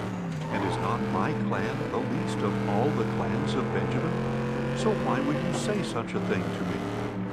Then Samuel took Saul and his servant, brought them into the hall, and seated them in the place of honor among those who were invited, about 30 in all. And Samuel said to the cook, Bring the portion I gave you and told you to set aside. So the cook picked up the leg and what was attached to it, and set it before Saul. Then Samuel said, Here is what was kept back. It was set apart for you. Eat, for it has been kept for you for this occasion, from the time I said I had invited the people. So Saul dined with Samuel that day. And after they had come down from the high place into the city, Samuel spoke with Saul on the roof of his house. They got up early in the morning, and just before dawn, Samuel called to Saul on the roof, Get ready, and I will send you on your way. So Saul arose, and both he and Samuel went outside together. As they were going down to the edge of the city, Samuel said to Saul, Tell the servant to go on ahead of us, but you stay for a while, and I will reveal to you the word of God. So the servant went on. Then Samuel took a flask of oil, poured it on Saul's head, kissed him, and said, Has not the Lord anointed you ruler over his inheritance? When you leave me today, you will find 2 men at Rachel's tomb in Zelzah, on the border of Benjamin. They will say to you, The donkeys you seek have been found, and now your father has stopped worrying about the donkeys and started worrying about you, asking, What should I do about my son? Then you will go on from there until you come to the oak of Tabor. 3 men going up to God at Bethel will meet you there, one carrying 3 young goats, another carrying 3 loaves of bread, and another carrying a skin of wine. They will greet you and give you 2 loaves of bread, which you will accept from their hands. After that, you will come to Gibeah of God, where the Philistines have an outpost. As you approach the city, you will meet a group of prophets coming down from the high place, preceded by harps, tambourines, flutes, and lyres, and they will be prophesying. Then the Spirit of the Lord will rush upon you, and you will prophesy with them, and you will be transformed into a different person. When these signs have come, do as the occasion demands, for God is with you. And you shall go before me to Gilgal, and surely I will come to you to offer burnt offerings and to sacrifice peace offerings. Wait 7 days until I come to you and show you what you are to do. As Saul turned to leave Samuel, God changed Saul's heart, and all the signs came to pass that day. When Saul and his servant arrived at Gibeah, a group of prophets met him. Then the Spirit of God rushed upon him, and he prophesied along with them.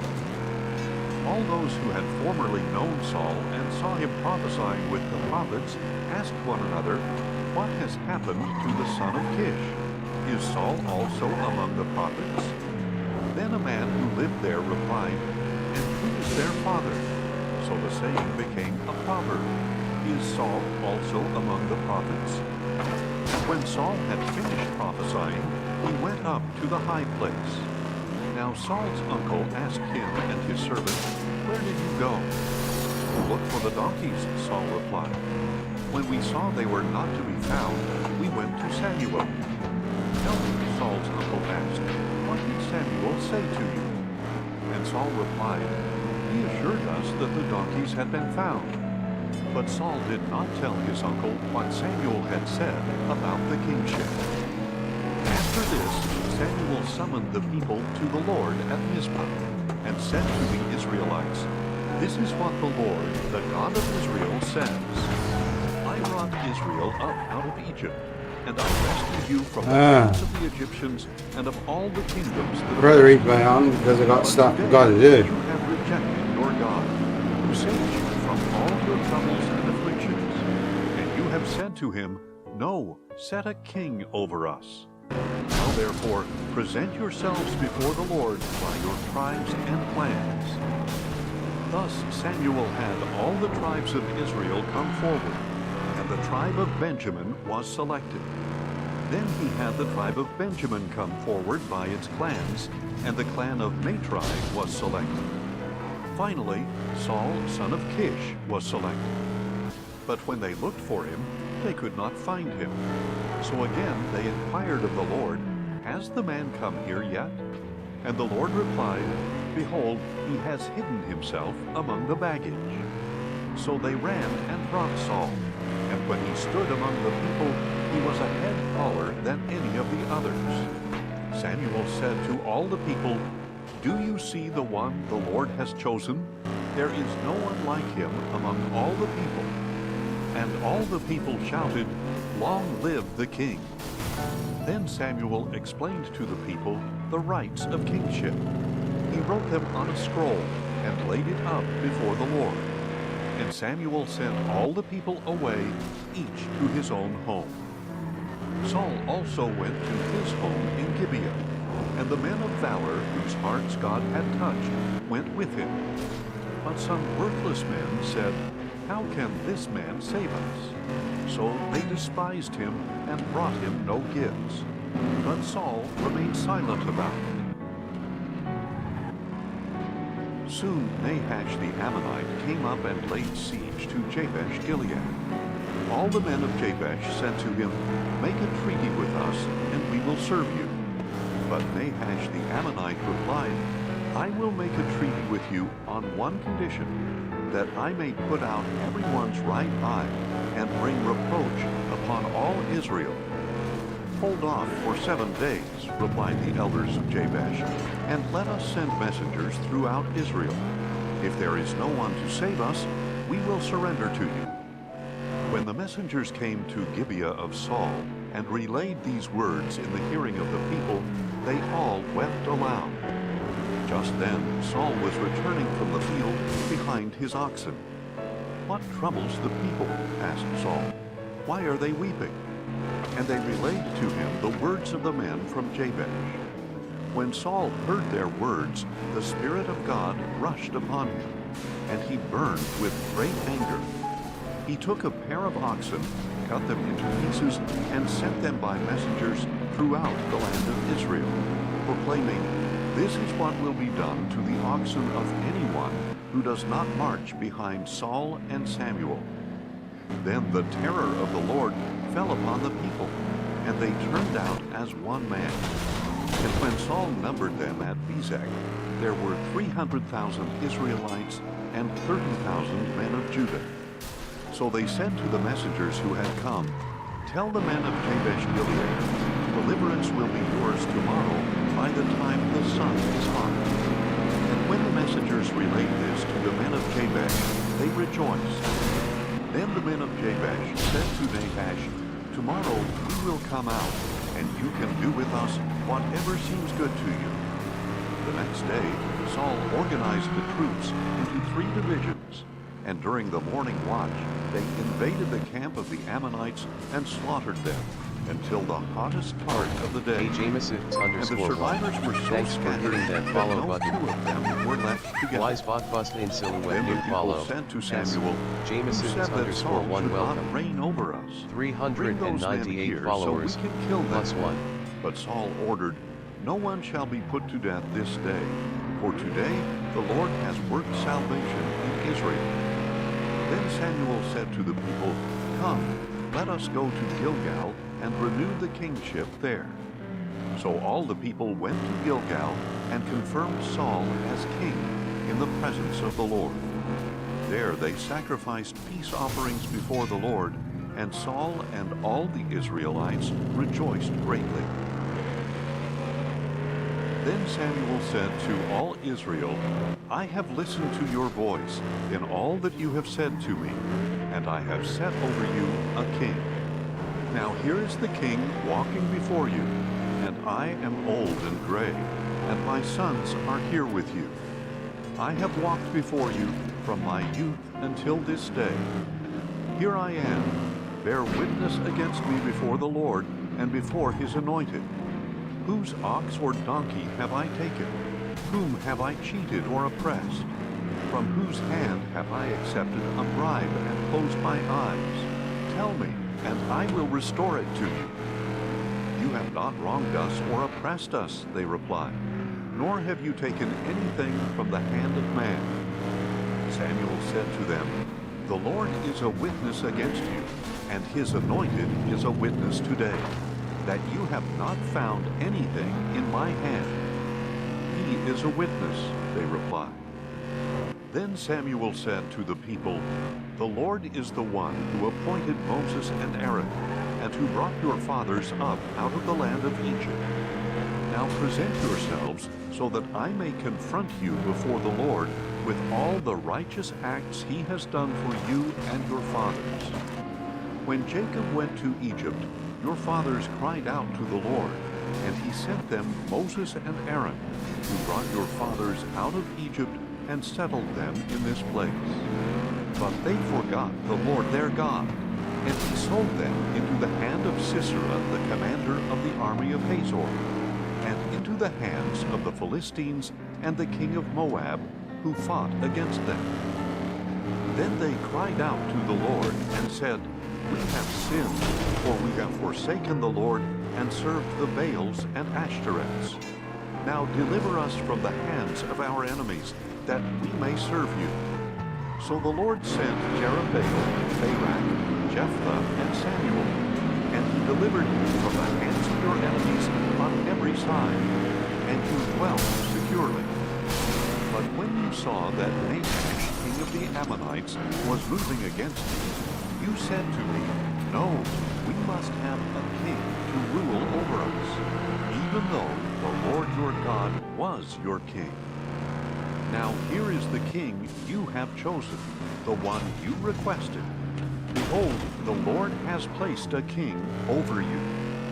If you fear the Lord and serve him and obey his voice, and if you do not rebel against the command of the Lord, and if both you and the king who reigns over you follow the Lord your God, then all will be well. But if you disobey the Lord and rebel against his command, then the hand of the Lord will be against you as it was against your fathers. Now therefore, stand and see this great thing that the Lord will do before your eyes. Is it not the wheat harvest today?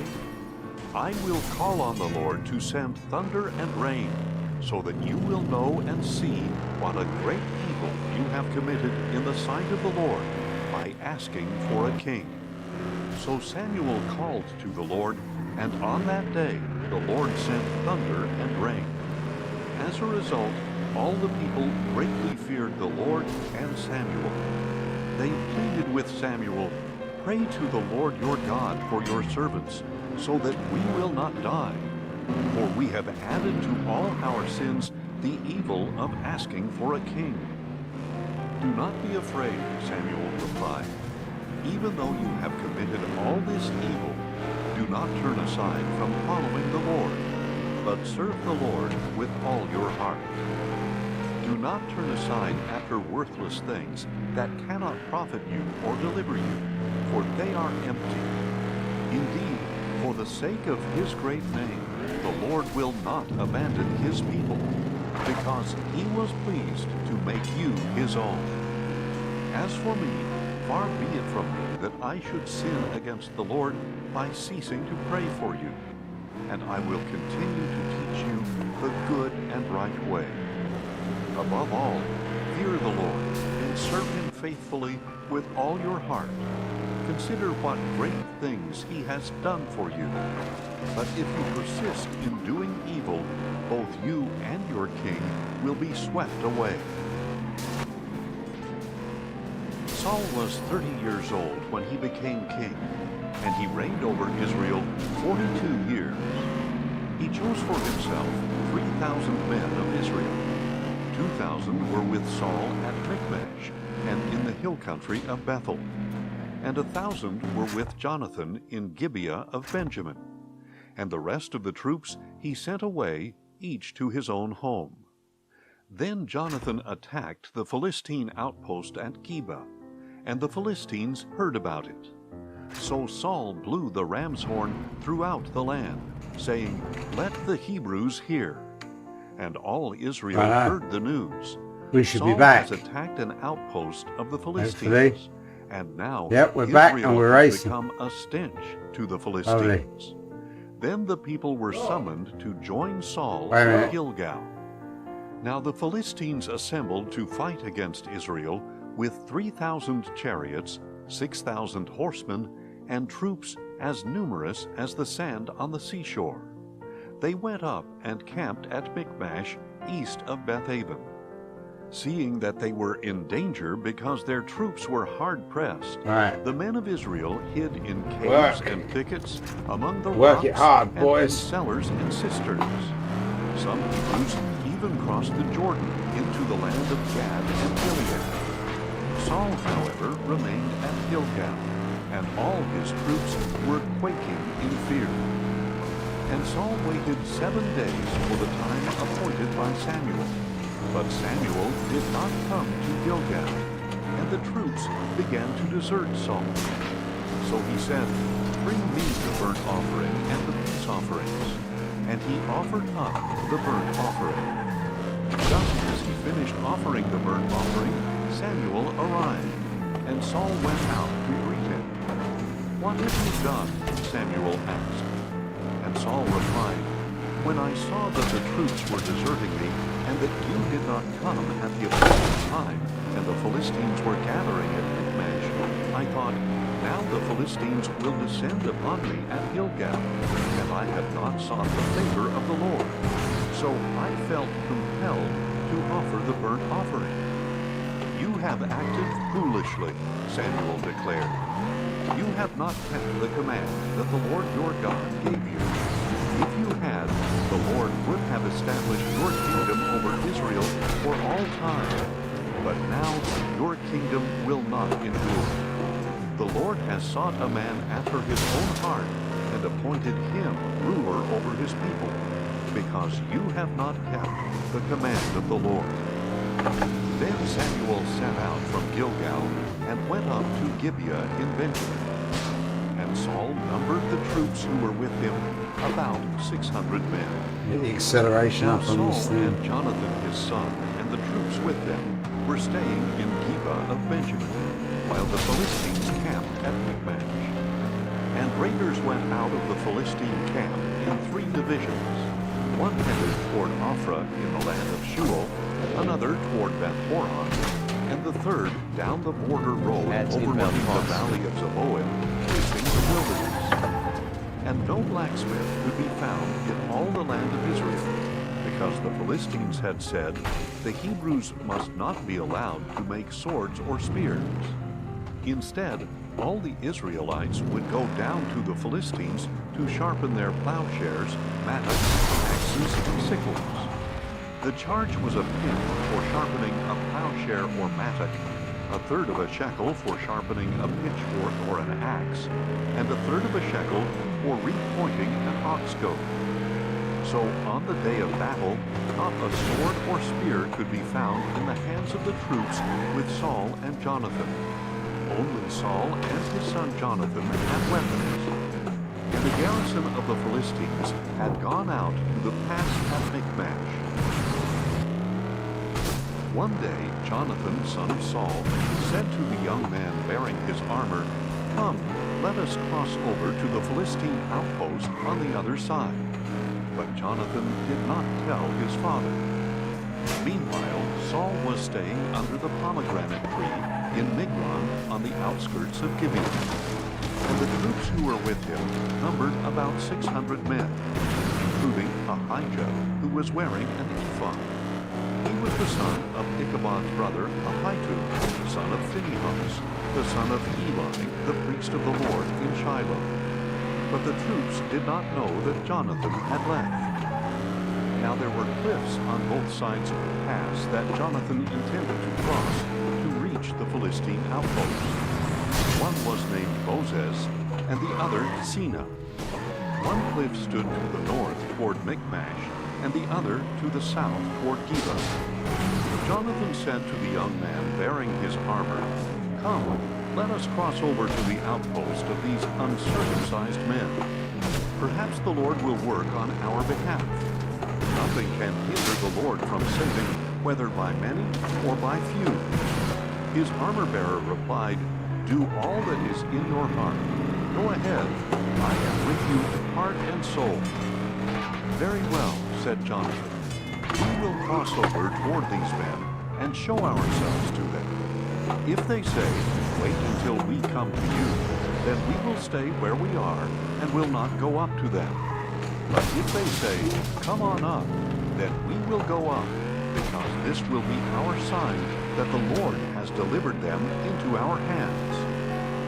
So the two of them showed themselves to the outpost of the Philistines, who exclaimed, "Look, the Hebrews are coming out of the holes in which they were hiding." So the men of the outpost called out to Jonathan and his armor-bearer, "Come on up, and we will teach you a lesson." "Follow me," Jonathan told his armor-bearer, "for the Lord has delivered them into the hand of Israel." So Jonathan climbed up on his hands and feet, It is what it with his is. armor-bearer behind him. And the Philistines fell before Jonathan, and his armor-bearer followed and finished them off. In that first assault, Jonathan and his armor-bearer struck down about 20 men over Hardly half earned an acre of land. any cash Then whatsoever. terror struck the Philistines Not in 1.2 the camp, grand. in the Can I get field, by with and all among that? all the people. Even those in the outposts and raiding parties trembled. Indeed, the earth quaked, and panic spread from God. Now when Saul's watchmen at Gibeah in Benjamin looked and saw the troops melting That will away actually and help a lot. scattering in every direction, Saul said to the troops who were with him, "Call the roll and see who has left us." And when they had called the roll, they saw that Jonathan and his armor-bearer were not there. Then Saul said to Ahijah, "Bring the ark of God," for at that time it was with the Israelites. While Saul was talking to the priest, the commotion in the Philistine camp continued to increase. So Saul said to the priest, "Withdraw your hand." Then Saul and all his troops assembled and marched to the battle. And they found the Philistines in total confusion, with each man wielding the sword against his neighbor. And the Hebrews, who had previously gone up into the surrounding camps of the Philistines, now went over to the Israelites who were with Saul and Jonathan. When all the Israelites who had been hiding in the hill country of Ephraim heard that the Philistines were fleeing, they also joined Saul and Jonathan in the battle. So the Lord saved Israel that day, and the battle moved on beyond Bethaven. Now the men of Israel were in distress that day, for Saul had placed the troops under an oath, saying, "Cursed is the man who eats any food before evening, before I have taken vengeance on my enemies." So none of the troops tasted any food. Then all the troops entered the forest, and there was honey on the ground. And when they entered the forest and saw the flowing honey, not one of them put his hand to his mouth, because they feared the oath. Jonathan, however, had not heard that his father had charged the people with the oath. So he reached out the end of the staff, dipped it into the honeycomb, and put his hand to his mouth, and his eyes brightened. Then one of the soldiers told him, "Your father bound the troops with a solemn oath, saying, 'Cursed is the man who eats food today.' That is why the people are faint." "My father has brought trouble on the land," Jonathan replied. "Just look at how my eyes have brightened because I tasted a little of this honey. How much better it would have been if the troops had eaten freely today from the plunder they took from their enemies. Would not the slaughter of the Philistines have been much greater?"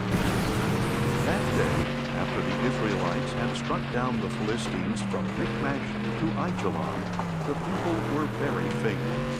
So they rushed greedily to the plunder, taking sheep, cattle, and calves. They slaughtered them on the ground and ate meat with the blood still in it. Then someone reported to Saul, "Look, the troops are sinning against the Lord by eating meat with the blood still in it."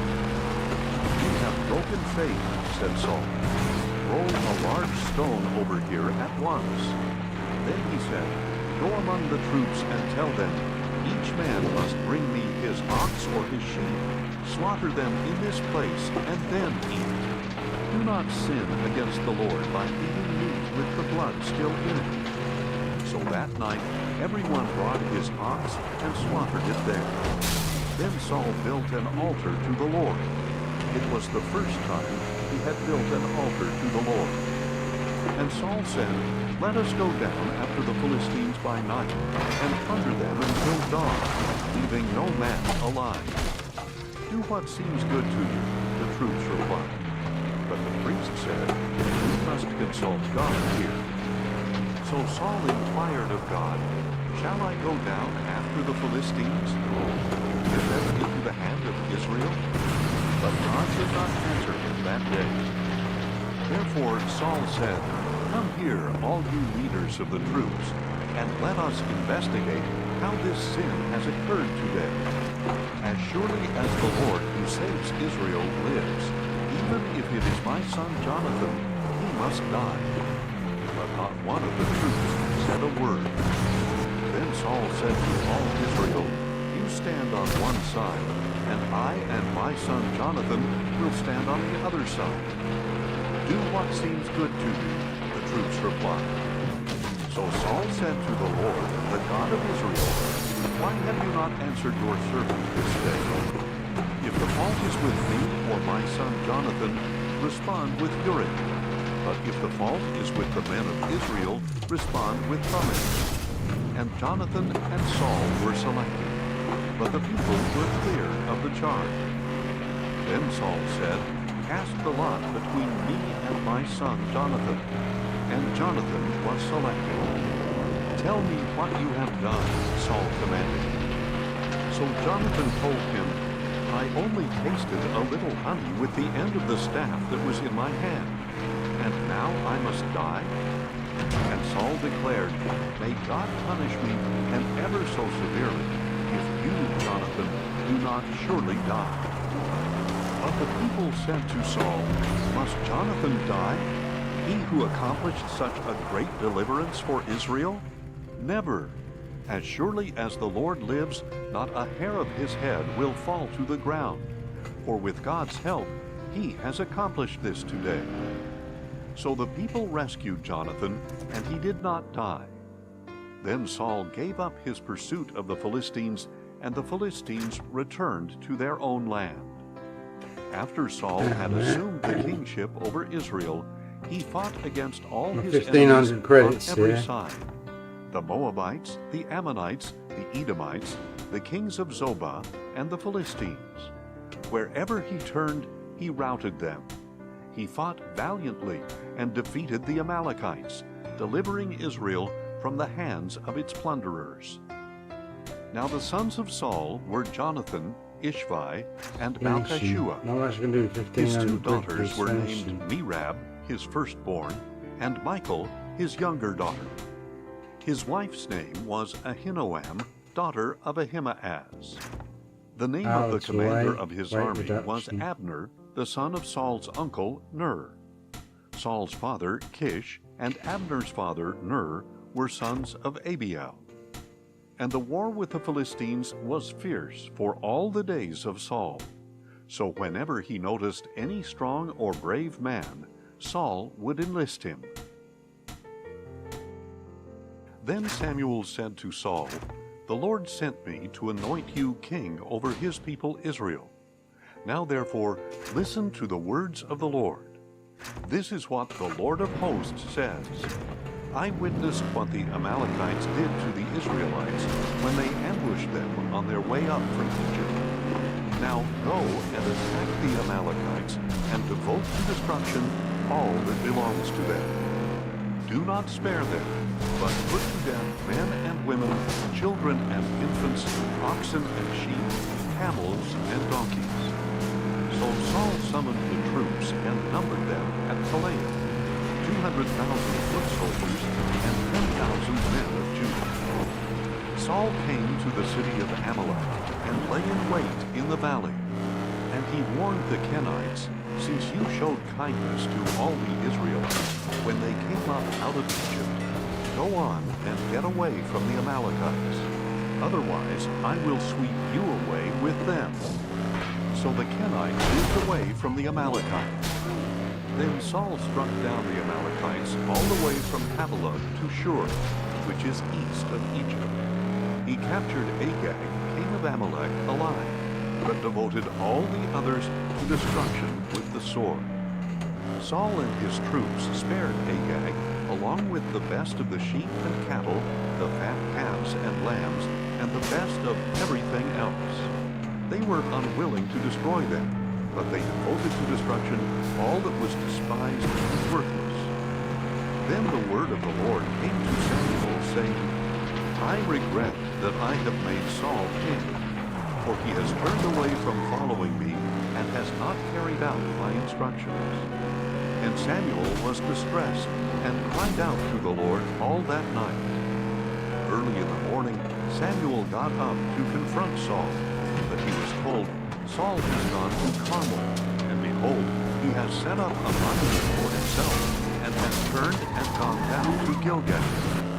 When Samuel reached him, Saul said to him, "May the Lord bless you. I have carried out the Lord's instructions." But Samuel replied, "Then what is this bleating of sheep and lowing of cattle that I hear?" Saul answered, "The troops brought them from the Amalekites. They spared the best sheep and cattle to sacrifice to the Lord your God, but the rest..." Oh, you dirty. "Stop!"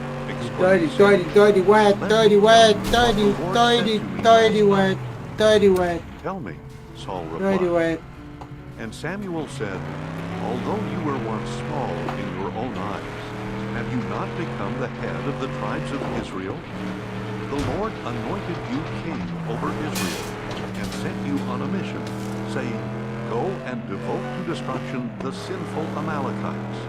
Fight against them until you have wiped them out.' So why did you not obey the Lord? Why did you rush upon the plunder and do evil in the sight of the Lord?" "But I did obey the Lord," Saul replied. "I went on the mission that the Lord gave me. I brought back Agag, king of Amalek, and devoted the Amalekites to destruction.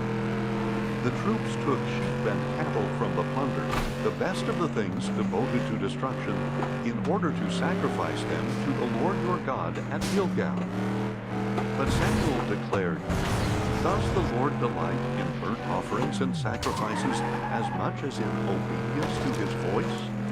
Behold, obedience is better than sacrifice, and attentiveness is better than the fat of rams. For rebellion is like the sin of divination, and arrogance is like the wickedness of idolatry.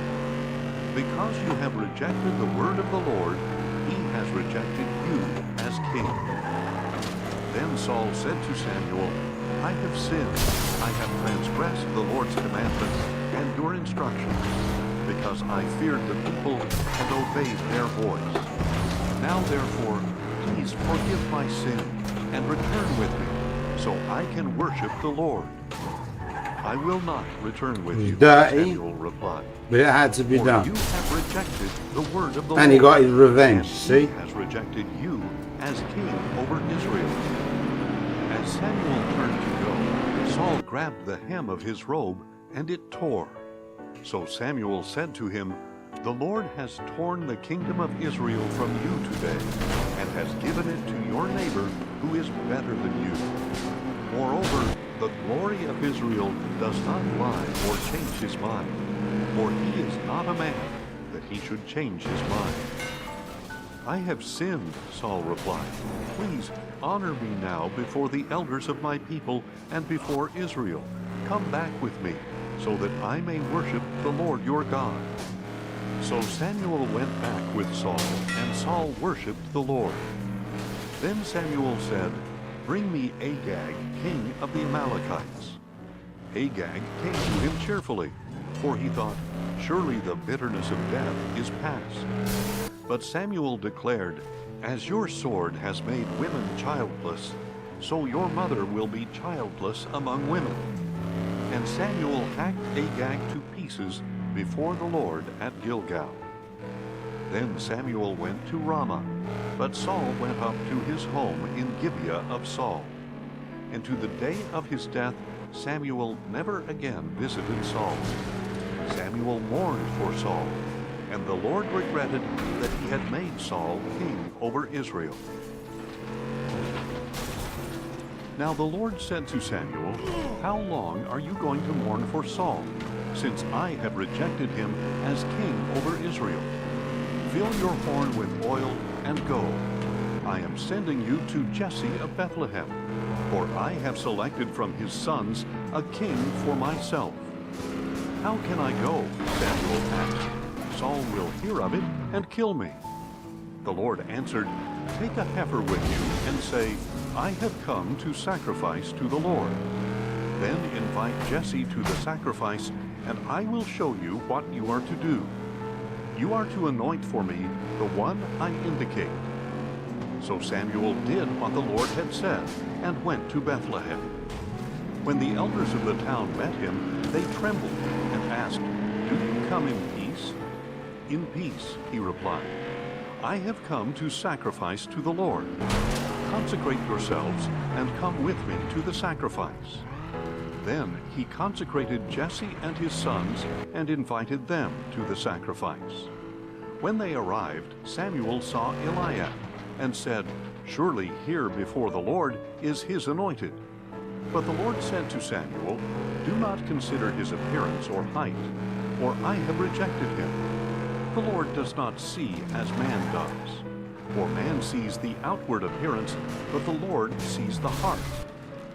Then Jesse called Abinadab and presented him to Samuel, who said, "The Lord has not chosen this one either." Next, Jesse presented Shammah, but Samuel said, "The Lord has not chosen this one either." Thus Jesse made 7 of his sons pass before Samuel, but Samuel told him, "The Lord has not chosen any of these." And Samuel asked him, "Are these all the sons you have?"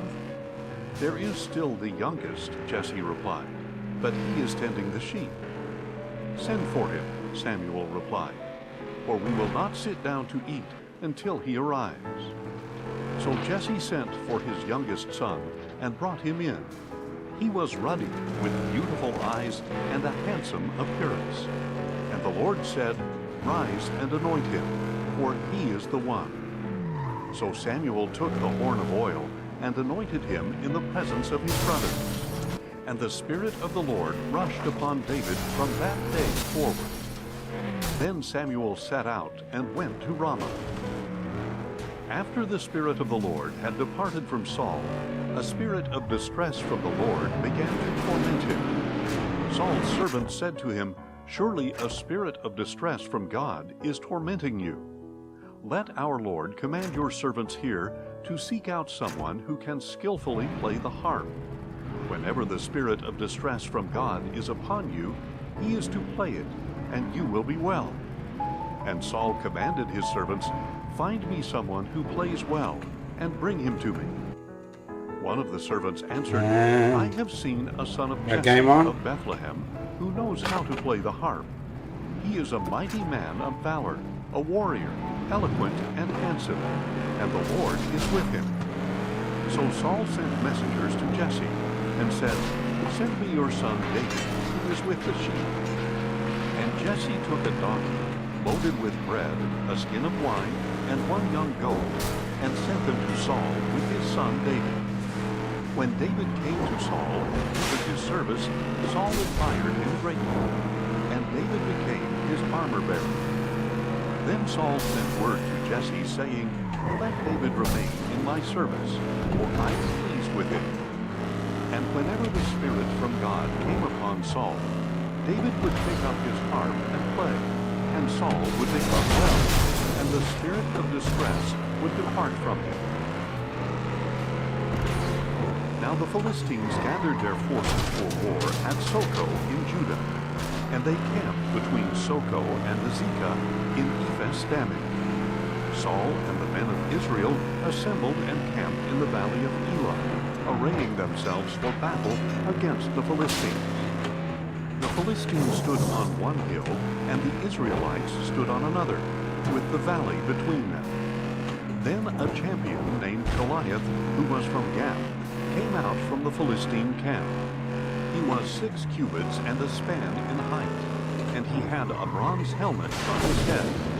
He wore a bronze coat of mail weighing 5,000 shekels, and he had armor of bronze on his legs, and a javelin of bronze slung between his shoulders. The shaft of his spear was like a weaver's beam, and its iron point weighed 600 shekels. In addition, his shield-bearer went before him.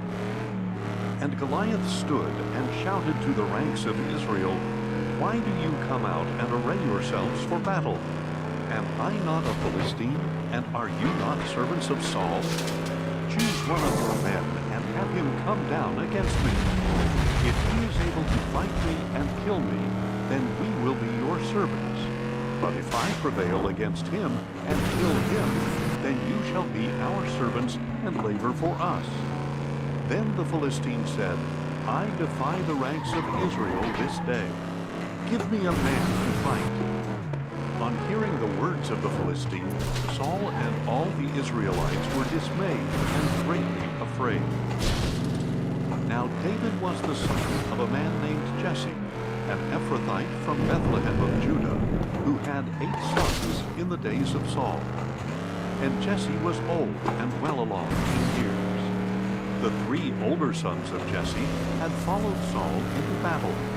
The firstborn was Eliab, the second was Abinadab, and the third was Shammah, and David was the youngest.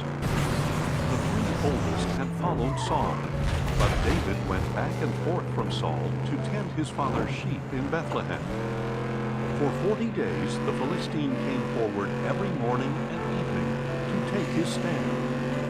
One day Jesse said to his son David, "Take this ephah of roasted grain and these 10 loaves of bread for your brothers, and hurry to their camp. Take also these 10 portions of cheese to the commander of their unit. Check on the welfare of your brothers and bring back an assurance from them. They are with Saul and all the men of Israel in the valley of Elah, fighting against the Philistines." So David got up early in the morning, left the flock with the keeper, loaded up, and set out as Jesse had instructed him. He reached the camp as the army was marching out to its position and shouting the battle cry. Ooh. And Israel and the Philistines arrayed in formation against each other. Then David left his supplies in the care of the quartermaster and ran to the battle line. When he arrived, he asked his brothers how they were doing. And as he was speaking with them, suddenly the champion named Goliath, the Philistine from Gath, came forward from the Philistines and shouted his usual words, which David also heard. When all the men of Israel saw Goliath, they fled from him in great fear. Now the men of Israel had been saying, "Do you see this man who keeps coming out to defy Israel? To the man who kills him, the king will give great riches, and he will give him his daughter in marriage and exempt his father's house from taxation in Israel. David asked the men who were standing with him, "What will be done for the man who kills this Philistine and removes this disgrace from Israel? Just who is this uncircumcised Philistine that he should defy the armies of the living God?" The people told him about the offer, saying, "That is what will be done for the man who kills him." Now when David's oldest brother This is race car. heard him speaking to the men, his anger burned against David. "Why have you come down here?" he asked. "And with whom did you leave those few sheep in the wilderness? I know your pride and wickedness of heart. You have come down to see the battle." "What have I done now?"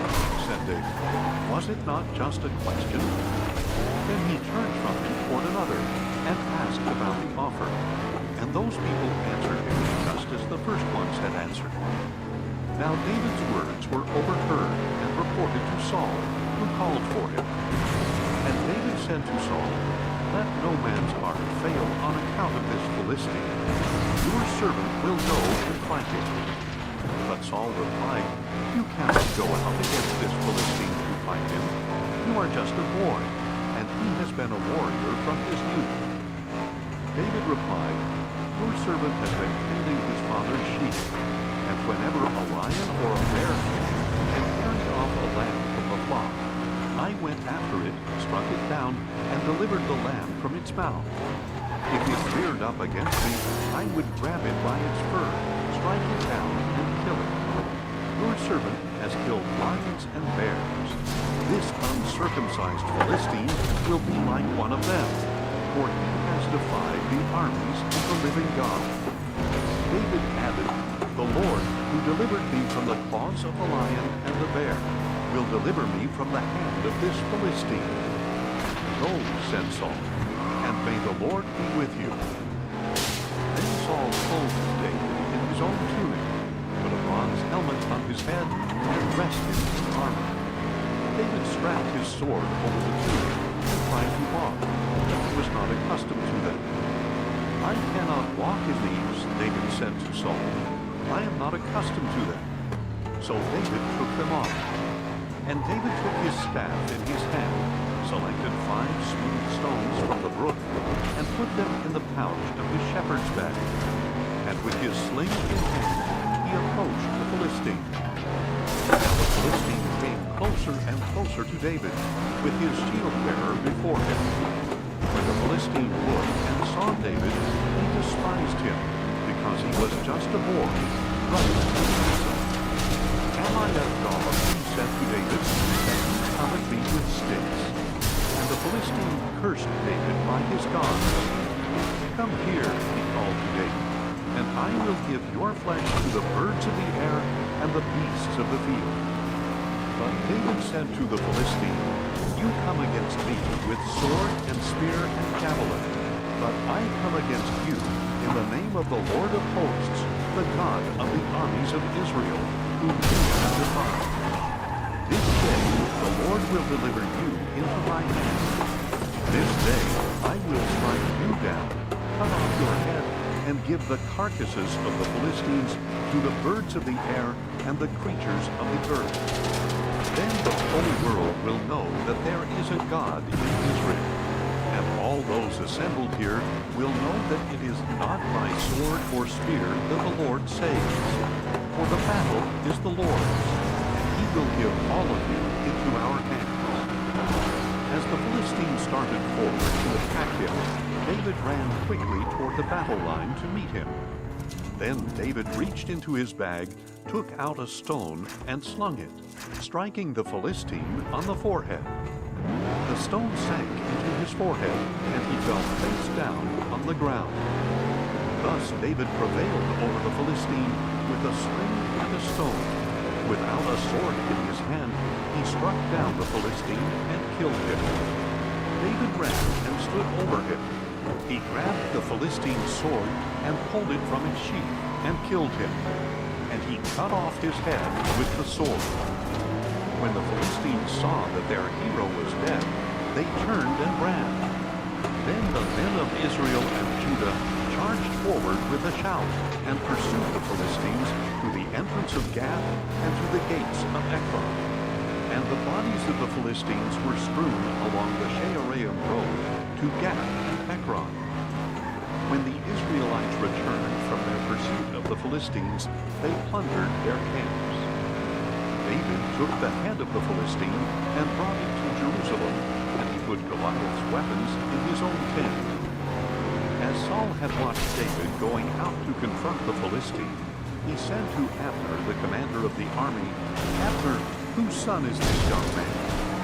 "As surely as you live, O king," Abner replied, "I do not know." "Find out whose son this young man is," said the king. So when David returned from killing the Philistine, still holding his head in his hand, Abner took him and brought him before Saul. "Whose son are you, young man?" asked Saul. "I am the son of your servant Jesse of Bethlehem," David replied. After David had finished speaking with Saul, the souls of Jonathan and David were knit together, and Jonathan loved him as himself.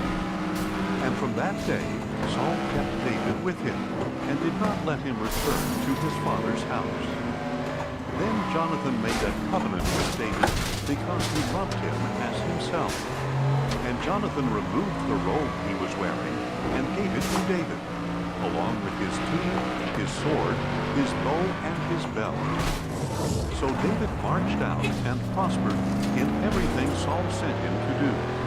And Saul set him over the men of war. And this was pleasing in the sight of all the people and of Saul's officers as well. As the troops were returning home after David had killed the Philistine, the women came out of all the cities of Israel to meet King Saul with singing and dancing, with joyful songs, and with tambourines and other instruments. And as the women danced, they sang out, "Saul has slain his thousands, and David his tens of thousands." And Saul was furious and presented this song. "They have ascribed tens of thousands to David," he said, "but only thousands to me. What more can he have but the kingdom?" And from that day forward, Saul kept a jealous eye on David. The next day, a spirit of distress sent from God came upon Saul, and he prophesied inside the house while David played the harp as usual. Now Saul was holding a spear, and he hurled it, thinking, "I will pin David to the wall." But David eluded him twice. So Saul was afraid of David, because the Lord was with David, but had departed from Saul. Therefore Saul sent David away, and gave him command of 1,000 men. David led the troops out to battle and back, and he continued to prosper in all his ways, because the Lord was with him. When Saul saw that David was very successful, he was afraid of him. But all Israel and Judah loved David, because he was leading them out to battle and back. Then Saul said to David, "Here is my older daughter Merab. I will give her to you in marriage. Only be valiant for me and fight the Lord's battle." But Saul was thinking, "I need not raise my hand against him. Let the hand of the Philistines be against him." And David said to Saul, "Who am I, and what is my family or my father's clan in Israel, that I should become the son-in-law of the king?" So when it was time to give Saul's daughter Merab to David, she was given in marriage to Adriel of Meholah. Now Saul's daughter Michal loved David, and when this was reported to Saul, it pleased him. "I will give her to David," Saul thought, "so that she may be a snare to him, and the hand of the Philistines may be against him." So Saul said to David, "For a second time now, you can be my son-in-law." Then Saul ordered his servants, "Speak to David privately, and tell him, 'Behold, the king is pleased with you, and all his servants love you. Now therefore, become his son-in-law.'" But when Saul's servants relayed these words to David, he replied, "Does it seem trivial in your sight to be the son-in-law of the king? I am a poor man, and lightly esteemed." And the servants told Saul what David had said. Saul replied, "Say to David, the king desires no other dowry but 100 Philistine foreskins as revenge on his enemies." But Saul intended to cause David's death at the hands of the Philistines. When the servants reported these terms to David, he was pleased to become the king's son-in-law. Before the wedding day arrived, David and his men went out and killed 200 Philistines. He brought their foreskins and presented them as payment in full to become the king's son-in-law. Then Saul gave his daughter Michal to David in marriage. When Saul realized that the Lord was with David and that his daughter Michal loved David, he grew even more afraid of David. So from then on, Saul was David's enemy. Every time the Philistine commanders came out for battle, David was more successful than all of Saul's officers, so that his name was highly esteemed. Then Saul ordered his son Jonathan and all his servants to kill David. But Jonathan delighted greatly in David, so he warned David, saying, "My father Saul intends to kill you. Be on your guard in the morning. Find a secret place and hide there. I will go out and stand beside my father in the field where you are, so I can ask about you. And if I find out anything, I will tell you." Then Jonathan spoke well of David to his father Saul, and said to him, "The king should not sin against his servant David. He has not sinned against you. In fact, his actions have been highly beneficial to you. He took his life in his hands when he struck down the Philistine, and the Lord worked a great salvation for all Israel. You saw it and rejoiced. So why did you sin against innocent blood by killing David for no reason?" Saul listened to the voice of Jonathan and swore an oath, "As surely as the Lord lives, David will not be put to death." So Jonathan summoned David and told him all these things. Then Jonathan brought David to Saul to serve him as he had before. When war broke out again, David went out and fought the Philistines and struck them with such a mighty blow that they fled before him. But as Saul was sitting in his house with his spear in his hand, a spirit of distress from the Lord came upon him. While David was playing the harp, Saul tried to pin him to the wall with his spear. But the spear struck the wall, and David eluded him, ran away, and escaped that night. Then Saul sent messengers to David's house to watch him and kill him in the morning. But David's wife Michal warned him, "If you do not run for your life tonight, tomorrow you will be dead." So Michal lowered David from the window, and he ran away and escaped. Then Michal took a household idol and laid it in the bed, placed some goat hair on his head, and covered it with a garment. When Saul sent the messengers to seize David, Michal said, "He is ill." But Saul sent the messengers back to see David, and told them, "Bring him up to me in his bed, so I can kill him." And when the messengers entered, there was the idol in the bed, with the quilt of goat's hair on its head. And Saul said to Michal, "Why did you deceive me like this? You sent my enemy away, and he has escaped." Michal replied, "He said to me, 'Help me get away, or I will kill you.'" So David ran away and escaped. And he went to Samuel at Ramah, and told him all that Saul had done to him. Then he and Samuel went to Naioth and stayed there. When Saul was told that David was at Naioth in Ramah, he sent messengers to capture him. But when they saw the group of prophets prophesying, with Samuel leading them, the Spirit of God came upon them, and Saul's messengers also began to prophesy. When this was reported to Saul, he sent more messengers, but they began to prophesy as well.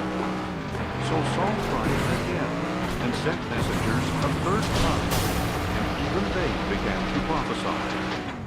Finally Saul himself left for Rome, and came to the large cistern at Seek, where he asked, "Where are Samuel and David?" "At Naioth in Ramah," he was told. So Saul went to Naioth in Ramah. But the Spirit of God came upon even Saul, and he walked along prophesying until he came to Naioth in Ramah. Then Saul stripped off his robes and also prophesied before Samuel. And he collapsed and lay naked all that day and night. That is why it is said, "Is Saul also among the prophets?" Then David fled from Naioth in Ramah. He came to Jonathan and asked, "What have I done? What is my iniquity? How have I sinned against your father, that he wants to take my life?" "Far from it," Jonathan replied. "You will not die. Indeed, my father does nothing, great or small, without telling me. So why would he hide this matter from me? This cannot be true." But David again vowed, "Your father knows very well that I have found favor in your eyes." And he had said, "Jonathan must not know of this, or he will be grieved. As surely as the Lord lives, and as you yourself live, there is but a step between you and death." Then Jonathan said to David, "Whatever you desire, I will do for you." So David told him, "Look, tomorrow is the new moon, and I am supposed to dine with the king. Instead, let me go and hide in the field until the third evening from now. If your father misses me at all, tell him, 'David urgently requested my permission to hurry to Bethlehem, his hometown, because there is an annual sacrifice for his whole clan.' If he says, 'Good,' then your servant is safe. But if he is enraged, you will know he has evil intentions. Therefore, deal faithfully with your servant, for you have brought me into a covenant with you before the Lord. If there is iniquity in me, then kill me yourself. Why should you bring me to your father?"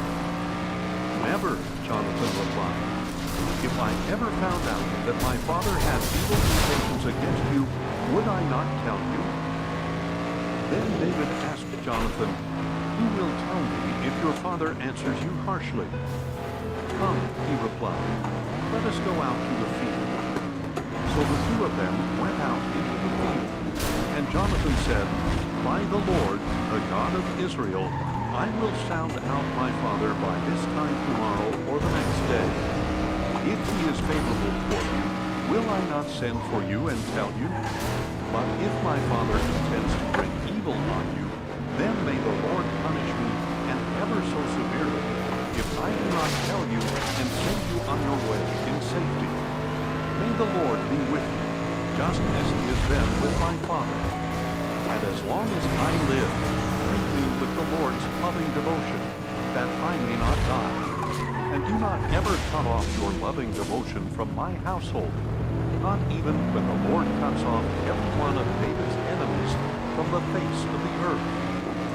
So Jonathan made a covenant with the house of David, saying, "May the Lord hold David's enemies accountable." And Jonathan had David reaffirm his vow out of love for him. For Jonathan loved David as he loved himself. Then Jonathan said to David, "Tomorrow is the new moon, and you will be missed if your seat is empty. When you have stayed 3 days, hurry down to the place you hid on the day this trouble began, and remain beside the stone Ezel. I will shoot 3 arrows to the side of it, as if I were aiming at a target. Then I will send a boy and say, 'Go find the arrows.' Now if I expressly say to him, 'Look, the arrows are on this side of you, bring them,' then come, because as surely as the Lord lives, it is safe for you, and there is no danger. But if I say to the young man, 'Look, the arrows are beyond you,' then you must go, for the Lord has sent you away." And as for the matter you and I have discussed, the Lord is a witness between you and me forever. So David hid in the field, and when the new moon had come, the king sat down to eat. He sat in his usual place by the wall, opposite Jonathan and beside Abner, but David's place was empty. Saul said nothing that day, because he thought, something has happened to David to make him ceremonial. Right, just the leaders now. Surely he is unclean. But on the day Nice clean lines. the second day, David's place was still empty. And Saul asked his son Jonathan, why hasn't the son of Jesse come to the meal, either yesterday or today? Jonathan answered, David urgently requested my permission to go to Bethlehem, saying, please let me go, because our clan is holding a sacrifice in the city, and my brother has told me to be there. So now, if I have found favor in your eyes, please let me go and see my brothers. That is why he did not come to the king's table. Then Saul's anger burned against Jonathan, and he said to him, you son of a perverse and rebellious woman, do I not know that you have chosen the son of Jesse to your own shame and to the disgrace of the mother who bore you? For as long as the son of Jesse lives on this earth, neither you nor your kingship shall be established. Now send for him and bring him to me, for he must surely die. Why must he be put to death? Jonathan replied. What has he done? Then Saul hurled his spear at Jonathan to kill him. So Jonathan knew that his father was determined to kill David. Jonathan got up from the table in fierce anger and did not eat any food that second day of the month, for he was grieved by his father's shameful treatment of David. In the morning, Jonathan went out to the field for the appointment with David, and a small boy was with him. He said to the boy, run and find the arrows I shoot. And as the boy ran, Jonathan shot an arrow beyond him. When the boy reached the place where Jonathan's arrow had fallen, Jonathan called to him, isn't the arrow beyond you? Then Jonathan cried out, hurry, make haste, do not delay. So the boy picked up the arrow and returned to his master. But the boy did not know anything. Only Jonathan and David knew the arrangement. Then Jonathan gave his equipment to the boy and said, go, take it back to the city. When the young man had gone, David got up from the south side of the stone, fell face down, and bowed 3 times. Then he and Jonathan kissed each other and wept together, though David wept more. And Jonathan said to David, go in peace, for the 2 of us have sworn in the name of the Lord, saying, may the Lord be a witness between you and me, and between your descendants and mine forever. Then David got up and departed, and Jonathan went back into the city. Then David came to Nob, to Ahimelech the priest. And when Ahimelech met David, he trembled and asked him, why are you alone? Why is no one with you? The king has given me a mission, David replied. He told me, no one is to know about the mission or charge. And I have directed my young men to meet me at a certain place. Now then, what do you have on hand? Give me 5 loaves of bread, or whatever can be found. There is no common bread on hand, the priest replied. But there is some consecrated bread, provided that the young men have kept themselves from women. David answered, women have indeed been kept from us, as is usual when I set out. And the equipment of the young men is holy, as it is even on common missions, and all the more at this time. So the priest gave him the consecrated bread, since there was no bread there but the bread of the presence, which had been removed from before the Lord and replaced with hot bread on the day it was taken away. Now one of Saul's servants was there that day, detained before the Lord, and his name was Doeg the Edomite. the chief shepherd for Saul. Then David asked Ahimelech, "Is there not a spear or sword on hand here? For I have brought neither my sword nor my weapons with me, because the king's business was urgent." The priest replied, "The sword of Goliath the Philistine, whom you killed in the valley of Elah, is here. It is wrapped in a cloth behind the ephod. If you want, you may take it, for there is no other but this one." And David said, "There is none like it. Give it to me." That day David fled from Saul and went to Achish, king of Gath. But the servants of Achish said to him, "Is this not David, the king of the land? Did they not sing about him in their dances, saying, 'Saul has slain his thousands, and David his tens of thousands'?" Now David took these words to heart, and was very much afraid of Achish, the king of Gath. So he changed his behavior before them, and feigned madness in their hands. He scratched on the doors of the gate, and let his saliva run down his beard. Then Achish said to his servants, "Look, you can see that the man is insane. Why have you brought him to me? Am I in need of madmen, that you have brought this man to rave in my presence? Must this man come into my house?" So David left Gath and took refuge in the cave of Adullam. When his brothers and the rest of his father's household heard about it, they went down to him there. And all who were distressed or indebted or discontented rallied around him, and he became their leader. About 400 men were with him. From there, David went to Mizpah of Moab, where he said to the king of Moab, "Please let my father and mother stay with you until I learn what God will do for me." So he left them in the care of the king of Moab, and they stayed with him the whole time David was in the stronghold. Then the prophet Gad said to David, "Do not stay in the stronghold. Depart and go into the land of Judah." So David left and went to the forest of Hira. Soon Saul learned that David and his men had been discovered. At that time Saul was in Gibeah, sitting under the tamarisk tree on the hill at Gibeah, with his spear in hand and all his servants standing around him. Then Saul said to his servants, "Listen, men of Benjamin, is the son of Jesse giving all of you fields and vineyards, and making you commanders of thousands or hundreds? Is that why all of you have conspired against me? Not one of you told me that my own son had made a covenant with the son of Jesse. Not one of you has shown concern for me, or revealed to me that my son has stirred up my own servant to lie in wait against me, as is the case today." But Doeg the Edomite, who had stationed himself with Saul's servants, answered, "I saw the son of Jesse come to Ahimelech, son of Ahitub, at Nob. Ahimelech inquired of the Lord for him, and gave him provisions. He also gave him the sword of Goliath the Philistine." Then the king sent messengers to summon Ahimelech the priest, the son of Ahitub, and his father's whole family, who were priests at Nob.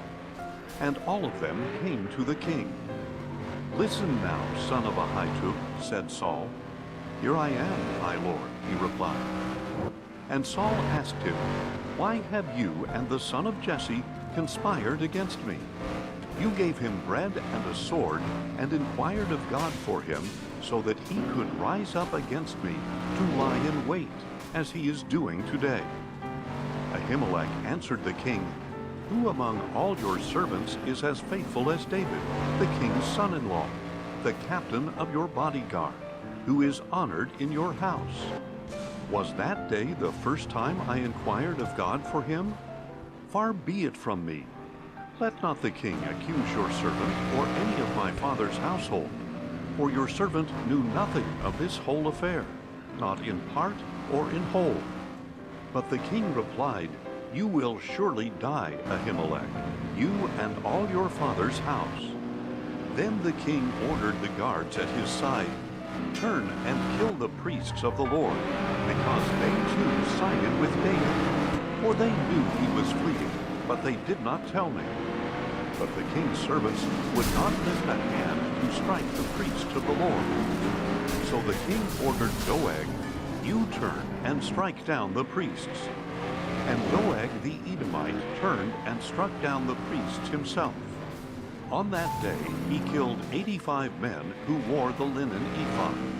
He also put to the sword Nob, the city of the priests, with its men and women, children and infants, oxen, donkeys, and sheep.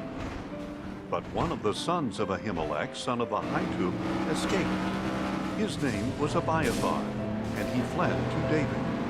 And Abiathar told David that Saul had killed the priests of the Lord. Then David said to Abiathar, "I knew that Doeg the Edomite was there that day, and that he was sure to tell Saul. I myself am responsible for the lives of everyone in your father's house. Stay with me, do not be afraid, for he who seeks your life is seeking mine as well. You will be safe with me." Now it was reported to David, "Look, the Philistines are fighting against Keilah and looting the threshing floors." So David inquired of the Lord, "Should I go and attack these Philistines?" And the Lord said to David, "Go and attack the Philistines and save Keilah." But David's men said to him, "Look, we are afraid here in Judah. How much more if we go to Keilah against the armies of the Philistines?" Once again David inquired of the Lord, and the Lord answered him, "Go at once to Keilah, for I will deliver the Philistines into your hand." Then David and his men went to Keilah, fought against the Philistines, and carried off their livestock, striking them with a mighty blow. So David saved the people of Keilah. Now Abiathar, son of Ahimelech, had brought the ephod with him when he fled to David at Keilah. When Saul was told that David had gone to Keilah, he said, "God has delivered him into my hand, for he has trapped himself by entering a town with gates and bars." Then Saul summoned all his troops to go to war at Keilah and besiege David and his men. When David learned that Saul was plotting evil against him, he said to Abiathar the priest, "Bring the ephod." And David said, "O Lord, God of Israel, your servant has heard that Saul intends to come to Keilah and destroy the city on my account. Will the citizens of Keilah surrender me into his hand? Will Saul come down as your servant has heard? O Lord, God of Israel, please tell your servant." "He will," said the Lord. So David asked, "Will the citizens of Keilah surrender me and my men into the hand of Saul?" "They will," said the Lord. Then David and his men, about 600 strong, set out and departed from Keilah, moving from place to place. When Saul was told that David had escaped from Keilah, he declined to go forth. And David stayed in the wilderness strongholds and in the hill country of the wilderness of Ziph. Day after day Saul searched for him, but God would not deliver David into his hand. While David was in Horesh in the wilderness of Ziph, he saw that Saul had come out to take his life. And Saul's son Jonathan came to David in Horesh and strengthened his hand in God, saying, "Do not be afraid, for my father Saul will never lay a hand on you, and you will be king over Israel, and I will be your second in command. Even my father Saul knows this is true." So the two of them made a covenant before the Lord, and David remained in Horesh while Jonathan went home. Then the Ziphites came up to Saul at Gibeah and said, "Is not David hiding among us in the strongholds at Horesh, on the hill of Hachilah, south of Jeshimon?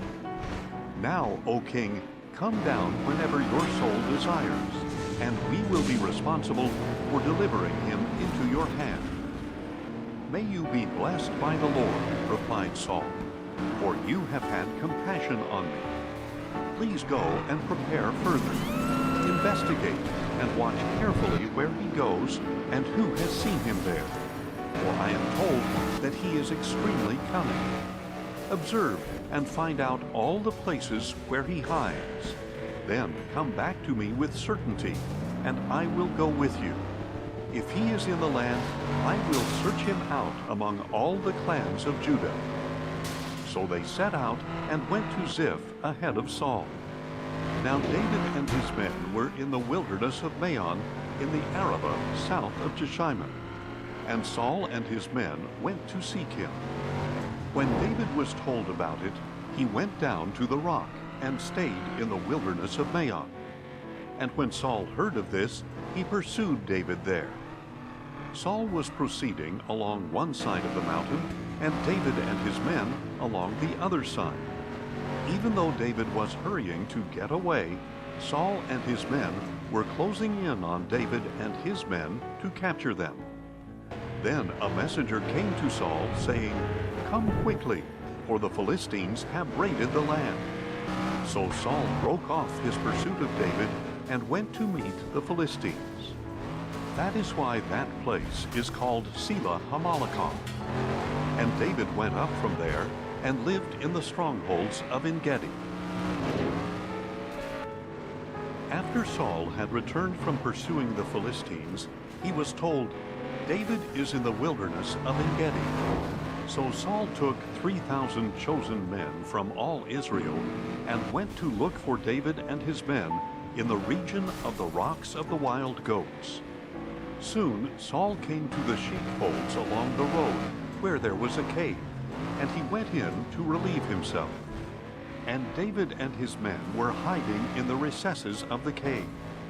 So David's men said to him, "This is the day about which the Lord said to you, 'Behold, I will deliver your enemy into your hand, that you may do with him as you wish.'"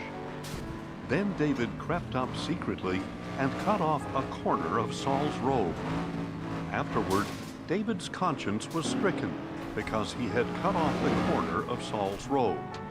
So he said to his men, "The Lord forbid that I should do such a thing to my master, the Lord's anointed.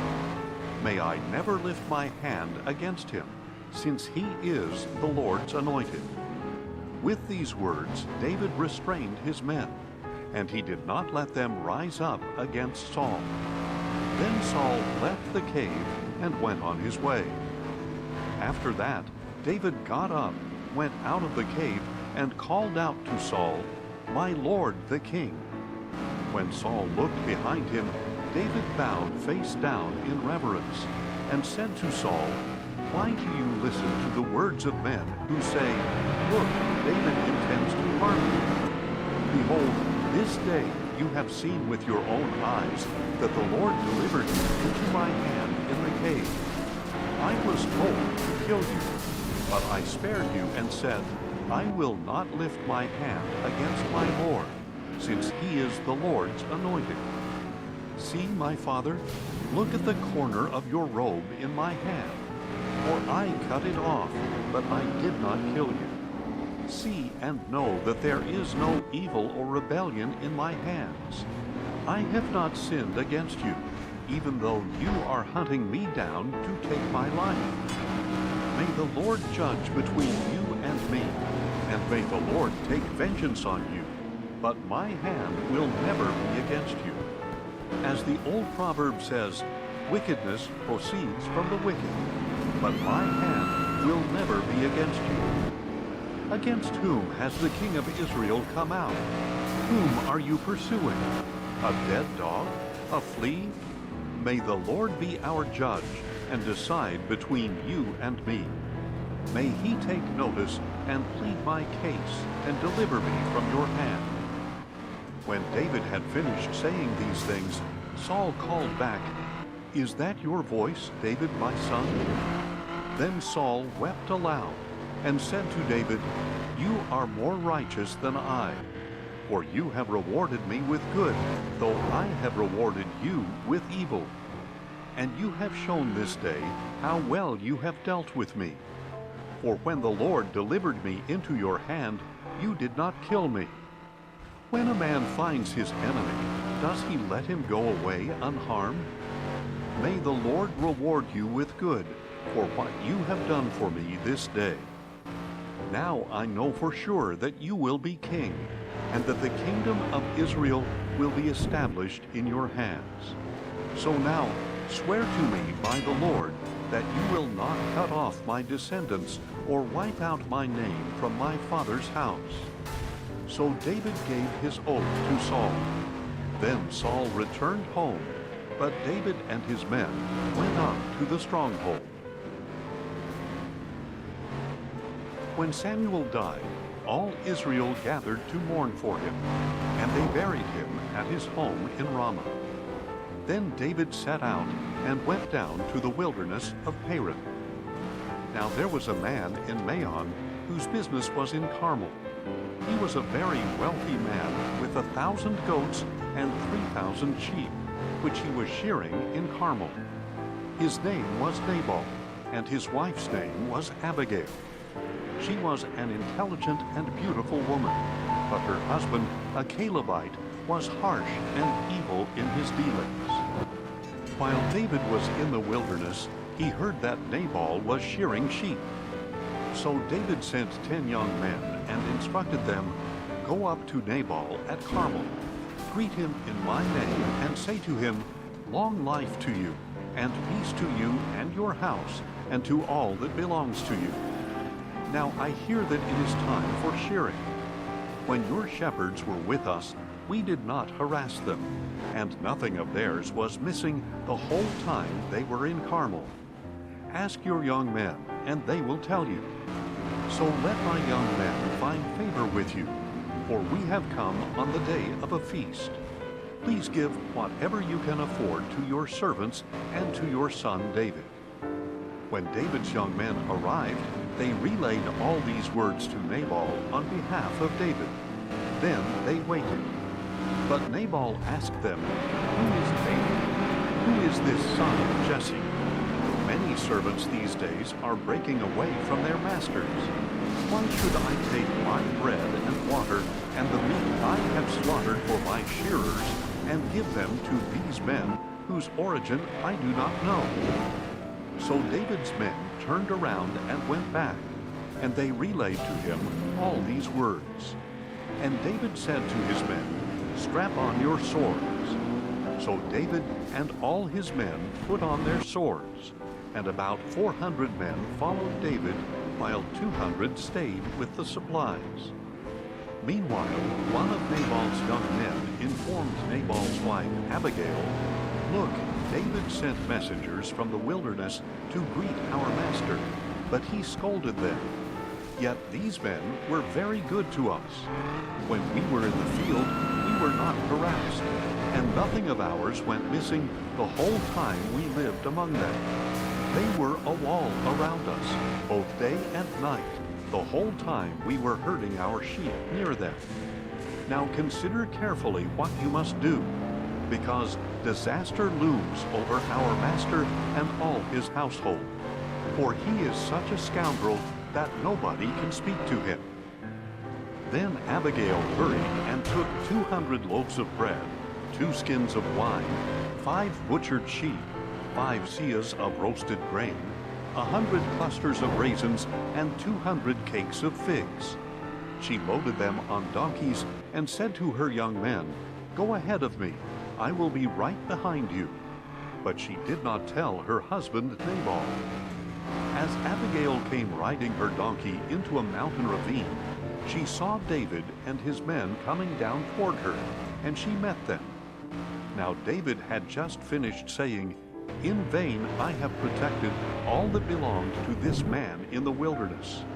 Nothing that belongs to him has gone missing, yet he has paid me back evil for good. May God punish David, and ever so severely, if I let one of Nabal's men survive until morning." When Abigail saw David, she quickly got off the donkey, fell face down, and bowed before him. She fell at his feet and said, "My lord, may the blame be on me alone. But please let your servant speak to you. Hear the words of your servant. My lord should pay no attention to this scoundrel Nabal, for he lives up to his name. His name means fool, and folly accompanies him. I, your servant, did not see my lord's young men whom you sent. Now, my lord, as surely as the Lord lives and you yourself live, the Lord has held you back from coming to bloodshed and avenging yourself with your own hand. May your enemies and those who seek harm for my lord be like Nabal. Now let this gift your servant has brought to my lord be given to the young men who follow you. Please forgive your servant's offense, for the Lord will surely make a lasting dynasty for my lord, because he fights the Lord's battles.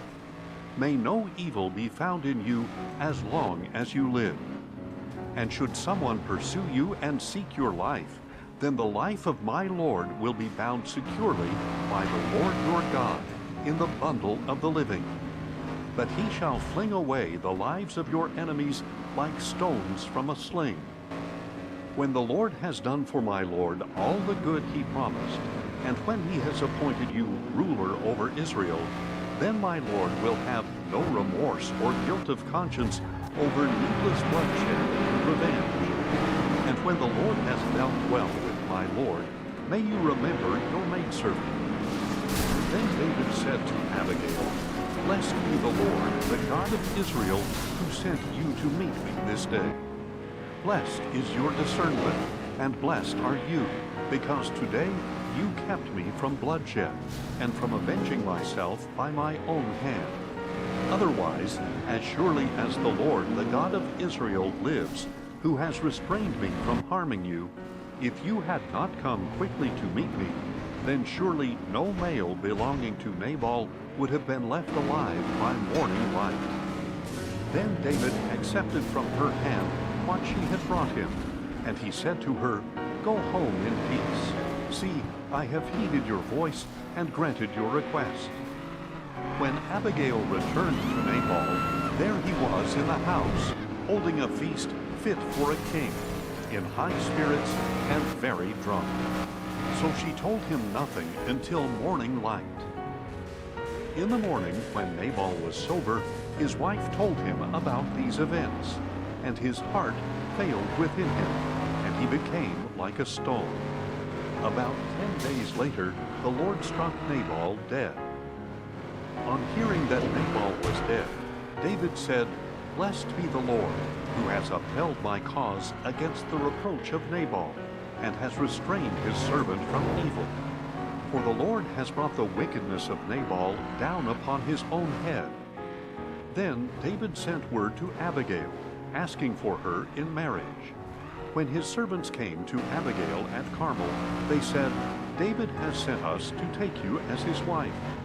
She arose, then bowed face down and said, "Here is your maidservant ready to serve, and to wash the feet of my Lord's servants." So Abigail hurried and got on a donkey, and attended by 5 of her maidens, she followed David's messengers and became his wife. David had also married Ahinoam of Jezreel, so she and Abigail were both his wives. But Saul had given his daughter Michal, David's wife, to Paltai, son of Laish, who was from Galilee. Then the Ziphites came to Saul at Gibeah and said, "Is not David hiding on the hill of Hachilah opposite Jeshimon?" So Saul, accompanied by 3,000 chosen men of Israel, went down to the wilderness of Ziph to search for David there. Saul camped beside the road at the hill of Hachilah opposite Jeshimon, but David was living in the wilderness. When he realized that Saul had followed him there, David sent out spies to verify that Saul had arrived. Then David set out and went to the place where Saul had camped. He saw the place where Saul and Abner, son of Ner, the general of his army, had lain down. Saul was lying inside the inner circle of the camp, with the troops camped around him. And David asked Ahimelech the Hittite and Abishai, son of Zeruiah, Joab's brother, "Who will go down with me to Saul in the camp?" "I will go with you," answered Abishai. That night David and Abishai came to the troops, and Saul was lying there asleep in the inner circle of the camp, with his spear stuck in the ground by his head, and Abner and the troops were lying around him. Abishai said to David, "Today God has delivered your enemy into your hand. Now therefore, please let me thrust the spear through him into the ground with one stroke. I will not need to strike him twice." But David said to Abishai, "Do not destroy him, for who can lift a hand against the Lord's anointed and be guiltless?" David added, "As surely as the Lord lives, the Lord himself will strike him down. Either his day will come and he will die, or he will go into battle and perish. But the Lord forbid that I should stretch out my hand against the Lord's anointed. Instead, take the spear and water jug by his head, and let us go." So David took the spear and water jug by Saul's head, and they departed. No one saw them or knew about it, nor did anyone wake up. They all remained asleep, because a deep sleep from the Lord had fallen on them. Then David crossed to the other side and stood atop the mountain at a distance. There was a wide gulf between them. And David shouted to the troops and to Abner, son of Ner, "Will you not answer me, Abner?" "Who calls to the king?" Abner replied. So David said to Abner, "You are a man, aren't you? And who in Israel is your equal? Why then did you not protect your lord the king when one of the people came to destroy him? This thing you have done is not good. As surely as the Lord lives, all of you deserve to die, since you did not protect your Lord, the Lord's anointed. Now look around. Where are the king's spear and water jug that were by his head?" Then Saul recognized David's voice and asked, "Is that your voice, David, my son?" "It is my voice, my lord and king," David said. And he continued, "Why is my lord pursuing his servant? What have I done? What evil is in my hand? Now please, may my lord the king hear the words of his servant. If the Lord has stirred you up against me, then may he accept an offering. But if men have done it, may they be cursed in the presence of the Lord. For today they have driven me away from sharing in the inheritance of the Lord, saying, 'Go serve other gods.' So do not let my blood fall to the ground far from the presence of the Lord. For the king of Israel has come out to look for a flea, like one who hunts a partridge in the mountains." Then Saul replied, "I have sinned. Come back, David, my son.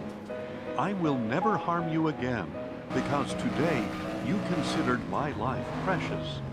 I have played the fool and have committed a grave error." "Here is the king's spear," David answered. "Let one of the young men come over and get it. May the Lord repay every man for his righteousness and faithfulness. For the Lord delivered you into my hand today, but I would not stretch out my hand against the Lord's anointed. As surely as I valued your life today, so may the Lord value my life and rescue me from all trouble." Saul said to him, "May you be blessed, David my son. You will accomplish great things and will surely prevail." So David went on his way, and Saul returned home. David, however, said to himself, "One of these days now I will be swept away by the hand of Saul.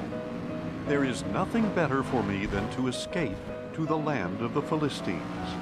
Then Saul will stop searching for me all over Israel, and I will slip out of his hand." So David set out with his 600 men and went to Achish, son of Maoch, the king of Gath.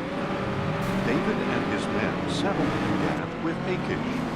Each man had his family with him, and David had his 2 wives. Ahinoam of Jezreel, and Abigail of Carmel, the widow of Nabal. And when Saul learned that David had fled to Gath, he no longer searched for him. Then David said to Achish, "If I have found favor in your eyes, let me be assigned a place in one of the outlying towns, so I can live there. For why should your servant live in the royal city with you?" That day Achish gave him Ziklag, and to this day it still belongs to the kings of Judah. And the time that David lived in Philistine territory amounted to a year and 4 months. Now David and his men went up and raided the Geshurites, the Girzites, and the Amalekites.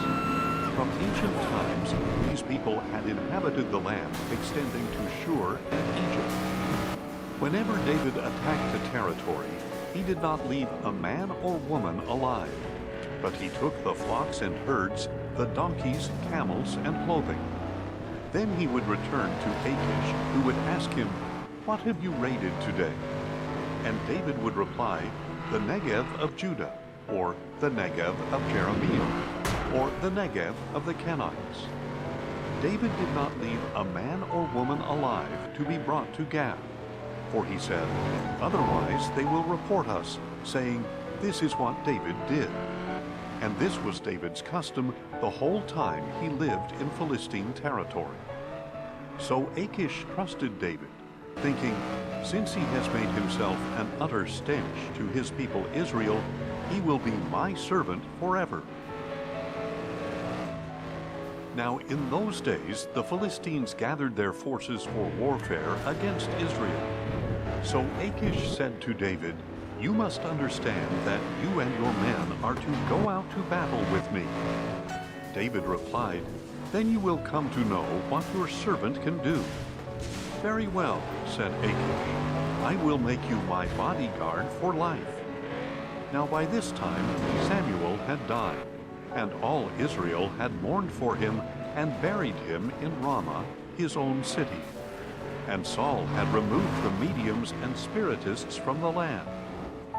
The Philistines came together and camped at Shunem, while Saul gathered all Israel and camped at Gilboa. When Saul saw the Philistine army, he was afraid and trembled violently. He inquired of the Lord, but the Lord did not answer him by dreams or Urim or prophets. Then Saul said to his servants, "Find me a woman who is a medium, so I can go and consult her." "There is a medium at Endor," his servants replied. So Saul disguised himself by putting on different clothes, and he set out with 2 of his men. They came to the woman at night, and Saul said, "Consult a spirit for me. Bring up for me the one I name." But the woman replied, "Surely you know what Saul has done, how he has killed the mediums and spiritists in the land. Why have you set a trap to get me killed?" Then Saul swore to her by the Lord, "As surely as the Lord lives, no punishment shall come upon you for this." "Whom shall I bring up for you?" the woman asked. "Bring up Samuel," he replied. But when the woman saw Samuel, she cried out in a loud voice and said to Saul, "Why have you deceived me? You are Saul." "Do not be afraid," the king replied. "What do you see?" "I see a god coming up out of the earth," the woman answered. "What does he look like?" asked Saul. "An old man is coming up," she replied, "and he is wearing a robe." So Saul knew that it was Samuel, and he bowed face down in reverence. Then Samuel said to Saul, "Why have you disturbed me by bringing me up?" "I am deeply distressed," replied Saul. "The Philistines are fighting against me, and God has turned away from me. He no longer answers me either by prophets or by dreams. So I have called on you to tell me what to do." "Why do you consult me?" asked Samuel, "since the Lord has turned away from you and become your enemy. He has done exactly what he spoke through me. The Lord has torn the kingship out of your hand and given it to your neighbor David. Because you did not obey the Lord or carry out his burning anger against Amalek, the Lord has done this to you today. Moreover, the Lord will deliver Israel with you into the hand of the Philistines, and tomorrow you and your sons will be with me. And the Lord will deliver the army of Israel into the hand of the Philistines. Immediately Saul fell flat on the ground, terrified by the words of Samuel, and his strength was gone, because he had not eaten anything all that day and night. When the woman came to Saul and saw how distraught he was, she said to him, "Look, your maidservant has obeyed your voice. I took my life in my hands and did as you told me. Now please listen to your servant and let me set a morsel of bread before you, so you may eat and have the strength to go on your way." Saul refused, saying, "I will not eat." But his servants joined the woman in urging him, and he heeded their voice. He got up from the ground and sat on the bed. The woman had a fattened calf at her house, and she quickly slaughtered it. She also took flour, kneaded it, and baked unleavened bread. She served it to Saul and his servants, and they ate. And that night they got up and left. Now the Philistines brought all their forces together at Aphek, while Israel camped by the spring in Jezreel. As the Philistine leaders marched out their units of hundreds and thousands, David and his men marched behind them with Achish. Then the commanders of the Philistines asked, "What about these Hebrews?" Achish replied, "Is this not David, the servant of King Saul of Israel? He has been with me all these days, even years, and from the day he defected until today, I have found no fault in him." But the commanders of the Philistines were angry with Achish and told him, "Send that man back and let him return to the place you assigned him. He must not go down with us into battle only to become our adversary during the war. What better way for him to regain the favor of his master than with the heads of our men? Is this not the David about whom they sing in their dances? Saul has slain his thousands, and David his tens of thousands?" So Achish summoned David and told him, "As surely as the Lord lives, you have been upright in my sight, and it seems right that you should march in and out with me in the army, because I have found no fault in you from the day you came to me until this day. But you have no favor in the sight of the leaders. Therefore, turn back now and go in peace, so that you will not do anything to displease the leaders of the Philistines." "But what have I done?" David replied. "What have you found against your servant from the day I came to you until today, to keep me from going along to fight against the enemies of my lord the king?" Achish replied, "I know that you are as pleasing in my sight as an angel of God. But the commanders of the Philistines have said, 'He must not go into battle with us.' Now then, get up early in the morning, along with your master's servants who came with you, and go as soon as it is light." So David and his men got up early in the morning to return to the land of the Philistines. And the Philistines went up to Jezreel. On the third day, David and his men arrived in Ziklag, and the Amalekites had raided the Negev, attacked Ziklag, and burned it down. They had taken captive the women and all who were there, both young and old.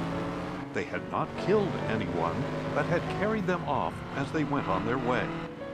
When David and his men came to the city, they found it burned down, and their wives and sons and daughters taken captive. So David and the troops with him lifted up their voices and wept until they had no strength left to weep. David's two wives, Ahinoam of Jezreel and Abigail, the widow of Nabal of Carmel, had been taken captive. And David was greatly distressed because the people spoke of stoning him. Higa Because the underscore soul 100 of maybe every today man night party grieved in for 2 his hours with sons Gan and daughters. Yakuza. But David found strength in the Lord his God. Higa underscore 100 Then but David okay. said to Abiathar the priest, Higa the son of underscore 100 Ahimelech, flat 2. bring me the ephod. So Higa Abiathar underscore brought it to 100 him. Siak. And David inquired of the Lord, should I pursue these raiders? Will I overtake them? Pursue Higa them, the underscore Lord 100 replied, online. for you will surely overtake them and rescue the captives. So David and his 600 men went to the brook of Besor, where some stayed behind, because 200 men were too exhausted to cross the brook. But David and 400 men continued in pursuit. Now his men found an Egyptian in the field and brought him to David. They gave the man water to drink and food to eat, a piece of a fig cake and 2 clusters of raisins. So he ate and was revived, for he had not had any food or water for 3 days and 3 nights. Then David asked him, to whom do you belong, and where are you from? I am an Egyptian, he replied, the slave of an Amalekite. My master abandoned me 3 days ago when I fell ill. We raided the Negev of the Kerethites, the territory of Judah, and the Negev of Caleb, and we burned down Ziklag. Will you lead me to these raiders? David asked. And the man replied, swear to me by God that you will not kill me or deliver me into the hand of my master, and I will lead you to them. So he led David down, and there were the Amalekites spread out over all the land, eating, drinking, and celebrating the great amount of plunder they had taken from the land of the Philistines and the land of Judah. And David struck them down from twilight until the evening of the next day. Not a man escaped, except 400 young men who fled, riding off on camels. So David recovered everything the Amalekites had taken, including his 2 wives. Nothing was missing, young or old, son or daughter, or any of the plunder the Amalekites had taken. David brought everything back. And he recovered all the flocks and herds, which his men drove ahead of the other livestock, calling out, this is David's plunder. When David came to the 200 men who had been too exhausted to follow him from the brook of Besor, they came out to meet him and the troops with him. As David approached the men, he greeted them. But all the wicked and worthless men among those who had gone with David said, because they did not go with us, we will not share with them the plunder we recovered, except for each man's wife and children. They may take them and go. But David said, my brothers, you must not do this with what the Lord has given us. He has protected us and delivered into our hands the raiders who came against us. Who will listen to your proposal? The share of the one who went to battle will match the share of the one who stayed with the supplies. They will share alike. And so it has been from that day forward. David established this statute as an ordinance for Israel to this very day. When David arrived in Ziklag, he sent some of the plunder to his friends, the elders of Judah, saying, here is a gift for you from the plunder of the Lord's enemies. He sent gifts to those in Bethel, Ramoth Negev, and Jattir, to those in Aroer, Siphmoth, and Eshtemoa, to those in Rachel and in the cities of the Jerahmeelites and Kenites, to those in Hormah, or Ashan, and Athak, and to those in Hebron and in all the places where David and his men had roamed. Now the Philistines fought against Israel, and the men of Israel fled before them, and many fell slain on Mount Gilboa. The Philistines followed hard after Saul and his sons, and they killed Saul's sons, Jonathan, Abinadab, and Malchishua. When the battle intensified against Saul, the archers overtook him and wounded him critically. Then Saul said to his armor-bearer, draw your sword and run it through me, or these uncircumcised men will come and run me through and torture me. But his armor-bearer was terrified and refused to do it. So Saul took his own sword and fell on it. When his armor-bearer saw that Saul was dead, he too fell on his own sword and died with him. So Saul, his 3 sons, his armor-bearer, and all his men died together that same day. When the Israelites along the valley and those on the other side of the Jordan saw that the army of Israel had fled, and that Saul and his sons had died, they abandoned their cities and ran away. So the Philistines came and occupied their cities. The next day, when the Philistines came to strip the dead, they found Saul and his 3 sons fallen on Mount Gilboa. They cut off Saul's head, stripped off his armor, and sent messengers throughout the land of the Philistines to proclaim the news in the temples of their idols and among their people. They put his armor in the temple of the Ashtoreths and hung his body on the wall of Beth-shan. When the people of Jabesh-Gilead heard what the Philistines had done to Saul, all their men of valor set out, journeyed all night, and retrieved the bodies of Saul and his sons from the wall of Beth-shan. When they arrived at Jabesh, they burned the bodies there. Then they took their bones and buried them under the tamarisk tree in Jabesh, and they fasted 7 days. After the death of Saul, David returned from the slaughter of the Amalekites and stayed in Ziklag 2 days. On the 3rd day, a man with torn clothes and dust on his head arrived from Saul's camp. When he came to David, he fell to the ground to pay him homage. "Where have you come from?" David asked.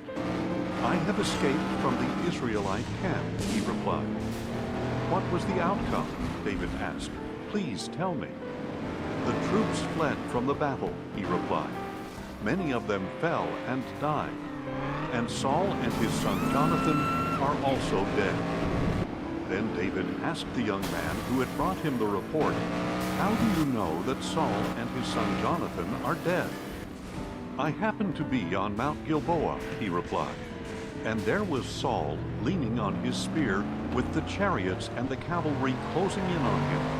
When he turned around and saw me, he called out, and I answered, 'Here I am.' 'Who are you?' he asked. So I told him, 'I am an Amalekite.' Then he begged me, 'Stand over me and kill me, for agony has seized me, but my life still lingers.' So I stood over him and killed him, because I knew that after he had fallen he could not survive. And I took the crown that was on his head and the band that was on his arm, and I have brought them here to my lord." Then David took hold of his own clothes and tore them, and all the men who were with him did the same. They mourned and wept and fasted until evening for Saul and his son Jonathan, and for the people of the Lord and the house of Israel, because they had fallen by the sword. And David inquired of the young man who had brought him the report, "Where are you from?" "I am the son of a foreigner," he answered. "I am an Amalekite." So David asked him, "Why were you not afraid to lift your hand to destroy the Lord's anointed?" Then David summoned one of the young men and said, "Go, execute him." So the young man struck him down, and he died. For David had said to the Amalekite, "Your blood be on your own head, because your own mouth has testified against you, saying, 'I killed the Lord's anointed.'" Then David took up this lament for Saul and his son Jonathan, and he ordered that the sons of Judah be taught the song of the bow. It is written in the book of Jasher, "Your glory, O Israel, lies slain on your heights. How the mighty have fallen! Tell it not in Gath, proclaim it not in the streets of Ashkelon, lest the daughters of the Philistines rejoice, and the daughters of the uncircumcised exult. O mountains of Gilboa, may you have no dew or rain, no fields yielding offerings of grain. For there the shield of the mighty was defiled, the shield of Saul, no longer anointed with oil. From the blood of the slain, from the fat of the mighty, the bow of Jonathan did not retreat, and the sword of Saul did not return empty. Saul and Jonathan, beloved and delightful in life, were not divided in death. They were swifter than eagles, they were stronger than lions. O daughters of Israel, weep for Saul, who clothed you in scarlet and luxury, who decked your garments with ornaments of gold. How the mighty have fallen in the thick of battle. Jonathan lies slain on your heights. I grieve for you, Jonathan, my brother. You were delightful to me. Your love to me was extraordinary, surpassing the love of women. How the mighty have fallen, and the weapons of war have perished. Sometime later, David inquired of the Lord, "Should I go up to one of the towns of Judah?" "Go up," the Lord answered. Then David asked, "Where should I go?" "To Hebron," replied the Lord. So David went there with his 2 wives, Ahinoam of Jezreel, and Abigail, the widow of Nabal of Carmel. David also took the men who were with him, each with his household, and they settled in the towns near Hebron. Then the men of Judah came to Hebron, and there they anointed David king over the house of Judah. And they told David, it was the men of Jabesh-Gilead who buried Saul. So David sent messengers to the men of Jabesh-Gilead to tell them, "The Lord bless you, because you showed this kindness to Saul, your Lord, when you buried him. Now may the Lord show you loving devotion and faithfulness. And I will also show you the same favor because you have done this. Now then, be strong and courageous, for though Saul your Lord is dead, the house of Judah has anointed me as their king." Meanwhile, Abner son of Ner, the commander of Saul's army, took Saul's son Ishbosheth, moved him to Mahanaim, and made him king over Gilead, Asher, Jezreel, Ephraim, and Benjamin, over all Israel. Saul's son Ishbosheth was 40 years old when he began to reign over Israel, and he reigned for 2 years.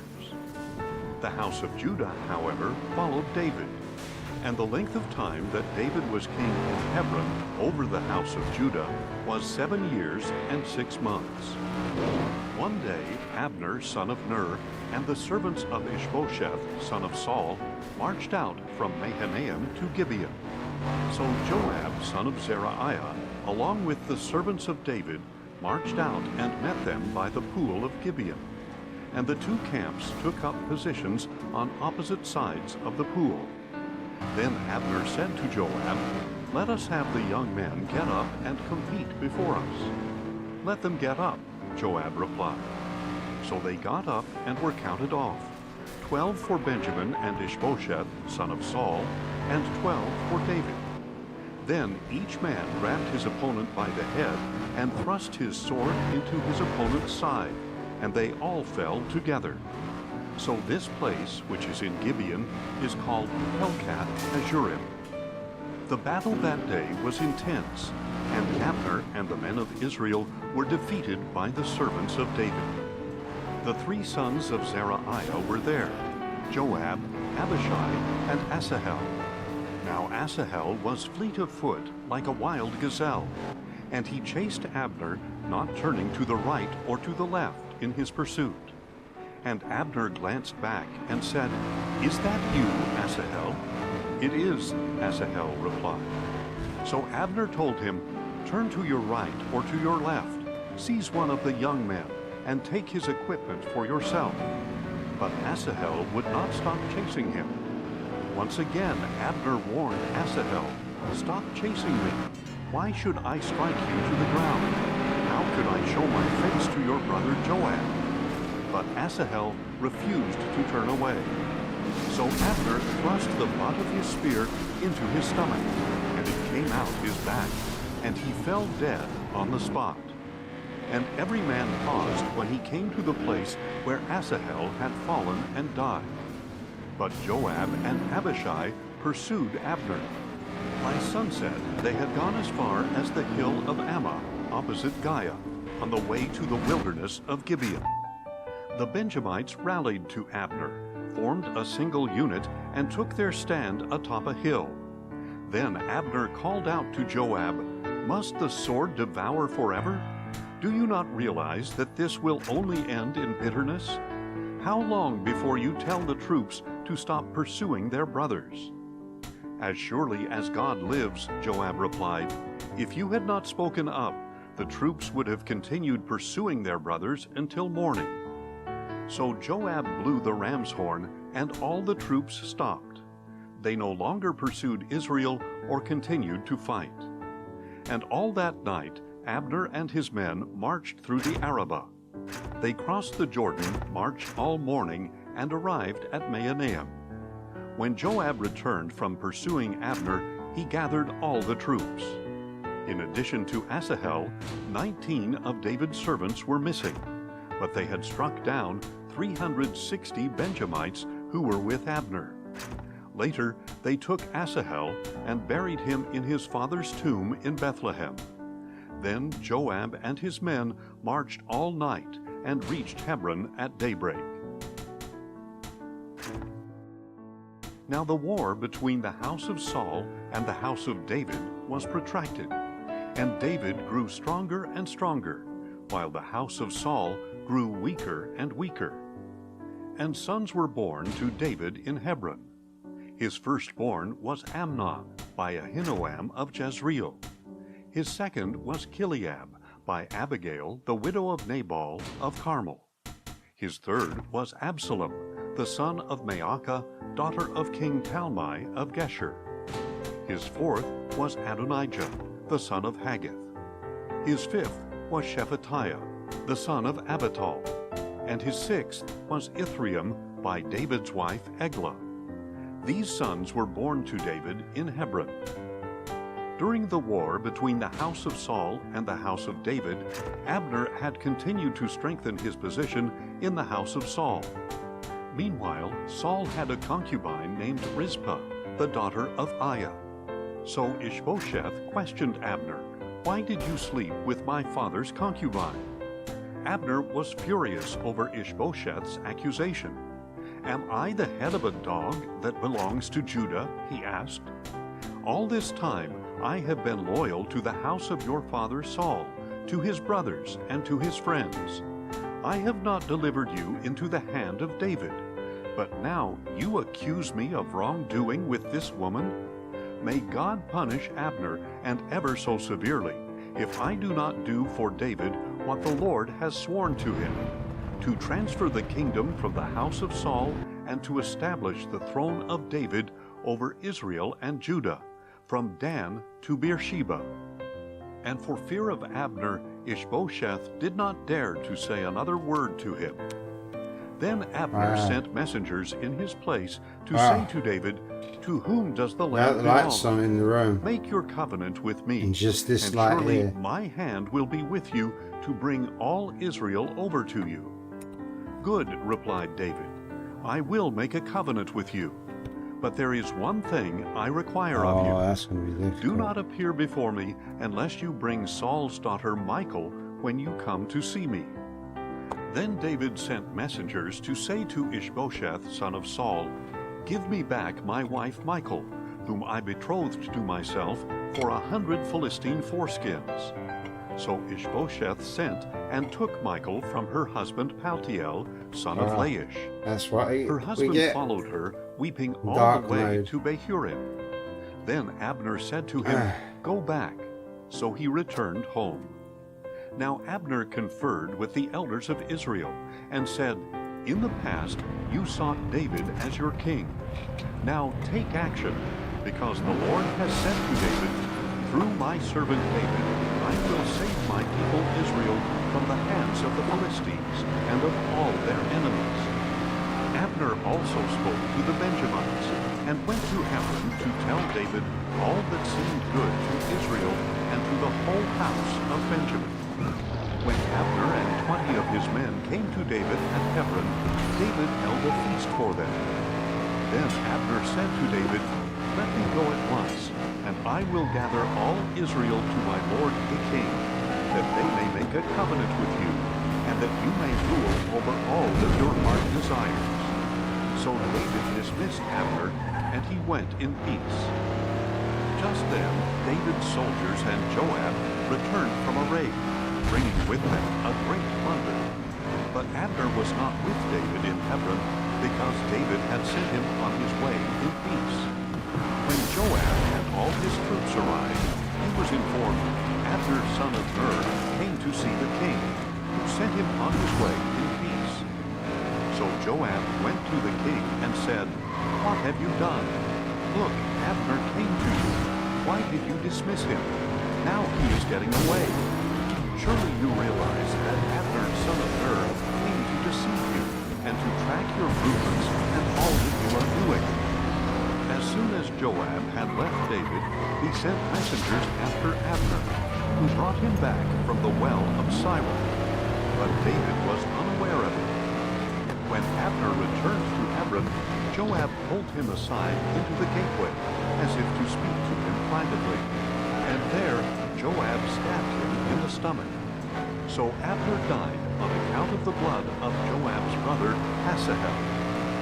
Afterward, David heard about this and said, "I and my kingdom are forever guiltless before the Lord concerning the blood of Abner son of Ner. May it whirl over the heads of Joab and the entire house of his father, and may the house of Joab never be without one having a discharge or skin disease, or one who leans on a staff, or falls by the sword, or lacks food." Joab and his brother Abishai murdered Abner because he had killed their brother Asahel in the battle at Gibeon. Then David ordered Joab and all the people with him, "Tear your clothes, put on sackcloth, and mourn before Abner." And King David himself walked behind the funeral bier. When they buried Abner in Hebron, the king wept aloud at Abner's tomb, and all the people wept. And the king sang this lament for Abner: "Should Abner die the death of a fool? Your hands were not bound, your feet were not fettered. As a man falls before the wicked, so also you fell." And all the people wept over him even more. Then all the people came and urged David to eat something while it was still day.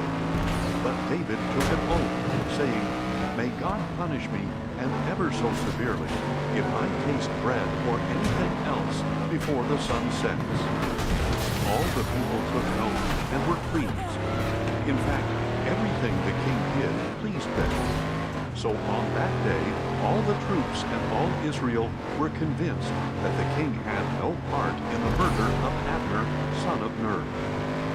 Then the king said to his servants, "Do you not realize that a great prince has fallen today in Israel? And I am weak this day, though anointed as king.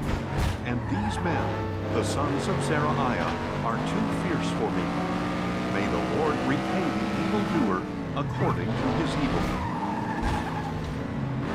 Now when Ishbosheth, son of Saul, heard that Abner had died in Hebron, he lost courage, and all Israel was dismayed. Saul's son had 2 men who were leaders of raiding parties. One was named Baanah, and the other Rechab. They were sons of Rimmon, the Beerothite, of the tribe of Benjamin. Beeroth is considered part of Benjamin, because the Beerothites fled to Gittaim and have lived there as foreigners to this day. And Jonathan, son of Saul, had a son who was lame in his feet. He was 5 years old when the report about Saul and Jonathan came from Jezreel. His nurse picked him up and fled, but as she was hurrying to escape, he fell and became lame. His name was Mephibosheth. Now Rechab and Baanah, the sons of Rimmon the Beerothite, set out and arrived at the house of Ishbosheth in the heat of the day, while the king was taking his midday nap. They entered the interior of the house as if to get some wheat, and they stabbed him in the stomach. Then Rechab and his brother Baanah slipped away. They had entered the house while Ishbosheth was lying on his bed, and having stabbed and killed him, they beheaded him, took his head, and traveled all night by way of the Arabah. They brought the head of Ishbosheth to David at Hebron, and said to the king, "Here is the head of Ishbosheth, son of Saul, your enemy, who sought your life. Today the Lord has granted vengeance to my lord the king against Saul and his offspring." But David answered Rechab and his brother Baanah, the sons of Rimmon the Israelite, "As surely as the Lord lives, who has redeemed my life from all distress, when someone told me, 'Look, Saul is dead,' and thought he was a bearer of good news, I seized him and put him to death at Ziklag. That was his reward for his news. How much more when wicked men kill a righteous man in his own house and on his own bed? Shall I not require his blood from your hands and remove you from the earth?" So David commanded his young men, and they killed Rechab and Baanah. They cut off their hands and feet and hung their bodies by the pool in Hebron. But they took the head of Ishbosheth and buried it in Abner's tomb in Hebron. Then all the tribes of Israel came to David at Hebron and said, "Here we are, your own flesh and blood. Even in times past, while Saul was king over us, you were the one who led Israel out and brought them back. And to you the Lord said, 'You will shepherd my people Israel, and you will be ruler over them.'" So all the elders of Israel came to the king at Hebron, where King David made with them a covenant before the Lord. And they anointed him king over Israel. David was 30 years old when he became king, and he reigned 40 years. In Hebron he reigned over Judah 7 years and 6 months, and in Jerusalem he reigned 33 years over all Israel and Judah. Now the king and his men marched to Jerusalem against the Jebusites who inhabited the land. The Jebusites said to David, "You will never get in here. Even the blind and lame can repel you." For they thought, "David cannot get in here." Nevertheless, David captured the fortress of Zion, that is, the city of David. On that day, he said, "Whoever attacks the Jebusites must use the water shaft to reach the lame and blind, who are despised by David." That is why it is said, "The blind and the lame will never enter the palace." So David took up residence in the fortress and called it the City of David. He built it up all the way around, from the supporting terraces inward. And David became greater and greater, for the Lord God of hosts was with him. Now Hiram, king of Tyre, sent envoys to David, along with cedar logs, carpenters, and stonemasons, and they built a palace for David. And David realized that the Lord had established him as king over Israel, and had exalted his kingdom for the sake of his people Israel. After he had arrived from Hebron, David took more concubines and wives from Jerusalem, and more sons and daughters were born to him. These are the names of the children born to him in Jerusalem: Shammua, Shobab, Nathan, Solomon, Ibhar, Elishua, Nepheg, Japhiah, Elishama, Eliada, and Eliphalet. When the Philistines heard that David had been anointed king over Israel, they all went in search of him. But David learned of this and went down to the stronghold. Now the Philistines had come and spread out in the valley of Rephaim. So David inquired of the Lord, "Should I go up against the Philistines? Will you deliver them into my hand?" "Go," replied the Lord, "for I will surely deliver the Philistines into your hand." So David went to Baal-perazim, where he defeated the Philistines and said, "Like a bursting flood, the Lord has burst out against my enemies before me." So he called that place Baal-perazim. There the Philistines abandoned their idols, and David and his men carried them away. Once again, the Philistines came up and spread out in the valley of Rephaim. Messed up. David inquired of the Lord, who answered, "Do not march straight I'm but circle around unable to read what people in front of the balsam chat tree. while I play flat As out. soon as you hear the Sadly. sound of marching in the tops of the balsam trees, move quickly, because this will mean that the Lord has marched out before you to strike the tent of the Philistines." So David It's on my second monitor on, but then I have to set it up struck and down the Philistines I'd all lose the way frames from per Gibeon to second. Gezer. David again Didn't expect assembled anyone to the actually chosen bother men of Israel, 30,000 watching me play this game. and he and all his troops set out. So it is more exciting than ETS2 or ATS. The Ark of God, which is So yeah, called that by the definitely name, more the action name of packed. the Lord of hosts, who is enthroned between the cherubim that are on it. They set the Ark of God on a new cart and brought it from the house of Abinadab, which was on the hill. Uzzah and Ahio, the sons of Abinadab, were guiding the new cart, bringing it with the Ark of God. And Ahio was walking in front of the Ark. David and all the house of Israel were celebrating before the Lord with all kinds of wood instruments, harps, stringed instruments, tambourines, sistrums, and cymbals. When they came to the threshing floor of Nathan, Uzzah reached out and took hold of the Ark of God, because the oxen had stumbled. And the anger of the Lord burned against Uzzah, and God struck him down on the spot for his irreverence, and he died there beside the Ark of God. Then David became angry because the Lord had burst forth against Uzzah. So he named that place Perez Uzzah, as it is called to this day. That day David feared the Lord and asked, "How can the Ark of the Lord ever come to me?" So he was unwilling to move the Ark of the Lord to the city of David.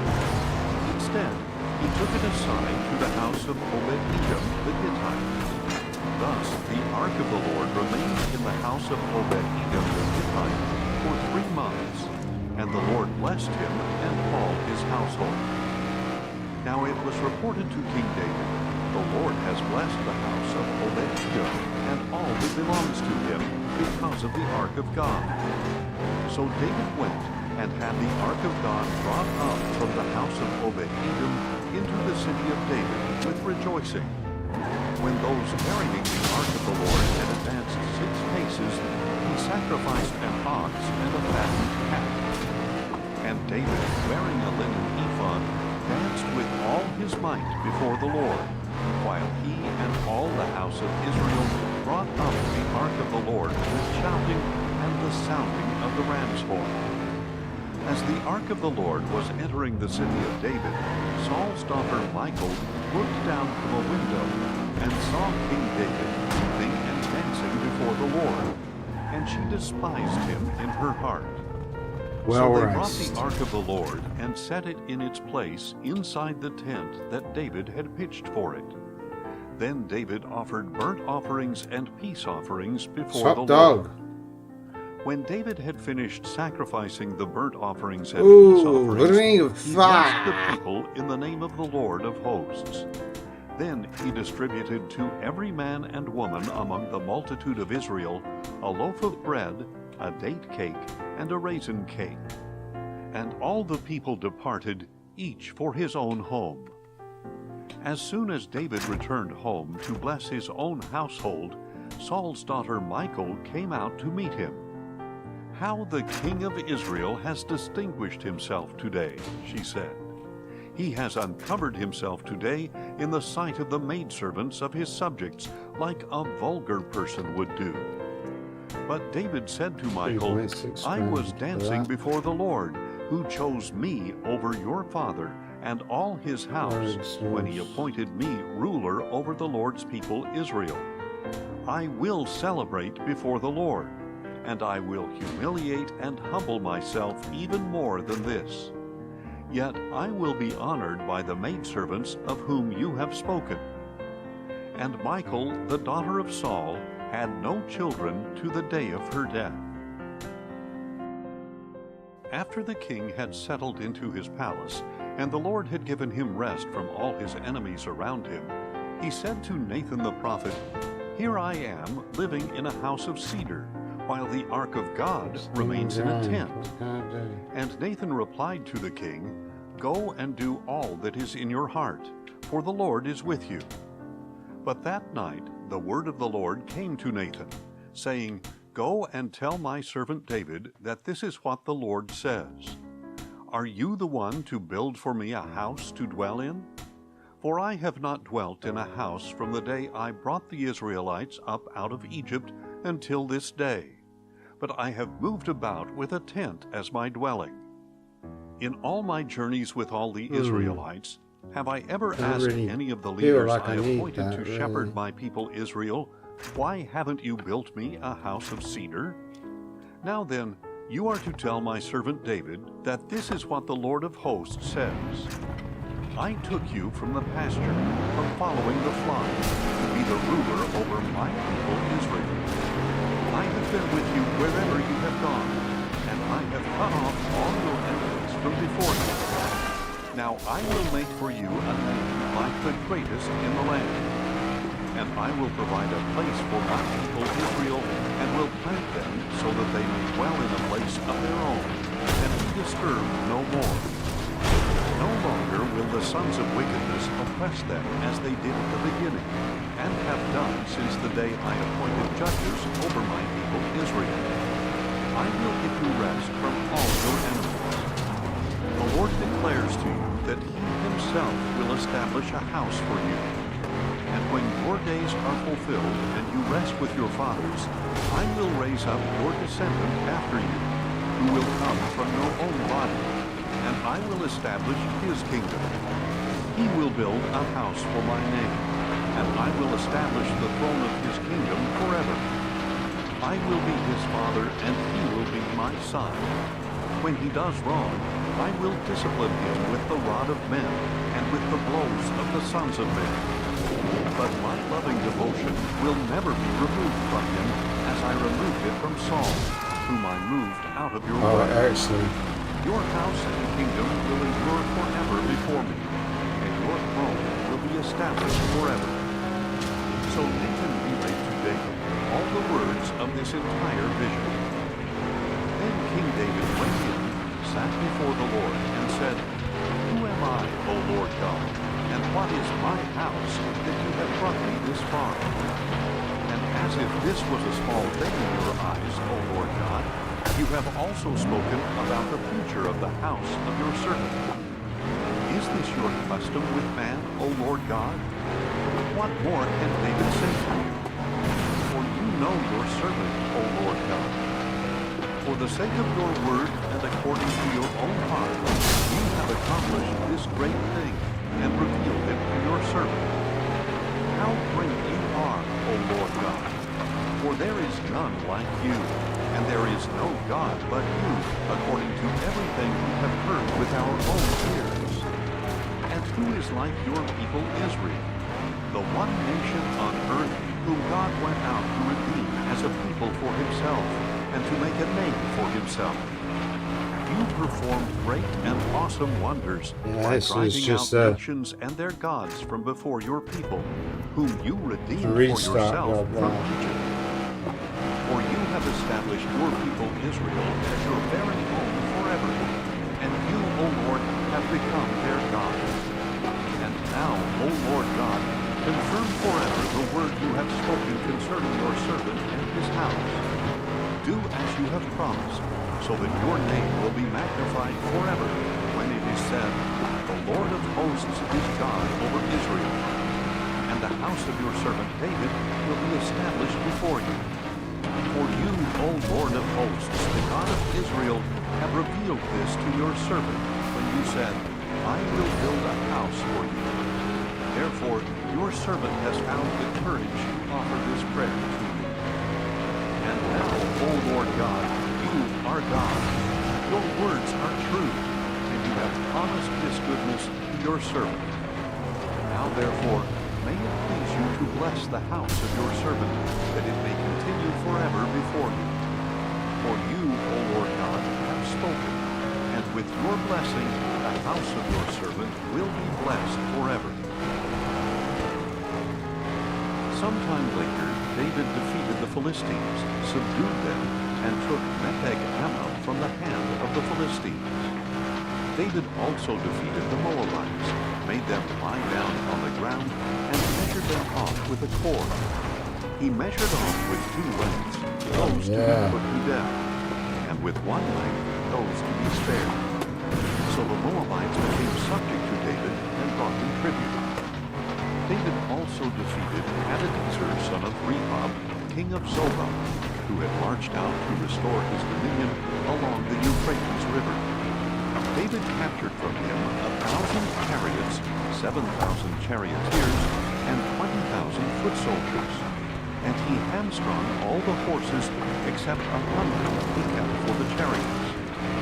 When the Arameans of Damascus came to help King Hadadezer of Zobah, David struck down 22,000 men.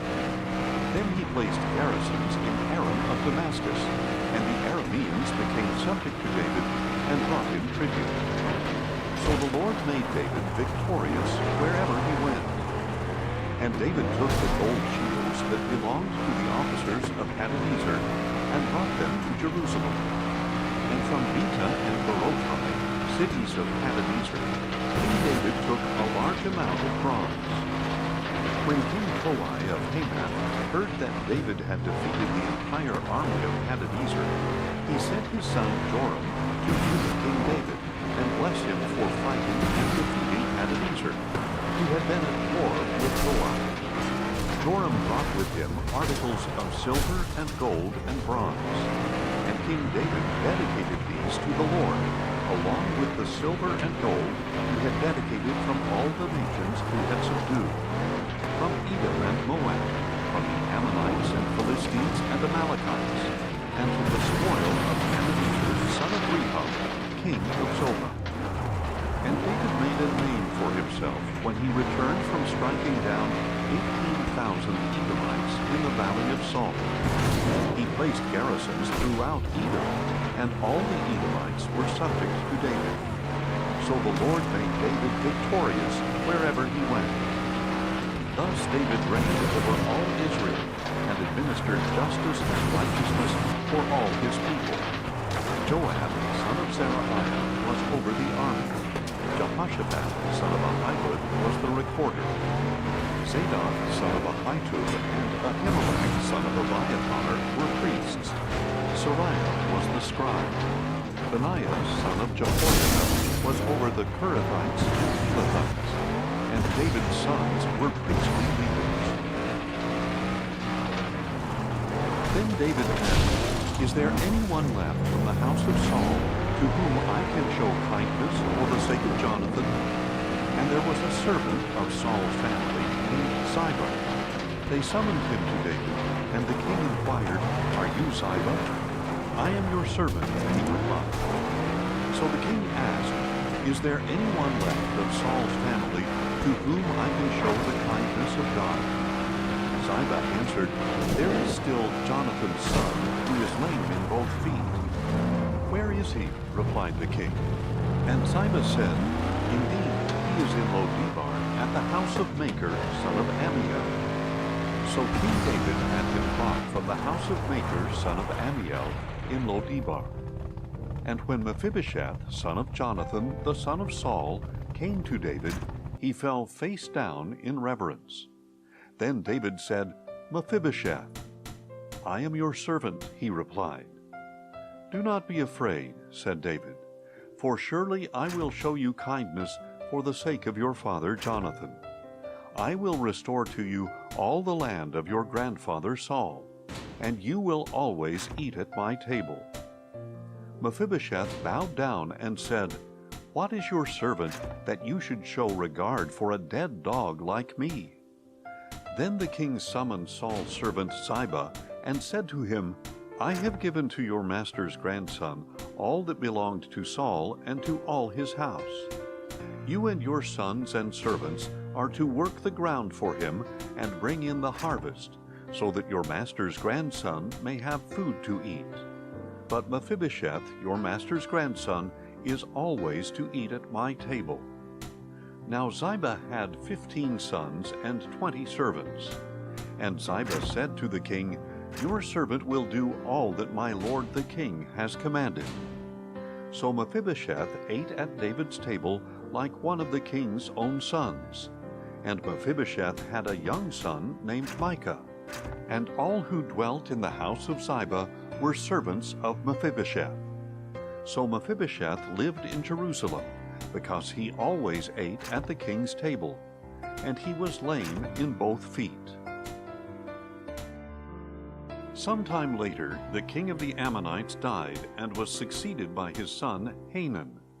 And David said, "I will show kindness to Hanun, son of Nahash, just as his father showed kindness to me." So David sent some of his servants to console Hanun concerning his father.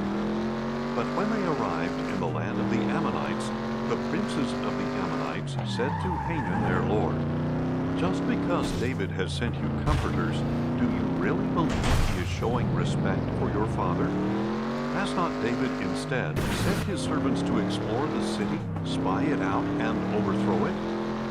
So Hanun took David's servants, shaved off half of each man's beard, cut off their garments at the hips, and sent them away.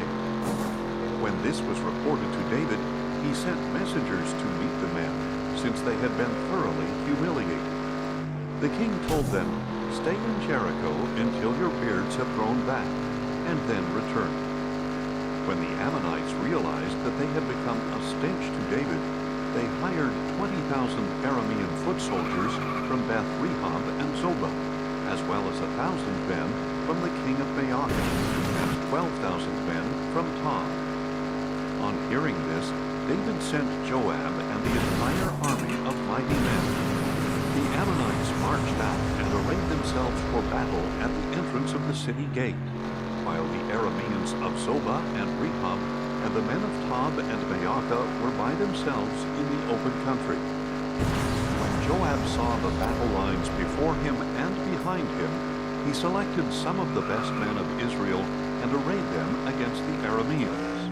And he placed the rest of the forces under the command of his brother Abishai, who arrayed them against the Ammonites.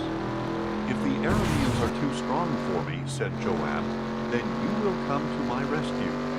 And if the Ammonites are too strong for you, then I will come to your rescue.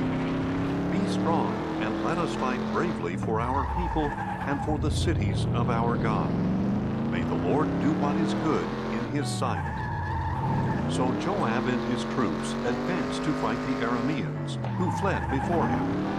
When the Ammonites saw that the Arameans had fled, they too fled before Abishai, and they entered the city.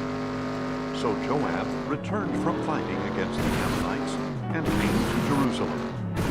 When the Arameans saw that they had been defeated by Israel, they regrouped. Hadadezer sent messengers to bring more Arameans from beyond the Euphrates, and they came to Helam with Shobak, the commander of Hadadezer's army, leading them. When this was reported to David, he gathered all Israel, crossed the Jordan, and went to Helam. Then the Arameans arrayed themselves against David and fought against him. But the Arameans fled before Israel, and David killed 700 charioteers and 40,000 foot soldiers. He also struck down Shobak, the commander of their army, who died there. When all the kings who were subject to Hadadezer saw that they had been defeated by Israel, they made peace with Israel and became subject to them. So the Arameans were afraid to help the Ammonites anymore. In the spring, at the time when kings march out to war, David sent out Joab and his servants with the whole army of Israel. They destroyed the Ammonites and besieged Rabbah, but David remained in Jerusalem. One evening, David got up from his bed and strolled around on the roof of the palace. And from the roof he saw a woman bathing, a very beautiful woman. So David sent and inquired about the woman, and he was told, "This is Bathsheba, the daughter of Eliam and the wife of Uriah the Hittite." Then David sent messengers to get her, and when she Right, came they to got him, what, he 2 slept with minutes her. left. Now she They're had doing that just purified speedway. herself from her uncleanness. Then she returned home, and the woman conceived and sent word to David, saying, I am pregnant. At this, David sent orders to Joab, Send me Uriah the Hittite. So Joab sent him to David. When Uriah came to him, David asked how Joab and the troops were doing with the war. Then he said to Uriah, Go down to your house and wash your feet. So Uriah left the palace, and a gift from the king followed him. But Uriah slept at the door of the palace with all his master's servants. He did not go down to his house. And David was told, Uriah did not go home. Haven't you just arrived from a journey? David asked Uriah. Why didn't you go home? Uriah answered, The ark and Israel and Judah are dwelling in tents, and my master Joab and his soldiers are camped in the open field. How can I go to my house to eat and drink and sleep with my wife? As surely as you live, and as your soul lives, I will not do such a thing. Stay here one more day, David said to Uriah, and tomorrow I will send you back. So Uriah stayed in Jerusalem that day and the next. Then David invited Uriah to eat and drink with him, and he got Uriah drunk. And in the evening Uriah went out to lie down on his cot with his master's servants, but he did not go home. The next morning David wrote a letter to Joab and sent it with Uriah. In the letter he wrote, Put Uriah at the front of the fiercest battle, then withdraw from him, so that he may be struck down and killed. So as Joab besieged the city, he assigned Uriah to a place where he saw the strongest enemy soldiers. And when the men of the city came out and fought against Joab, some of David's servants fell, and Uriah the Hittite also died. Joab sent to David a full account of the battle, and instructed the messenger, When you have finished giving the king all the details of the battle, if the king's anger flares, he may ask you, Why did you get so close to the city to fight? Did you not realize they would shoot from atop the wall? Who was the one to strike Abimelech, son of Jerubbesheth? Was it not a woman who dropped an upper millstone on him from the wall, so that he died in Thebez? Why did you get so close to the wall? If so, then you are to say, Your servant Uriah the Hittite is dead as well. So the messenger set out and reported to David all that Joab had sent him to say. The messenger said to David, The men overpowered us and came out against us in the field, but we drove them back to the entrance of the gate. Then the archers shot at your servants from the wall, and some of the king's servants were killed. And your servant Uriah the Hittite is dead as well. Then David told the messenger, Say this to Joab, Do not let this matter upset you, for the sword devours one as well as another. Strengthen your attack against the city and demolish it. Encourage him with these words. When Uriah's wife heard that her husband was dead, she mourned for him. And when the time of mourning was over, David had her brought to his house, and she became his wife and bore him a son. But the thing that David had done was evil in the sight of the Lord. Then the Lord sent Nathan to David, and when he arrived, he said, There were 2 men in a certain city, one rich and the other poor. The rich man had a great number of sheep and cattle, but the poor man had nothing except one small ewe lamb that he had bought. He raised it, and it grew up with him and his children. It shared his food and drank from his cup. It slept in his arms and was like a daughter to him. Now a traveler came to the rich man, who refrained from taking one of his own sheep or cattle to prepare for the traveler who had come to him. Instead, he took the poor man's lamb and prepared it for his guests. David burned with anger against the man, and said to Nathan, "As surely as the Lord lives, the man who did this deserves to die. Because he has done this thing and has shown no pity, he must pay for the lamb 4 times over." Then Nathan said to David, "You are that man. This is what the Lord, the God of Israel, says. I anointed you king over Israel, and I delivered you from the hand of Saul. I gave your master's house to you and your master's wives into your arms. I gave you the house of Israel and Judah, and if that was not enough, I would have given you even more. Why then have you despised the command of the Lord by doing evil in his sight? You put Uriah the Hittite to the sword, and took his wife as your own, for you have slain him with the sword of the Ammonites. Now therefore the sword will never depart from your house, because you have despised me, and have taken the wife of Uriah the Hittite to be your own. This is what the Lord says. I will raise up adversity against you from your own house. Before your very eyes I will take your wives and give them to another, and he will lie with them in broad daylight. You have acted in secret, but I will do this thing in broad daylight before all Israel." Then David said to Nathan, "I have sinned against the Lord." "The Lord has taken away your sin," Nathan replied. "You will not die. Nevertheless, because by this deed you have shown utter contempt for the word of the Lord, the son born to you will surely die." After Nathan had gone home, the Lord struck the child that Uriah's wife had borne to David, and he became ill. David pleaded with God for the boy. He fasted and went into his house and spent the night lying in sackcloth on the ground. The elders of his household stood beside him to help him up from the ground, but he was unwilling and would not eat anything with them. On the 7th day, the child died.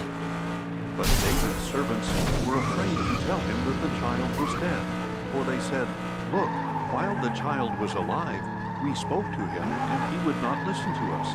So how can we tell him the child is dead? He may even harm himself." When David saw that his servants were whispering to one another, he perceived that the child was dead. So he asked his servants, "Is the child dead?" "He is dead," they replied. Then David got up from the ground, washed and anointed himself, changed his clothes, and went into the house of the Lord and worshipped. Then he went to his own house, and at his request they set food before him, and he ate. "What is this you have done?" his servants asked. "While the child was alive, you fasted and wept, but when he died, you got up and ate." David answered, "While the child was alive, I fasted and wept, for I said, 'Who knows? The Lord may be gracious to me and let him live.' But now that he is dead, why should I fast? Can I bring him back again? I will go to him, but he will not return to me." Then David comforted his wife Bathsheba, and he went to her and lay with her. So she gave birth to a son, and they named him Solomon. Now the Lord loved the child, and sent word through Nathan the prophet to name him Jedediah, because the Lord loved him. Meanwhile, Joab fought against Rabbah of the Ammonites, and captured the royal fortress. Then Joab sent messengers to David to say, "I have fought against Rabbah, and have captured the water supply of the city. Now therefore assemble the rest of the troops, lay siege to the city, and capture it. Otherwise I will capture the city, and it will be named after me." So David assembled all the troops and went to Rabbah, and he fought against it and captured it. Then he took the crown from the head of their king, It weighed a talent of gold and was set that with precious game stones. And it was definitely placed on takes David's head. everything out of And you. David took a great amount of plunder from the city. I have been live. David brought out the people who were there 5 and hours. put them to work with saws, pretty good. iron picks, and axes. And he made them work at the brick kilns. He did the same to all the Ammonite cities. Go change then category. David and all his troops returned to Jerusalem. So,